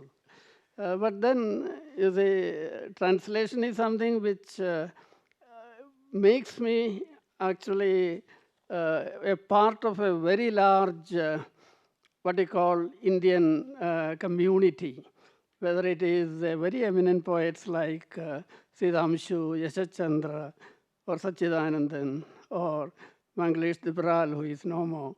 There are many such poets whom I have translated and with whom I have corresponded or talked, and at 11 in the night you call someone and say what exactly is the meaning of this word.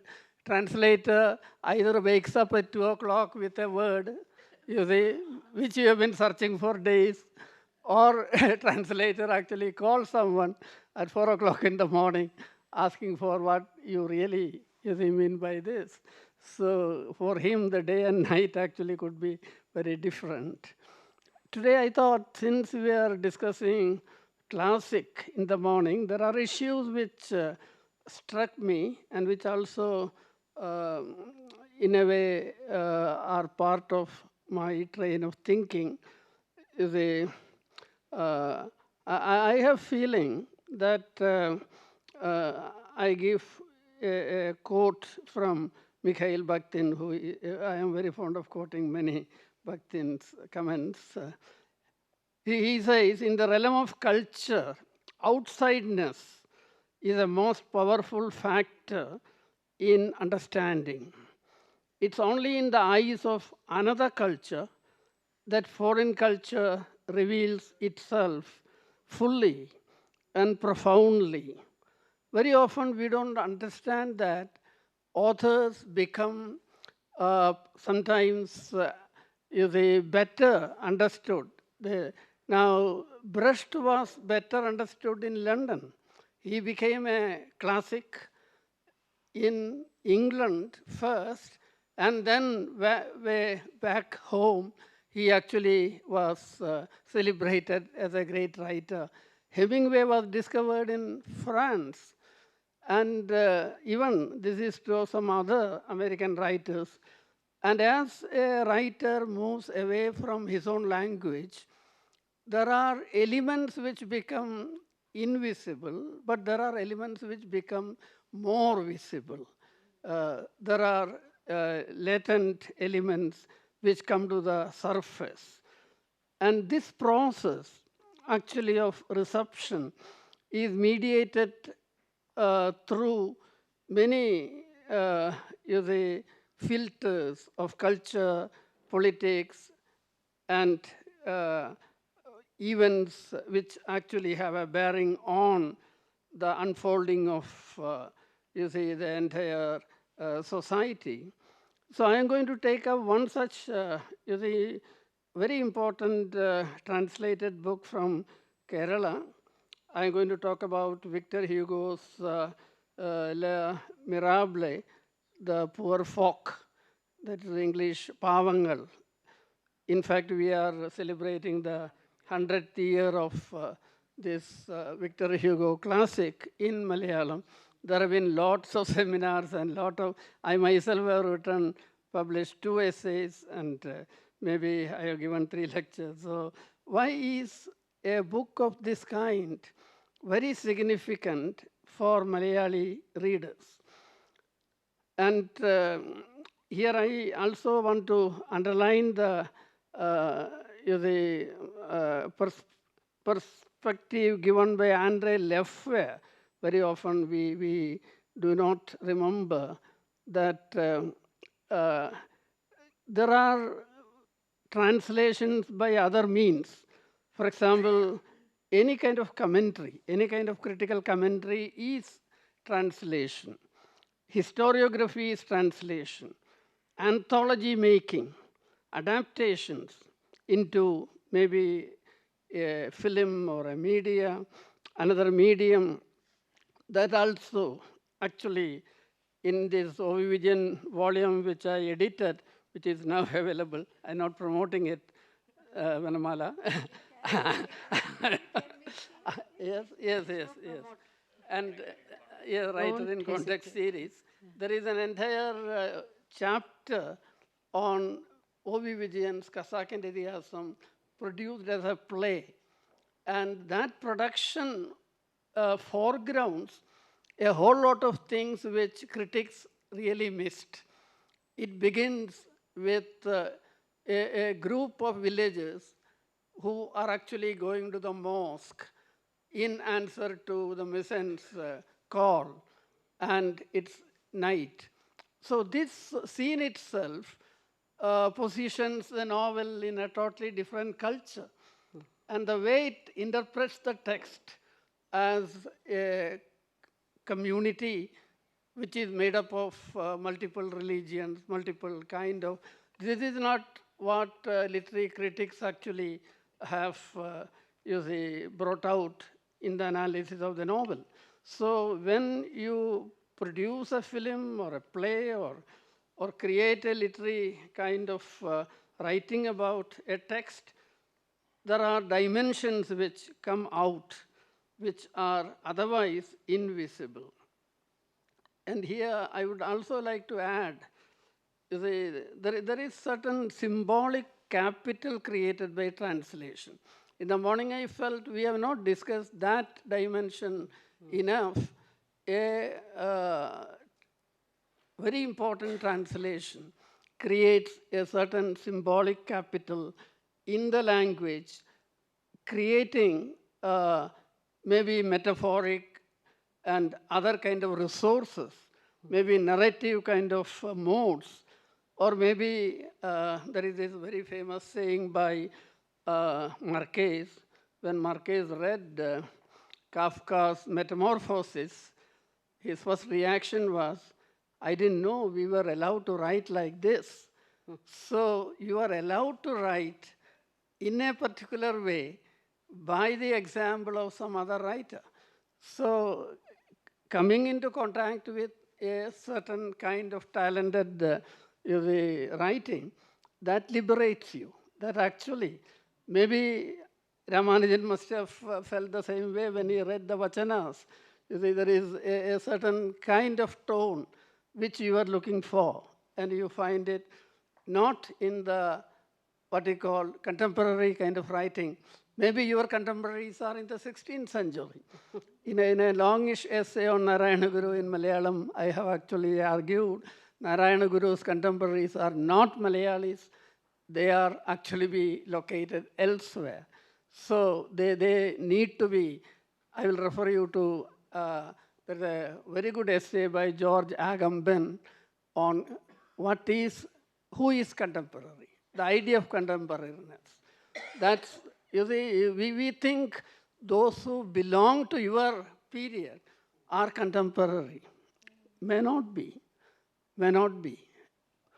A madman may be, you see, more contemporary to his time because he is totally liberated from the clutches of his own time.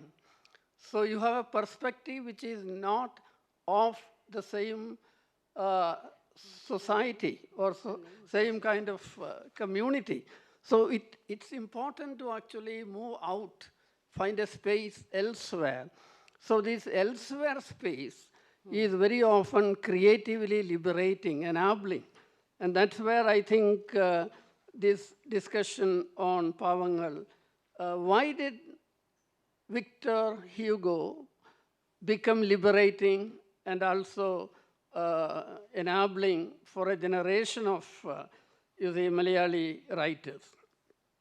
As I was trying to say, a translation can either endorse the prevailing literary sensibility or it can disrupt its ethos and cultural orientation. That's where I said when a translation disrupts the prevailing kind of writing mode, the prevailing kind of writing style, it can actually, you see, reorient that entire sensibility in a different direction. And this becomes extremely important when a tradition has exhausted its resources. This very often happens. You see, you have times when progressive literary movement, or this has also happened, modernism, after certain decades, they exhaust their innovative, creative kind of potential, and you have more and more imitations of the same thing. And that's when a translation, or maybe something, maybe it can be an essay on Marquez.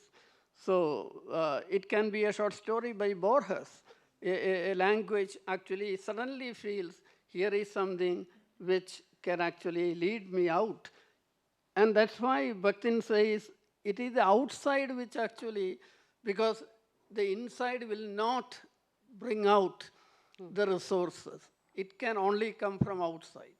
So the outside is extremely important, central to the reinvention of sensibility and also recasting of the basic creative kind of engagement with reality.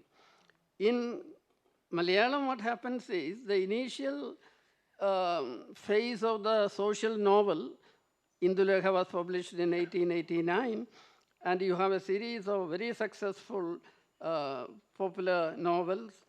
By 1910, you find most of these novels are now becoming imitations. And they are actually unable to, in a way, encounter, or in a way, they are not able to engage with the emergent reality. And that's where Fang Moretti, he actually has made many of you who have read comparative literature will know his work on distant reading. And I quote one line from him, "For every genre comes a moment when its inner form can no longer represent the most significant aspects of contemporary reality, at which point either the form disintegrates or that novel or that form, whatever, it betrays reality in the name of form. So Malayalam was facing a dead end by 1910 or maybe by early 1920s. And the critical gaze that altered the templates of novelistic imagination came from the translation of a French novel, La Mirable, by Victor Hugo, by Nalla Narayana Menon, under the title Pavangal. It was a monumental translation running to 2,478 pages, 3 volumes, published between 1925 and 1927. And the translation was based on Isabel Hapgood's English translation, though Narayana Menon consulted the French original through some of the French knowing priests. He in fact retained the French names. He didn't use the word Jean Valjean, he used the word Rangwal Rang and Javert and things of that kind. And now if you look at, you see, there's a whole story to the publication of this novel, which I don't want to go into. Nalapat Narayan Menon was very close to Vallathol Narayana Menon, the great poet, and he used to narrate the story to Vallathol, the great poet. And then Vallathol said, no, you translate it, and we will publish it. And nobody would publish it because the publisher, Mangalodayam, said they actually want 1 rupee as mortgage, 1 lakh rupee as mortgage for publication. This is a huge novel, you see. And then Vallathol Narayana Menon said, all my publications which you do, that may be treated as mortgage. He gave us the you see, guarantee. Yes, he gave the guarantee. Not only that, when the first volume came out, both of them carried it on their head and went around and sold it. For Vallathol, it was a matter of recovering the money, and maybe another part. And many people refer, E.M.S. Ambaripad in his autobiography says, Vallathol had visited our home and I was made to buy 3 volumes of Pavangal. So they will go to very important feudal homes, and recently somebody wrote, if you go and look into the attics of some of these old ancestral Brahmin or Nair houses, you will find old copies of Pavangal because they had sold it across Malabar and even beyond. Anyhow, it actually had captured the imagination of Malayali readers at a point where, you see, there were novels coming into Malayalam from Hindi and Bengali. And this was the time when a lot of you see, Bengali novels captured the imagination. But then the difference was they filled in a certain requirement of reading material. You see, you need novels which can be read for pleasure. So that's why Bankim Chandra's many novels came. Sharat Chandra. You see, Sharat Chandra was, many Malayali readers wanted to actually believe that he was a Malayali writer, Malayali author. You see, once a Bengali critic was saying something against Sharat Chandra, and one man went up the stage and said, say anything, but nothing against Sharat Chandra. That is how the Malayali readers. But the point is that age wanted a certain kind of reorientation in the novelistic genre.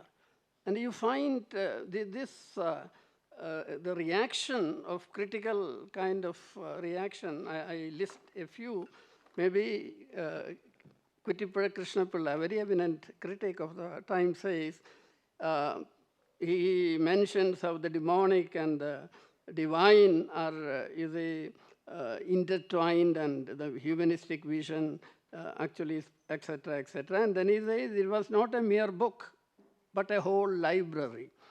I think this idea, it was a whole library of European the Enlightenment thinking and history of French Revolution and a whole set of things which emerge out of, the great turbulence of 18th and 19th century Europe. V.T. Bhattacharya, a social reformer and writer, he writes in his autobiography, all that I know of literature comes from the repeated readings of Pavangal. Churugad, a very eminent leftist writer, has a whole chapter in his autobiography on Pavangal. The list could be very long. The point to be noted is the encounter with this translation expanded the scope and scale of the fictional world beyond its provincial and domestic settings, widening its thematic repertoire by incorporating the larger questions of historical change and revolutionary upheavals in search of freedom, social justice, and human dignity. Its publication marked a rupture in Malayali's sense of time and place, social change, and the revolutionary role of ideas in transforming the direction of history. Hugo's digressive and expansive narrative calling into question the fundamental moral principles of lived reality that do not conform to legal or theological postulates of abstract principles, in a way, actually was an eye-opener to the Malayali reader. And here I would like to locate this reception in a series of events which, and this is very often what happens to a classic which is a translation. Its original La Mirable is still considered a major French novel. At the end of 20th century, there was a whole, many French writers were asked, I think 30 plus, and they all gave a list in which La Mirable was at the top. And at least I think one, Chenet or somebody said, which is the best French novel. He said, La Mirable, alas. So there are people who are exasperated with this novel. That's also true. But, pardon? About 3 minutes? 3 minutes, yes. I want to bring in 3 or 4 dimensions of this context of reception. One, of course, is the entry of Mahatma Gandhi into the nationalist movement in the early 20s. And that changed the political landscape of southern states as a whole. And this also contributed towards a large number of questions which were at the bottom. They came to the surface. And maybe behind this reception also there was the 1917 Russian Revolution and its impact on the nationalistic movement. And another, this is something which has a bearing on what we are discussing. And when we think of South India or states like Kerala, Tamil Nadu, another very interesting fact is there was no Kerala in 1920s. There was no Tamil Nadu. Kerala. Malabar was part of Tamil Nadu. Even part of Andhra was Madras state. South Canara to almost Kakinada, that it was one big Madras state. Karnataka was Mysore, and part of today's Karnataka was with Andhra. And so this configuration also has a very important, when Vaikam Satyagraham began in 1920s, that's a very important movement in the South, because it brings 3 eminent personalities together, Mahatma Gandhi, Narayana Guru, and Periyar Ramaswamy. Periyar Ramaswamy was arrested and jailed twice during this Vaikam Satyagraha. Basically, it is a temple entry movement when the Irava caste, you see, they are considered lower caste and were not allowed to use the public roads around all lower castes were not allowed to use the public road around you see, the Vaikam temple. So Gandhi met Narayana Guru and had a very long conversation, which has been documented. That also is around this time. So very important conversations are taking place between Periyar, Gandhi, and Narayana Guru. Maybe they didn't sit together, but there is a lot of literature on Vaikam Satyagraha in Tamil. Maybe that's more, yes, I am waiting up. And that's significant because that's a moment when Periyar himself understood the failure of mass movements to change the mindset of the upper caste. So Periyar must have actually felt political movements of this kind cannot basically succeed in changing the mindset of the upper caste. And I would conclude by saying the publication of a translation in a time of great turbulence captured the imagination of a large community and enabled them to make choices which were the word man, the word Manusyan. It echoes in the literature of Malayalam throughout the 20th century. Maybe Vaikam Muhammad Bashir has a story called Uru Manusyan. And there are poems and Nadagam, Ji Uru Manusyan Agan Noku. This is the name of one play. Be a man, you see. So this idea of humanity as a whole actually was very firmly registered through a translation which was written in a foreign language in a different context maybe for a different purpose. Yes. But then Hugo had an afterlife in Malayalam. He's still alive and you see, thank you very much. active. Yeah. So we have a lot to think about in terms of the relation between translation and the larger, scene. So we move on to Professor M. Sridhar, who has been translating between Telugu and English for over 30 years or so, along with Professor Uma. They have been working together, and among their, they've worked with publishers like Oriental Black Swan, Sahitya Academy, and Katha, G. Kalyana Rao's Untouchable Spring, and K. Shiva Reddy's Mohana O Mohana, and other poems. And in Telugu, The Best Stories of Her Times, edited by Volga for HarperCollins.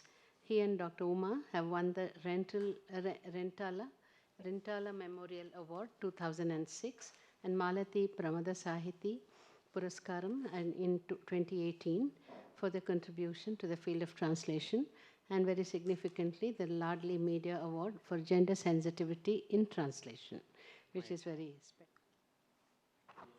I'll go into my paper right away. In a recent seminar organized by EFLU in association with Bharatiya Bhasha Samiti on 19th October, I had underlined the importance of translations across Indian languages, drawing on insights from the work of Sujit Mukherjee, G.N. Devi, Skutnap Kangas, Ngugi Vatyango, to underline the importance of knowledge transfer between these languages to contain the onslaught of knowledge from the Western Hemisphere on the one hand, and the growing dominance of Hindi and English on the other. I have therefore decided to focus on the second theme suggested by Vanamala for our discussion this afternoon, that is, on some of our quote, self-affirming as well as critical perceptions of what works and what does not work for us as engaged scholars and practitioners of translation, unquote. by drawing on a paper Alluri Uma and I published some years ago, titled Towards a Fluid Framework of Translation, Translating Dalit, Women's, Minority Literatures. Let me then start with an apology, one for rehashing a published paper with a few insights that have occurred to me from recent experiences of translation, and two, for my inability to talk about my translation from Telugu to English in the singular, because I have always translated from Telugu to English with Uma. We have translated Muslim writers, each coming from different backgrounds, writing in Telugu into English. Let us take the case of Khadar Muhyiddin. He wrote a long poem titled Puttumatsa, the birthmark, in 1991 that described the anxieties of Muslims as citizens in India a year before the demolition of Babri Masjid. In this poem, he begins a discourse on language based on the language Muslims in his family have been forced to speak. Quote, dreams stop coming to me in my mother tongue. My thoughts, too, take recourse to the language of the majority, unquote. By the language of the majority, the poet means Telugu, which he feels Muslims like him have been forced to speak rather than Urdu, their so-called mother tongue. Perhaps this is the predicament of Muslims who have been greatly Islamized and who find themselves in a situation where they are forced to express their thoughts not in Urdu but in Telugu. On the other hand, for Muslims who are from the backward castes who have taken to Islam, that another poet Yaqub talks about in his poem Aval Kalma, that's the first pure word, it is a different story altogether. Telugu is the only language they know. Perhaps this is also true of many Muslims across different states in India. They try to transform the language they know to make it adapt to their religious practices and culture. Yaqub says, wonder of wonders, the language we know, that is Telugu, is not ours. I believe the language which is supposed to be ours, that's Urdu, we don't know. In the end, we are caught in the difficult situation of not having a mother tongue. We have been excommunicated for speaking in Telugu. Hey, you speak good Telugu being a Mussalman. A curious dilemma whether to laugh or cry. When all is said and done, our dreams are Telugu, our tears are Telugu, unquote. It's a well-known fact that the Muslim variation of Telugu had become a butt of ridicule in popular films and media. Perhaps because of this attitude of the majority, there had been an earlier generation of Muslim poets in Telugu who had written as if the Islamic aspect of their life was to be suppressed. As against this, the post-Babri Masjid demolition literature by Muslims urges them to speak out their fears, their anxieties as Muslims, and the need to assert their distinct identity. It is thus that in her poem, Laddafni, Shahjahana speaks of a Muslim woman from a lower class family being married to a higher class Muslim in the following words. I quote, even as I was sure that I was being sacrificed like a dumb being and went to a walima or a gulposhi, my voice would become in the face of their Urdu Zari groups, their clamor and flamboyance, the terrified cotton sari crumpled all by itself. An invisible lack of strength would hold tight the reins of my speech. Their curiosity and prowess would get displayed against my knowledge of Urdu if I know or not. Everyone looks upon me not like a human being, but like a cleaned up cotton heap, and try to blow me off just by their words. But my parents' people would be absolutely sure that I have become a true Turaka girl. When my a little later in the same poem, she says, when my husband doesn't take on my Dude Kula-ness, why should I bear the burden of the stamp of a true Muslim? Dude Kula is a caste, a lower caste among Hindus who converted to Islam. When my poverty was swallowing my dreams and hunger my time, my childhood had hiccuped in the blanket of my sorrow, learnt nothing except to stitch mattresses. Why should I feel sad about the Urdu and Arabic I could not learn? I will, in the presence of everyone, 100 times shout hoarse, yes, I am a Laddafni. I will remain only a Ladafni, unquote. The fact of her belonging to a poor family and a community who traditionally made mattresses from cotton wool, that is Ladafs as a community, defines her unique identity. The translation of the poem is followed by a series of footnotes as follows. Ladaf is the term by upper-class Muslims to refer to Muslims belonging to the Dudekula community, who traditionally made mattresses from cotton wool. Ladafni is the feminine form of the word Ladaf. Turaka is a variation of the word Turk, which means a Muslim. Walima is the function held after marriage in the bridegroom's house. Gulposhi refers to the function held when a girl attains puberty. Thus, even a cursory glance at the titles of the literary work of such Muslims, Ladafni as in Shah Jahana, Awal Kalma as in Yaqub, Dawat as in Khaja, Haram as in Khadir Babu, will reveal the statement the writers intend to make with the title in Urdu, followed by the text mostly in Telugu, however deviant it is from the so-called standard language. Such a use of language also announces the urgency to employ the language of the majority they are born into or forced to speak with a distinctness that presents their individual identities in terms of the economic background, gender, and the various professions they undertake. How does one translate such a complex scenario? The contemporary Muslim writer infuses a unique mix of words from his cultural repertoire with Telugu. When such texts are to be translated into English, there is a need to be extra sensitive to see that this rich tapestry of language is transported into it, so much so that while the Telugu part of the text gets translated into English, the rich native cultural component of it is retained as it is with detailed footnotes to accompany the text. We have argued elsewhere, and very forcefully too, that footnotes distract the readers and that as translators we should avoid them as far as possible. We had tried hard on more than one occasion to convince our English language publishers that there was no need to bend backwards to accommodate to some imaginary English reader who may have difficulty to follow the text without adequate footnotes or glossary. On the other hand, there is a good case here for a need to be far more sensitive and literally bear the culture across, that is, translate into the target language with as many footnotes as may be necessary. One of the most recent of our translations is that of Afsar Muhammad. Though Afsar's stories are seemingly simple, we had to grapple with their many-layered linguistic complexities.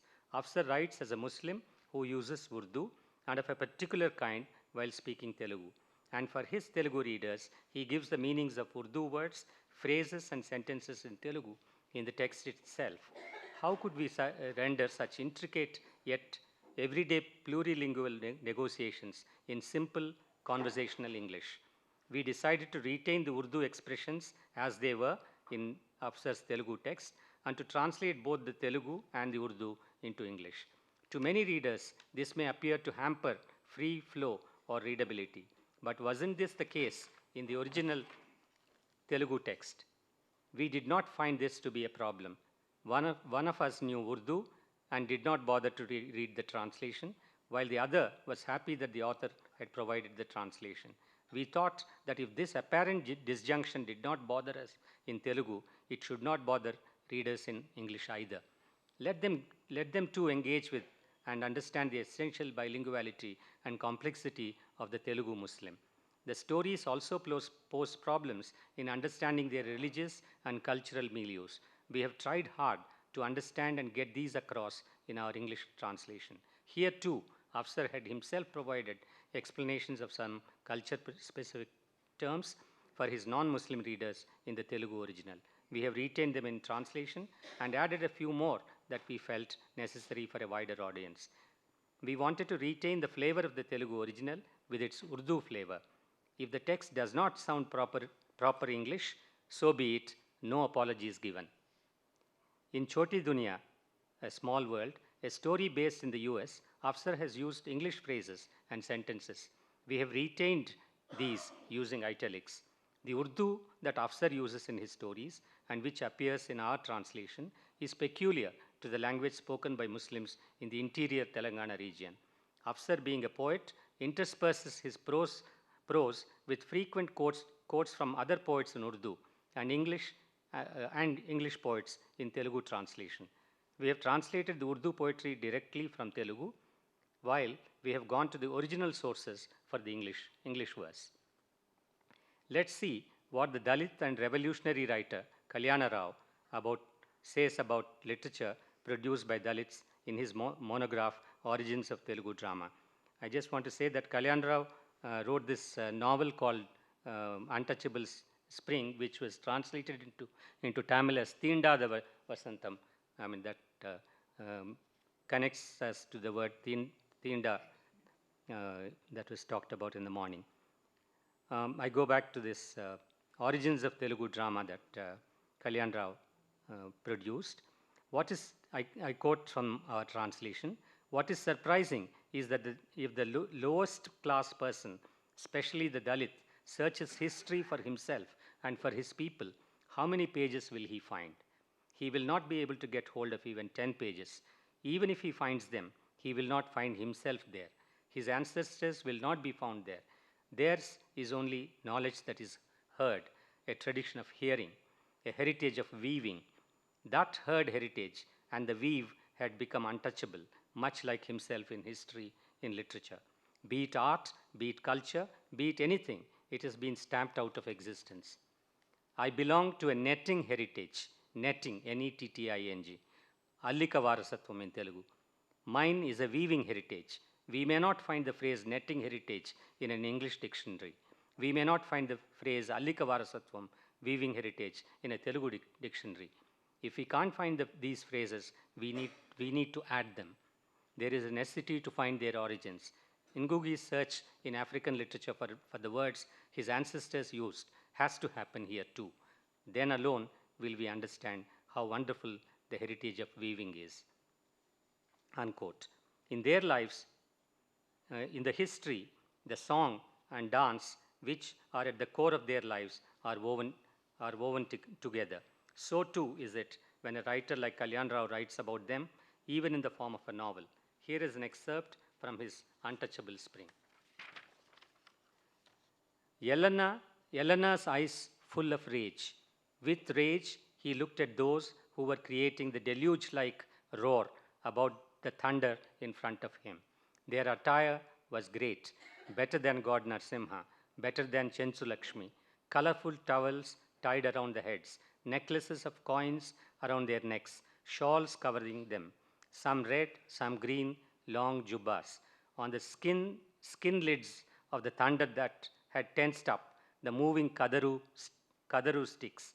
On the other side, friction caused by cane stick, an immense roar taking birth, a circular movement, a horrendous sound, an awesome dance. The Urumula Nrutyam of the Malas. Yellana's feet were moving, legs were shaking. The feet were refusing to remain on the ground. Some rage, a turmoil somewhere else. The sound ceased. Yellana's heart stopped suddenly. The song began. The musicians of the Urumula dance began their song. In the song, Ganga was flowing. All the way, the land was dry and parched. It was groaning for water. Ganga must be born in the dried up Ganga. The cracked earth must drink greedily. Ganga must fill up. Ganga must swell. Ganga must touch all the worlds. Till then, thunder will not stop, dance will not stop, song will not stop. The song was going on. Unquote.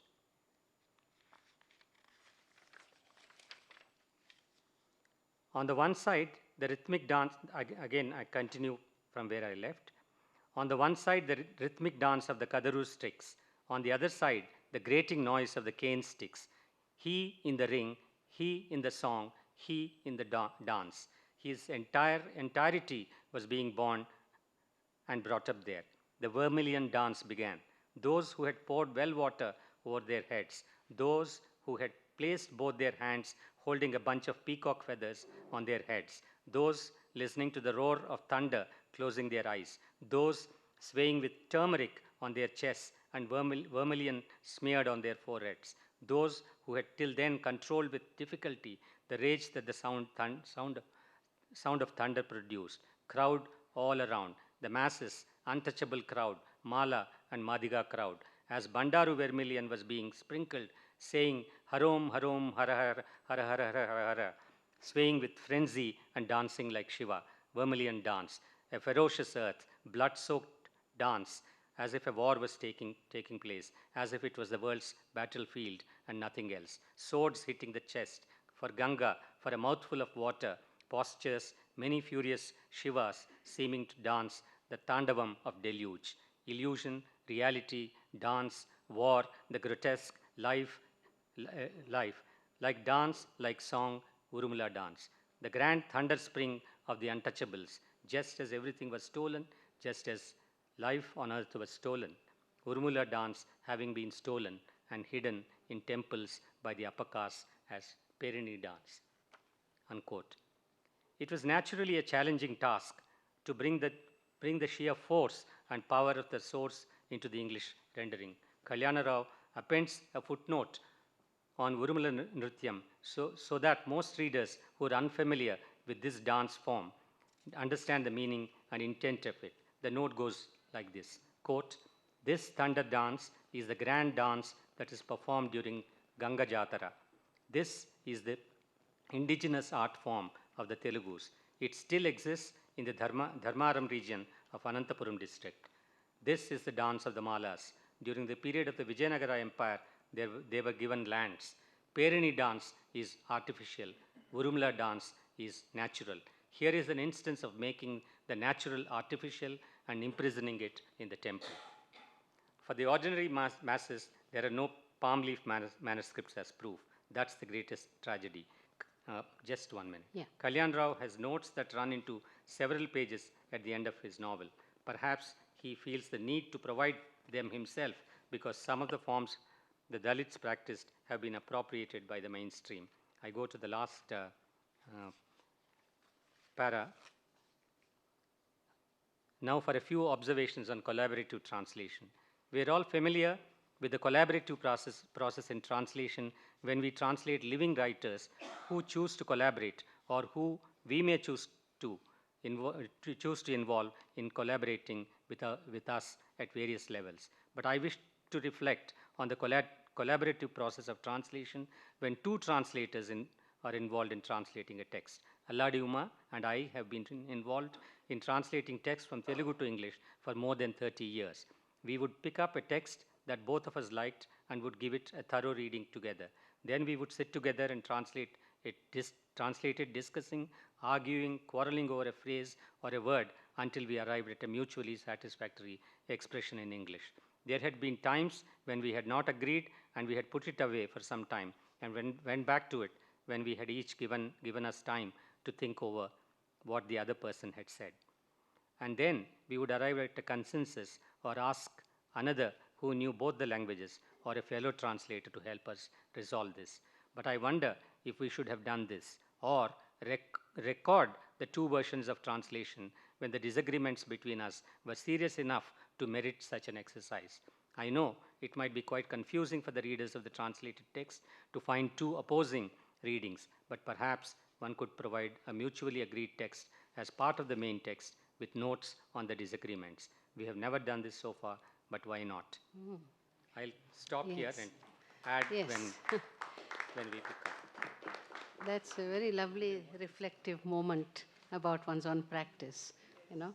So I look forward to reading that account of, you know, the differences. And yes, yeah. Thank you, Sridhar and Uma. The last but not the least, as they say, Chandan, Professor Chandan Gowda is Dean, School of Liberal Arts, Vidyashilp University, Bengaluru. But we all know him as a tall presence.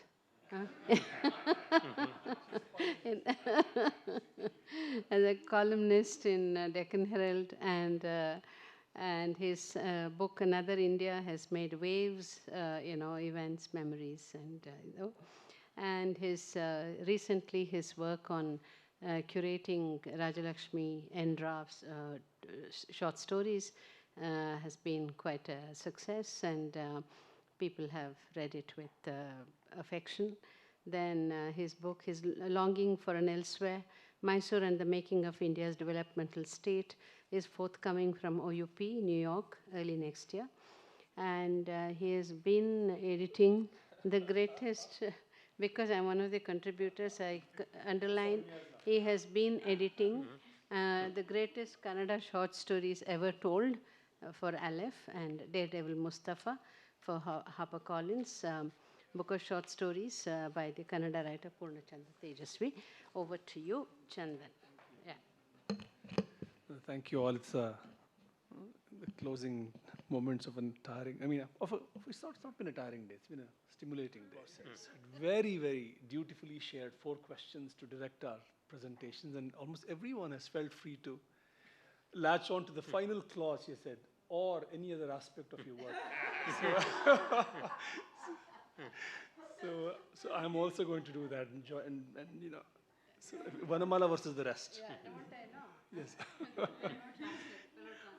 So it's, yeah, thank you. This has to be autobiographical to make. Autobiographical modes are, justifiably suspect at times, in the sense of, the nice coherence you all achieve, and we all know what Freud would say. We know what, suspect. But I've tried to be honest with myself to get a sense for why have I been drawn to translation, and why do I translate what I've translated. And it's a long story in the sense, my 3-decade-long sojourn in social science is definitely a big part of the story. And D.R. Nagaraj's name was mentioned. I remember he was very close to me, and I wanted to do Kannada literature. He said, no, social sciences are exciting. That's what you should do.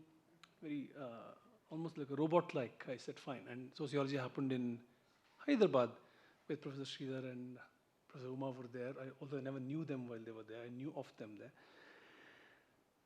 And sociology here, more so now than it was then, but definitely even then, was, to use a shorthand, was in the clutches of progressivism. There's definitely a default vision of a liberal egalitarian order that was driving the entire quest of social science, and this was inherited from Europe, but we had an Indian inflection.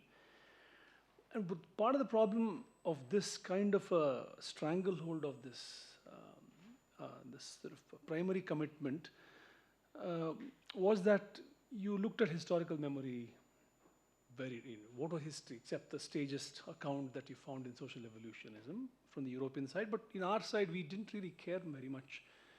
I'm talking as an insider to the social science training. And our interest in big institutional processes, society, economy, politics, etc., you pretty much evacuate the individual. There is no individual there.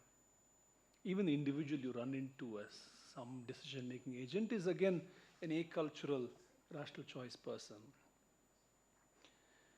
I realized early on, but I actually stayed on and stayed on and stayed on. I went to the US, looked for friendlier social science places, more interpretively hospitable places, and I was lucky to find those, but it was still social science, and there's only so much you can do. And by the way, I also took English courses and was secretly pleased to see that it was also social science. The English literature department, the social theory was Gramsci and all, the same set of people. And not that I should exult over the misery of others, but I felt something had happened drastically anyway. So, and then in 2001, Ajay Thomas admired me was when I translated Bara and published in Indian literature, and that happened completely accidentally. Your Ananthamurthy on his way back from Mysore told his son, this story has been neglected, and the son called me to say, do you mind translating it, and I took it on, and it was I don't know how many drafts I must have shared with you, and then Mini took it up, and then it was several more drafts. But that was the first time I encountered a story that actually illuminated the predicament that I felt I was suffering from. An IAS officer, a rational liberal, working in a drought-prone district and running into phenomena that was putting his own liberal viewpoint under trial. And this, you will see, was Ananthamurthy's refrain across so much he wrote, just trying to point to limits of rational liberalism. And so there was that. And I was also, there's no sensuousness, in the name of objectivity, you just do away with metaphors and any sort of literary devices, actually. And the idea that you're a modern discipline also meant you stayed out of sources that looked like theological sources. They were not part of your normative armature, for sure. And you were secular. So there were all these things. And translation, for me, was a means of getting into Kannada literature and really delighting in the joys of sort of voices. I must say, Kannada literature, despite a small phase of progressivist writing in the 50s, 60s, has been fortunate. Even the moderns have not tried to be rational in the way they've gone about their imaginative work. Even when they've tried to be politically interventionist, it has not been a simple case of, let me show you how a problem persists, or something like that. So I was thankful to run into these people, and I was also interested, like I mentioned, broadly, again, to use a Charles Taylor phrase, sources of the self, if you were to, for which we don't have a comparable book in the Indian situation, just a broad tracking of how the Indian self may have evolved over time, whatever method you may want to use. So this is where I started digging into pre-modern archives, not as a scholar, but as someone who's interested in texts, and they were still amenable. You could go to Hadakatti, the early 20th century Lingayat curator. He discovered the Vachanas in a way. The life of Shiva's devotees, men devotees, women devotees, and they were contemporaries, to use your term, and they were contemporaries to people you spoke to about them. They would even say, "Don't you know he went there, he married her, he was with her." It was as living presences. But for me, these are all new things. New things in the sense that I'd heard of the names, but had not really read about them. And this went on and on. So varieties of the human selfhood that you could uncover, not as a means of a curatorial exercise, but truly to get a better sense of how this cultural world has evolved, and the excitement of the fact that they're not really museum pieces, they're living pieces that people recognize, and you can do something with them, do in the sense of, as part of your imaginative work. So there was that aspect. Just to give you an example, a story from Vanamala's, she's translating Vadaradhane, which is a Jain text it's called the first book of short stories here, but they're all stories that are told to Jain people who have decided to die through this Alekana method. And these stories are all about assuring them that your decision is a good one. Please don't try to change it. And the stories are all about the baseness of human character. And for me, these are all examples of moral horror. And if and the Gothic imagination overwhelms even the horror stories that we run into. And I thought, okay, here is something where horror is being expressed in a completely different way. And just to give you one of the shortest stories in that collection, Gajakumara Charita, there's a king who is angry about a neighboring king's defiance, and he says, who will vanquish him? Only one person volunteers to do that, and he says, I will do it if you will let me take anyone's wife in the kingdom except yours. And the king says, fine. And he does vanquish him, and he is claiming different people's wives, and he finally settles for the goldsmith's wife. And the goldsmith has to just bear with it silently because he didn't volunteer to fight. If he had fought, this is my reading. Why is it? And also sovereignty. The king is sovereign, and everyone has come under it. Anyway, the story ends in a different, this guy becomes remorse, and he takes to the path of self-purification, and he's still killed by the goldsmith. Revenge killing happens. But this story for me was an example of how both is a model of sovereignty, even if it's fictional, but also a way in which Jains who love non-violence, detailed graphic descriptions of violence, actually just imaginatively rich. How he's flayed, how he's nailed, how he's branded. And I felt, okay, these are images that we ought to have access to as what is the pre-modern world, the everydayness also that we talked about earlier.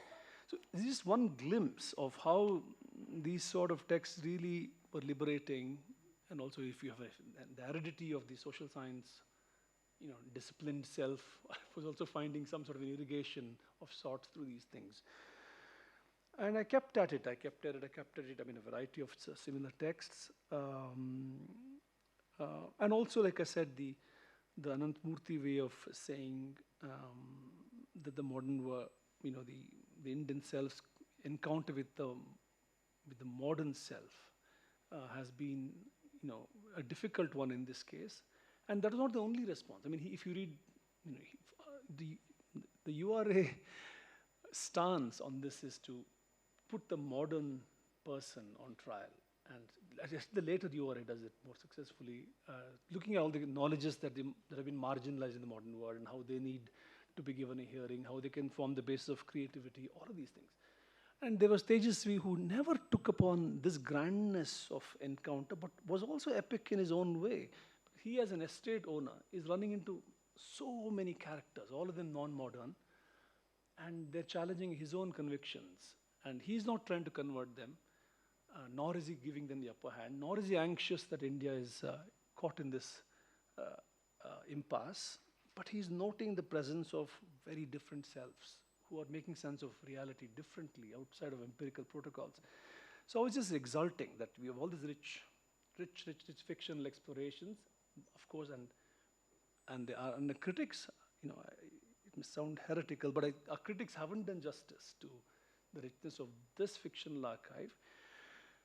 I feel a lot more could be done. This is one. And the second is, of course, the progressivism of the discipline, yes, but also the progressivism of the activist world outside. I also felt, even when you when you represent the oppressed or the lower off or the less privileged, I felt the representational means, are simply, again, being presumptuous in terms of ultra-rational resolutions being offered, and everyone has to accept it because you're on the side of the underdog. And you felt, again, this pre-modern archive, which is not to be seen in terms of time, but it exists even now, the lower caste creativity is a very serious contribution, and which, I'm sorry to say, the Dravidian inspired historical angst about deprivation through time, through upper caste, holding down mechanisms meant no knowledge whatsoever, and we've just been held down, has just been catastrophic in not letting you see how much creativity there was on the part of the lower caste and Dalits, of course, not just the OBC. So all of this luckily has been, luckily for us, the Kannada world, and I would like to hear comparative observations from the other southern Indian states, the folkloric excavation has been so comprehensive and so extraordinary. Every little town deity festival has been catalogued. Some MPhil thesis, some MA thesis, some PhD thesis, but the operative word here is catalogued. They've all been catalogued, and you're thankful that someone has done the hard work of cataloging, but the other step of thinking through them conceptually, or their aesthetic contributions or moral contributions, it hasn't really happened. See, all these epics that we mentioned, they run into 700 pages, 800 pages. You look at the preface, it'll be 2 pages. They have nothing to say. And even those 2 pages will be not very interesting. So that tells you something, again, grateful for the hard work done. I mean, it's not at all easy to compile definitive editions of these epics that vary across districts, and they've done it through decades, actually, 4 decades, 5 decades now. But I felt the philosophical potential of these texts have just been underexplored. And I felt even as a source of dissent, even the forms of critique, it doesn't take the form of discourse often, it's just an image. The entire Mantiswamy epic is seen to be, this is an epic that was collected in the mid-70s, but it goes back 500 years. There's only one image there of someone who stands in for Allama Prabhu, who goes to the Anubhava Mantapa, the famed Anubhava Mantapa that Shiv Prakash says didn't exist. Of course it didn't exist, but you can't say it didn't exist because that's the progressive attachment to this thing of all communities come together to share their experiences. Anyway, so the idea is that a Lingayat movement that is supposed to have dissolved, softened caste hierarchies had actually congealed them. So you needed an epic takedown of the orthodoxy that had set in. And how does the takedown happen? This guy, Manteswamy, comes there with a dead calf on his shoulder and a leather pouch filled with alcohol. And these objects, these symbols, their association with Dalits is so strong, they feel this is it. That's it. You will not find any discursive elaboration of the problem or of what needs to be done or what. It's just so. And I felt where I find this missing. This sort of imagination, and you can keep the Malla Madheshwar epic is also about getting the king to put his feet into sandals that burst into flames and engulfs him. And the Shiva Sharana stories are just to be read, to be believed. They're beautiful. So it's not just an instrumental attitude of recovering or uncovering philosophy or critique useful for contemporary times. Even aesthetically, it's very high order achievements. So and I find that the progressivist appropriation of all of these episodes from the past as you're clutching at straws against this monster problem. I would have welcomed all of those had I seen a certain aesthetic seriousness at least in this. Then here again, I'll close with this Vanamala. Lohia is my idol, icon, because Lohia, as you know, was a socialist. He knew Marx, he knew Gandhi very well. He was a lifelong atheist, but he took a lifelong interest in Indian religions. And his interpretations of the selves of Rama, Krishna, Shiva, or the way he read Draupadi and Sita, that dynamic, or the way he read Savitri and Sita dynamic, no social scientist has tried to diagnose processes using names from the epics. That's because of the secular commitments of the discipline that they're unwilling to shake themselves out of. But here is Lohia. No one can ever doubt he was not secular, but he's this imaginative forays into this archive is just very, very, very, very powerful. And he has a concept of immediacy that he pulls out from Shiva's conduct. He says, Shiva is never justifying what he does with reference to anything done in the past or in the future. It's all doing the right thing in that circumstance, etc. There are two exceptions. He tries to explain why Shiva was un-Shiva-like in those, but still, all that I'm saying is the task of concept building or critique building or whatever else building has barely even begun. And Lohia wrote these things 70 years ago. So yes, I'm not saying I'm a literal sort of spreading the Lohia gospel or any such thing, but even the Dalit critic in Karnataka, a few extraordinary, non-rational. If you read Devendra Mahadeva that Ajay has translated, you said you've translated him, and even Siddhalingaya, who is a rationalist, who is recruited by a rational, progressive theatre movement to write about village deities, to wean away people from their everyday beliefs, ends up writing affectionate accounts of these deities. And you actually end up becoming partial to the values that these deities are radiating forth. One more example of Prasanna, again a friend of some of us in the room. Again, he had an interesting take on the Ramayana. He felt, Lanka represents an urban civilization. They're sophisticated. They're rich. They have sophisticated weapons. And here is the counter Rama and his monkeys fighting with sticks and stones. And they're in an ashram, living through a forest. He was trying to see if Ramayana is actually a critique of urban civilization. I thought it was an interesting way of looking at that.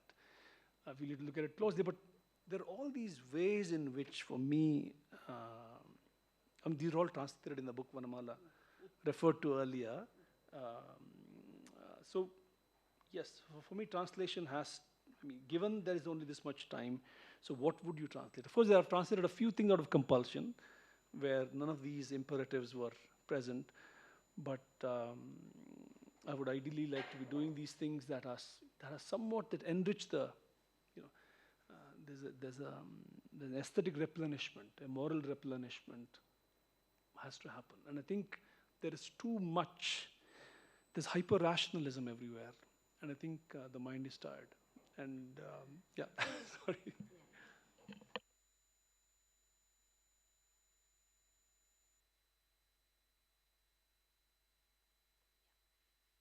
We have about 20 minutes or so. So the sessions, it's kind of unfair to ask you to remember what the questions that came to your mind and so on and so forth. But if there are any questions on top of your minds, then why don't we have some? Yes, please. Yeah, please. Yeah. The mic.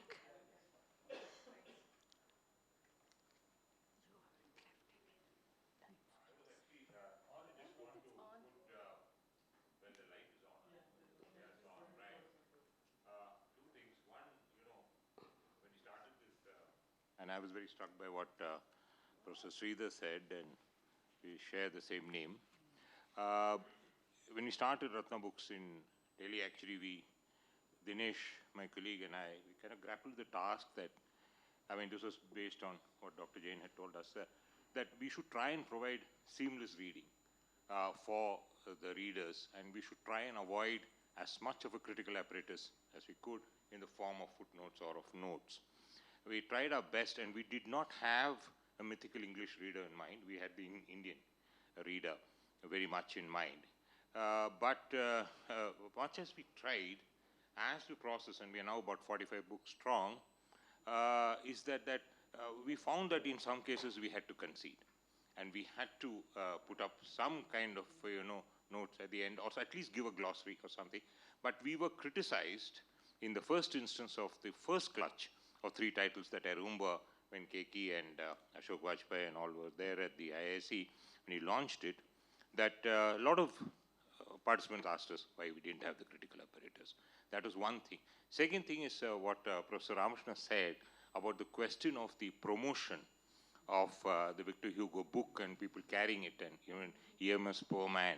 I feel that some of the people who received the books were the real Pahangal, because they were the ones to receive that. But there is a precedent in history. The first Indian author in English who published his diary, called Deen Mohammed, in 1793 in England, did not find any taker for his diary. Till his, his sponsor, George Baker, the printer, they had to get a subscription. Fortunately for him, George Baker's extended family considered 112 members. They all signed up to get a copy of the book, and that's how it's happening. And the last I'll say is that we just published a translation of Bengali called Shripondo's Kolkata. A Bengali nobleman used his personal resources to keep the translations of Mahabharata and Ramayana from his own pocket and distributed these in installments for people to queue up at his doorstep. These are all kind of innovations. Yeah. Thank you so much. Thank you, Mr. Sridhar. Any other questions? Yes, Rao. Yeah, Jai Srinivasa Rao.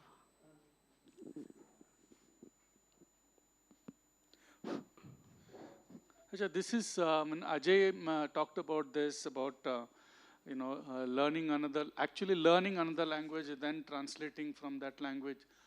So this is just a, an addition to what they told about one of, I worked on this area, B. Venkatacharya, who learnt Bengali and then translated around 40 novels into Kannada from 1875 onwards till around 1925. And how he learnt the language is also very curious. He used to get some medicines from Calcutta for some ailment, and the medicines came wrapped in a Bengali newspaper. So he was fascinated by the script, and he wanted to learn Bengali. Again, another accident sort of thing. And then he wrote to Ishwar Chandra Vidyasagar that I'm interested in learning, Bangla sort of thing. Then there was some kind of a correspondence course between them. And then Venkatacharya learnt Bangla, and then Ishwar Chandra Vidyasagar told him that you translate this Bhranti Vilasa, his an adaptation of Shakespeare's play, Comedy of Errors, to Kannada. So that is the, this was the one example, prime example that I could find. One person learns the language and then goes on to translate around 40 novels into Kannada at that time. Yeah, thank you. Anyone else? Yes. Hello, my name is Suchitra. I have a question following Mr. E.V. Ramakrishnan's speech on the role of Les Miserables in sort of changing the landscape of Malayalam literature at that time. When we bring translations into a language, very often the goal is to bring that new flavor in, a new way, like you said, a new way of thinking or seeing or writing, which didn't exist in that language before. And that generally invigorates the writers and readers writing in that language to think outside the box, see things differently, innovate new forms and modes of writing. Now, as a practicing translator who translates into English, the reason I started translating is because I see something in Tamil, the language I translate out of, the books that I translate, that I don't see in contemporary English fiction. But I am always wondering, what happens to the books we translate into English? Is it making a dent on the Anglophone sensibility, right? Because we are bringing very different sensibilities, as all the discussions around this room show. My question is, when we talk about translating from Indian languages into English and vice versa, what is the translations into English? How is that affecting the core Anglophone sensibility? How is that affecting the books that are being written in English by Indians today? And if anyone can weigh on this, I'll be very happy. Thank you. Yeah. It's a very important question. And my answer is, it doesn't make a dent. Not only that, its basic purpose is to consecrate the text. You see, it gives a certain kind of, if you look at the way in which some authors in Malayalam have gained a certain visibility through translation, which critical reading or other kind of reception did not give them, it's obvious, you see. Whereas when you translate something into Malayalam or your tongue, it actually goes into the creation of maybe a critical sensibility, or it may even, you see, endorse certain kind of choices. Not always, but that possibility is always very much there in Indian languages. And none of these European languages have a history of receiving text from, call it third world, call it whatever, you see, and you see, on equal terms. It's not level playing field.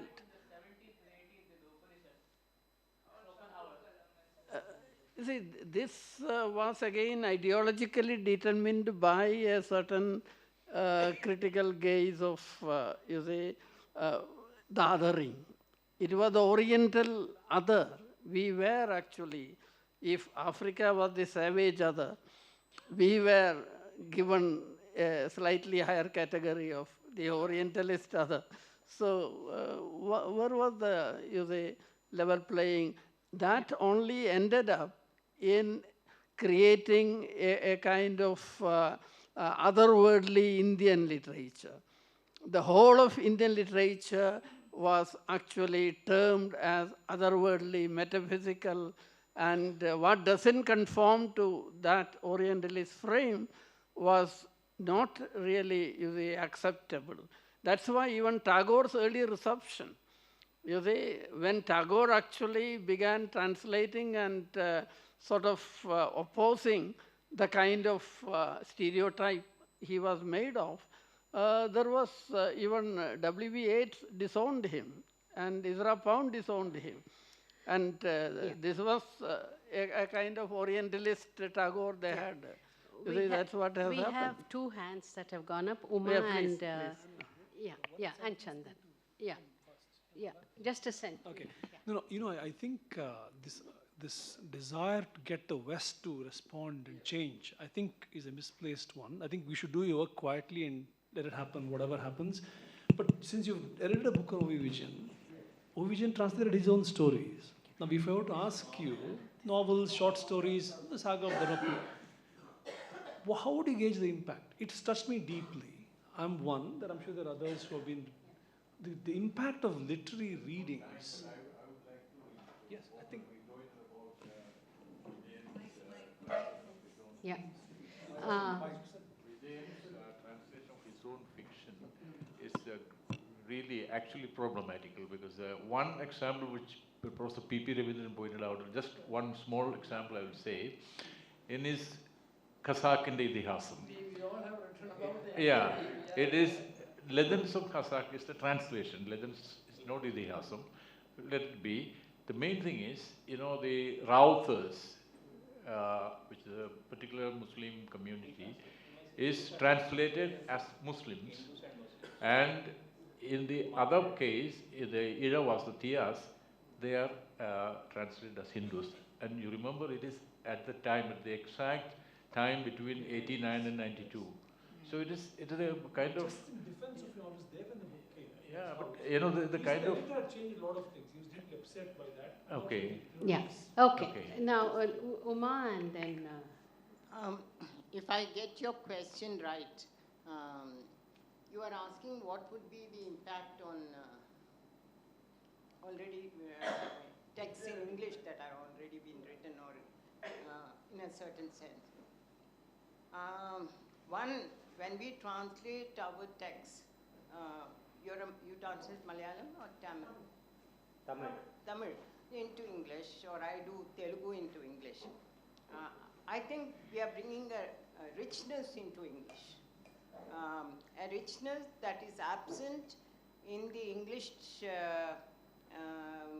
fiction, non-fiction, whatever it is that is being written in India. Because that which is being written there is from a certain section of the Indian community, which is English educated, which has a certain grasp of the entire thing. But when we translate these texts, the texts that we do, something that Sridhar was sharing with you of Muslim identity texts or Dalit texts or, so many other things that people have been talking about today, or her text of Nirmal Murugan's text that she has translated, whatever, it is taking, India is not just what is represented there. The multicultural, the multi-ethnic, the multi-religious, the various things that we represent comes through only through this. Now, how does it have an impact on it? Will it change? That has to do with us, okay? That has to do with our mindset. Thank you. May I please complete, okay? I've been a teacher for a very long time. I've retired now. I've been a teacher, and we can do this by changing. When we teach an Indian English writing course, we can teach an Indian English writing course in universities which allow this. We don't do it. Even in University of Hyderabad, I had to fight a long battle before I could do it. By using text written in Indian languages translated into English. And then your students get exposed. I'm not an academic, ma'am, and I don't think my question has nothing to do with how these texts will be taken over to academia. So the example sir gave was about how it changed the sensibility of the reading population. We have our text, the text we translated to English.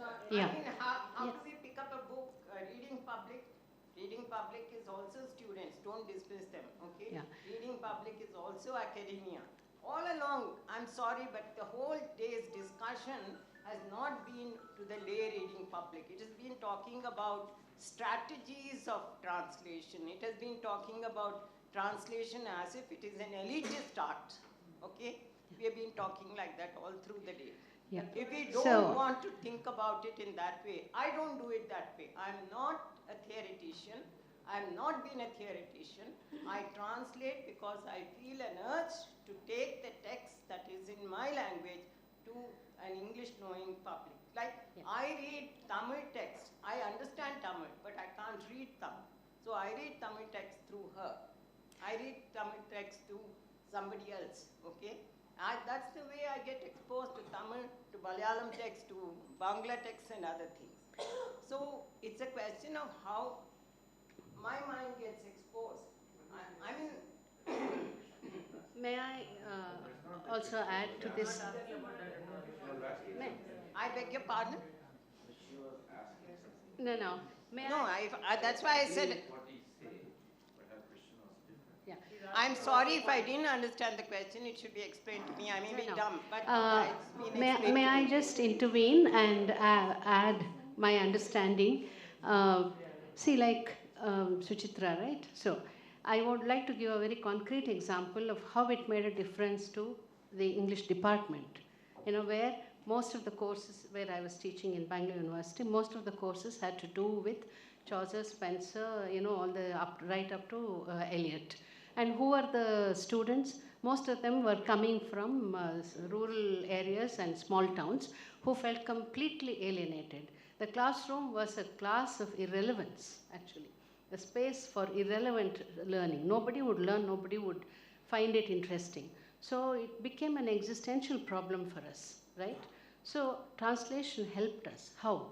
Because we put together a course called Modern Indian Literatures in Translation. We had it was a random selection of Bangla, Malayalam and Kannada. So we chose only novels. And how did we choose? Let's say based on gender, we found that gender is a common category of interest in which gets represented in these texts. So gender, caste, community, you know, Hindu, Muslim, it could be whichever, or Christian, and then nation, because it is a time of nation building. The novel, originated around that time in our languages, and this became, this broke the ice of our students. English department became a happening place after that. You know, people, yes, they could relate to it. You know, they may not have been able to read the entire translation, you know, because they were, in some places they had problems with English. But there were translations into Kannada also, you know, like Antarjanam's text, Agnisakshi. There was a Kannada translation. Kasakinde Itihasam, that was a text. Then Indulekha was a text. But Indulekha is there in Kannada also.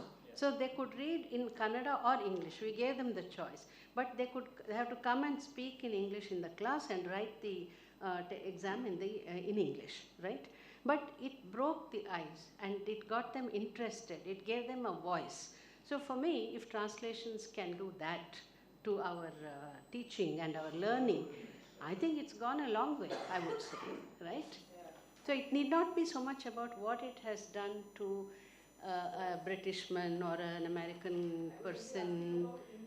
Yeah, I wanted to respond as a writer, actually. I'd like to respond to her question as a writer, if I may. Because I feel that, and I'm not even talking about my own translation. So Prathamalo by Sunil Gangopadhyay, I read the translation by Aruna Chakravarti. And I think how musical it was. There's this one particular scene in which she speaks about Ramakrishna's insanity, like, you know, his, and how this whole idea of the Hamsa and all of that. And I think that affected how I thought about the extent to which I could go in English.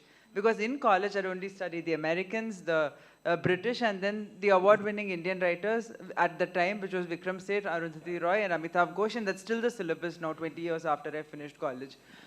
People haven't heard of Jeet Tail, for instance. So it's not, but as a writer, I think it changed how I thought about English and the extent to which I could go.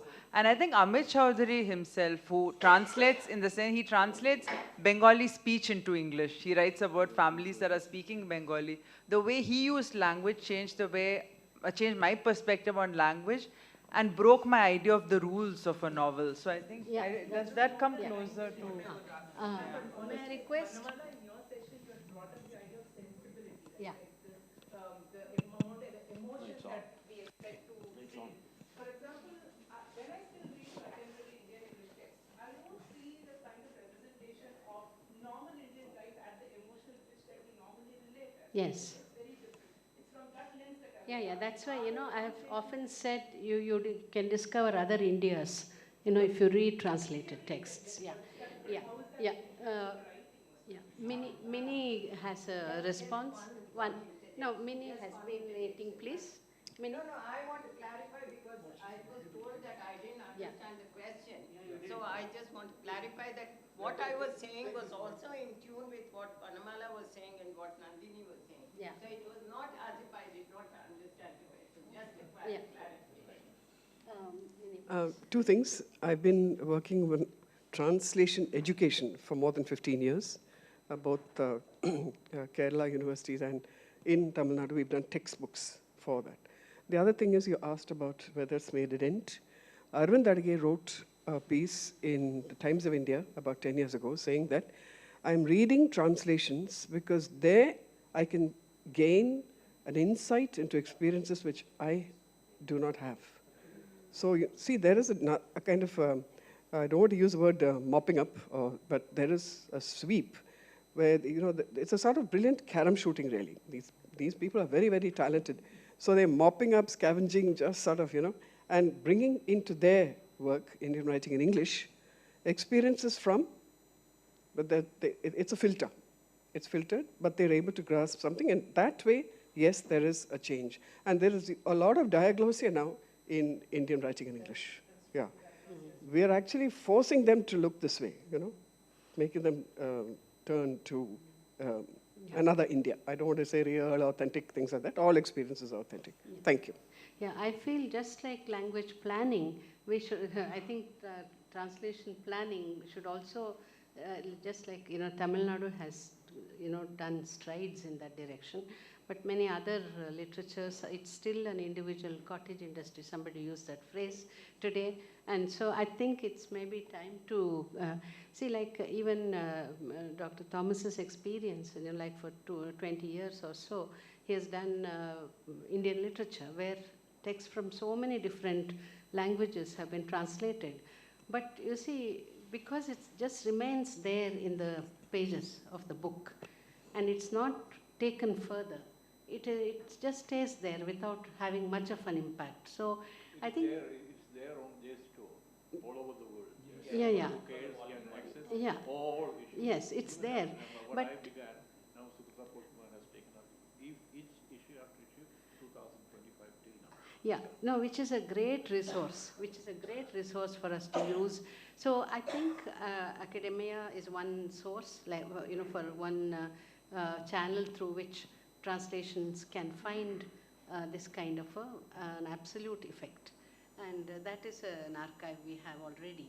So like that, I think we need to really give it a push and give it a more organizational, use the resources of the state and private, like Hyphen and, even this New India Foundation has a fellowship to promote this. So like this, there are several avenues, and I think more avenues are needed, and it should not remain an Ekadshi discipline, continue to remain like that. It should become richer and more worthwhile for us to pursue in terms of pragmatic considerations also, not just intellectual considerations. So, no, but on this matter, we don't have an answer on this, but the review culture, that's a telling symptom. Right? Who is reviewing what? Nobody is taking stock of who the true great new talents are. It's just a bizarre world. The review culture for me today, I feel somewhat nostalgic for the time when the English departments had people who would actually. This is where the degree of culture comes back. Yes. Because you have a dedicated journal which they began. And there are 3-4 more now. So review, which will not be published in the newspapers, no review of literature. The space is shrinking in 2-3 newspapers, they will get books. But this, since you mentioned review, this can be a kind of yes. I'm a layman. Yeah. I was not here in the morning, but I saw the book review. I didn't know such a thing existed. I read a lot. Okay. Yeah. Yes. And today I had come here just to get an membership of this book review. Had I known this, I would have got it a long time back. Yeah. Yes. I'm an ex-Air Force officer, and I read a lot. I'm reading Kafka now, Metamorphosis. I've read Perumal Mughal, and I'm reading Salman Rushdie's reading now. But I'm seeing Dog Beneath the Feet. I'm seeing such a difference between all these things, and I'm hearing all of you now. I'm no one in front of you, of course, but I must tell you that this is fantastic, this book review thing, and it must spread. I'll tell it to all my friends. Yes. Yeah.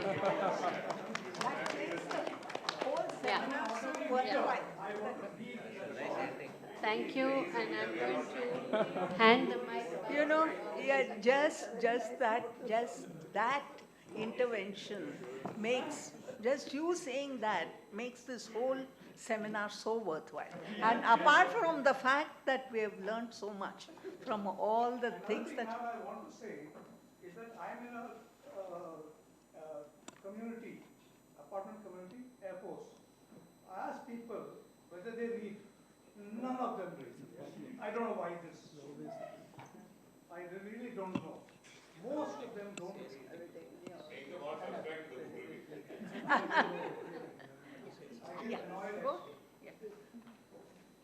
Sorry, I missed something while I was speaking earlier. To end, so I was talking about the possibilities of translating between Indian languages. Of course, we all know there is a dearth of translators who translate directly between Indian languages. Then what is the solution? Few people go with the English as a lingua franca. And Hindi, I think translations between South Indian languages rarely happened via Hindi. They all happened via English. But translating from English into other Indian languages had as its own drawbacks, we all know. Then I also came across another possibility of translating between Indian languages via another Indian language, which is not Hindi, but another Indian language. I have listed out few examples, 2-3 examples. I wanted to read it out so that you may know them. So I came across Sharan Kumar Limbale's Akarmashi, his famous book, and Dalit Brahman, translated into Telugu, not from Marathi, but from their Kannada translations. And O. Chendu Menon's Hindu Lekha has 3 translations in Telugu, and the third translation, which was published recently, is translated from its Tamil translation. And Mahashweta Devi's famous Bengali novel Aranya Radhikar has 2 translations into Kannada. The first one was direct translation. Interestingly, the second translation is from Telugu. And T. Janaki Raman's short stories were selected and translated recently by Nalla Thambi sir.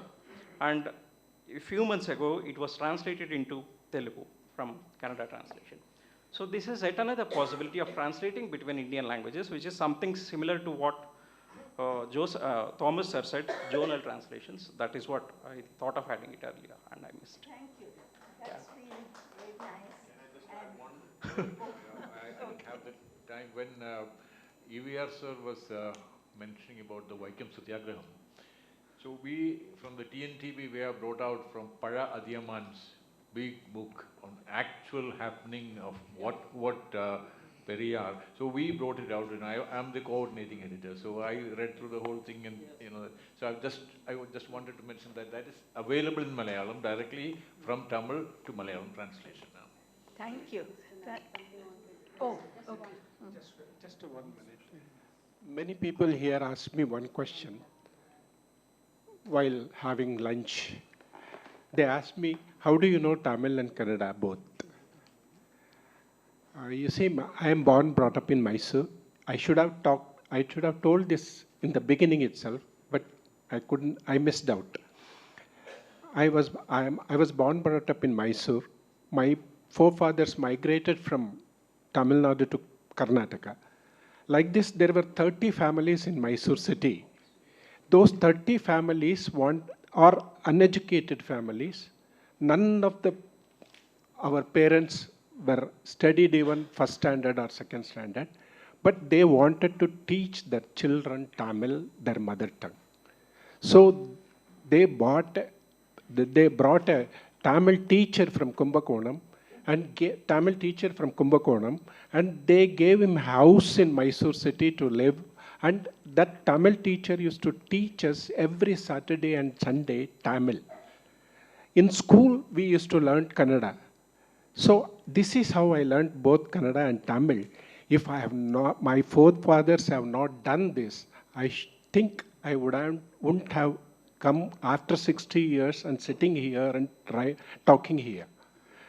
So I am very thankful to my forefathers. And at the same time, I'm sorry also, because my children doesn't know to read Tamil or Kannada. Yeah.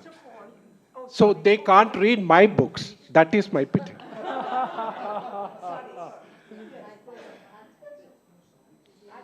Ajay, thank you very much. So first of all, I want to congratulate Uma Iyengar for having I persuaded Chandan and Vanamala to chair these two sessions. It has been just delightful the way both of you have handled it. And tomorrow, the onus is going to be on you. So I think you put your thinking cap on. Thank you so much. And we'll all meet up tomorrow. I hope we'll see all of you. And those who are staying at the Icon, please join for dinner so that we can take care of the paperwork and things like that. Thank you. We check out in the morning tomorrow. Tomorrow, I think Uma has organized that we bring our luck. All of us will be checking out. You needn't.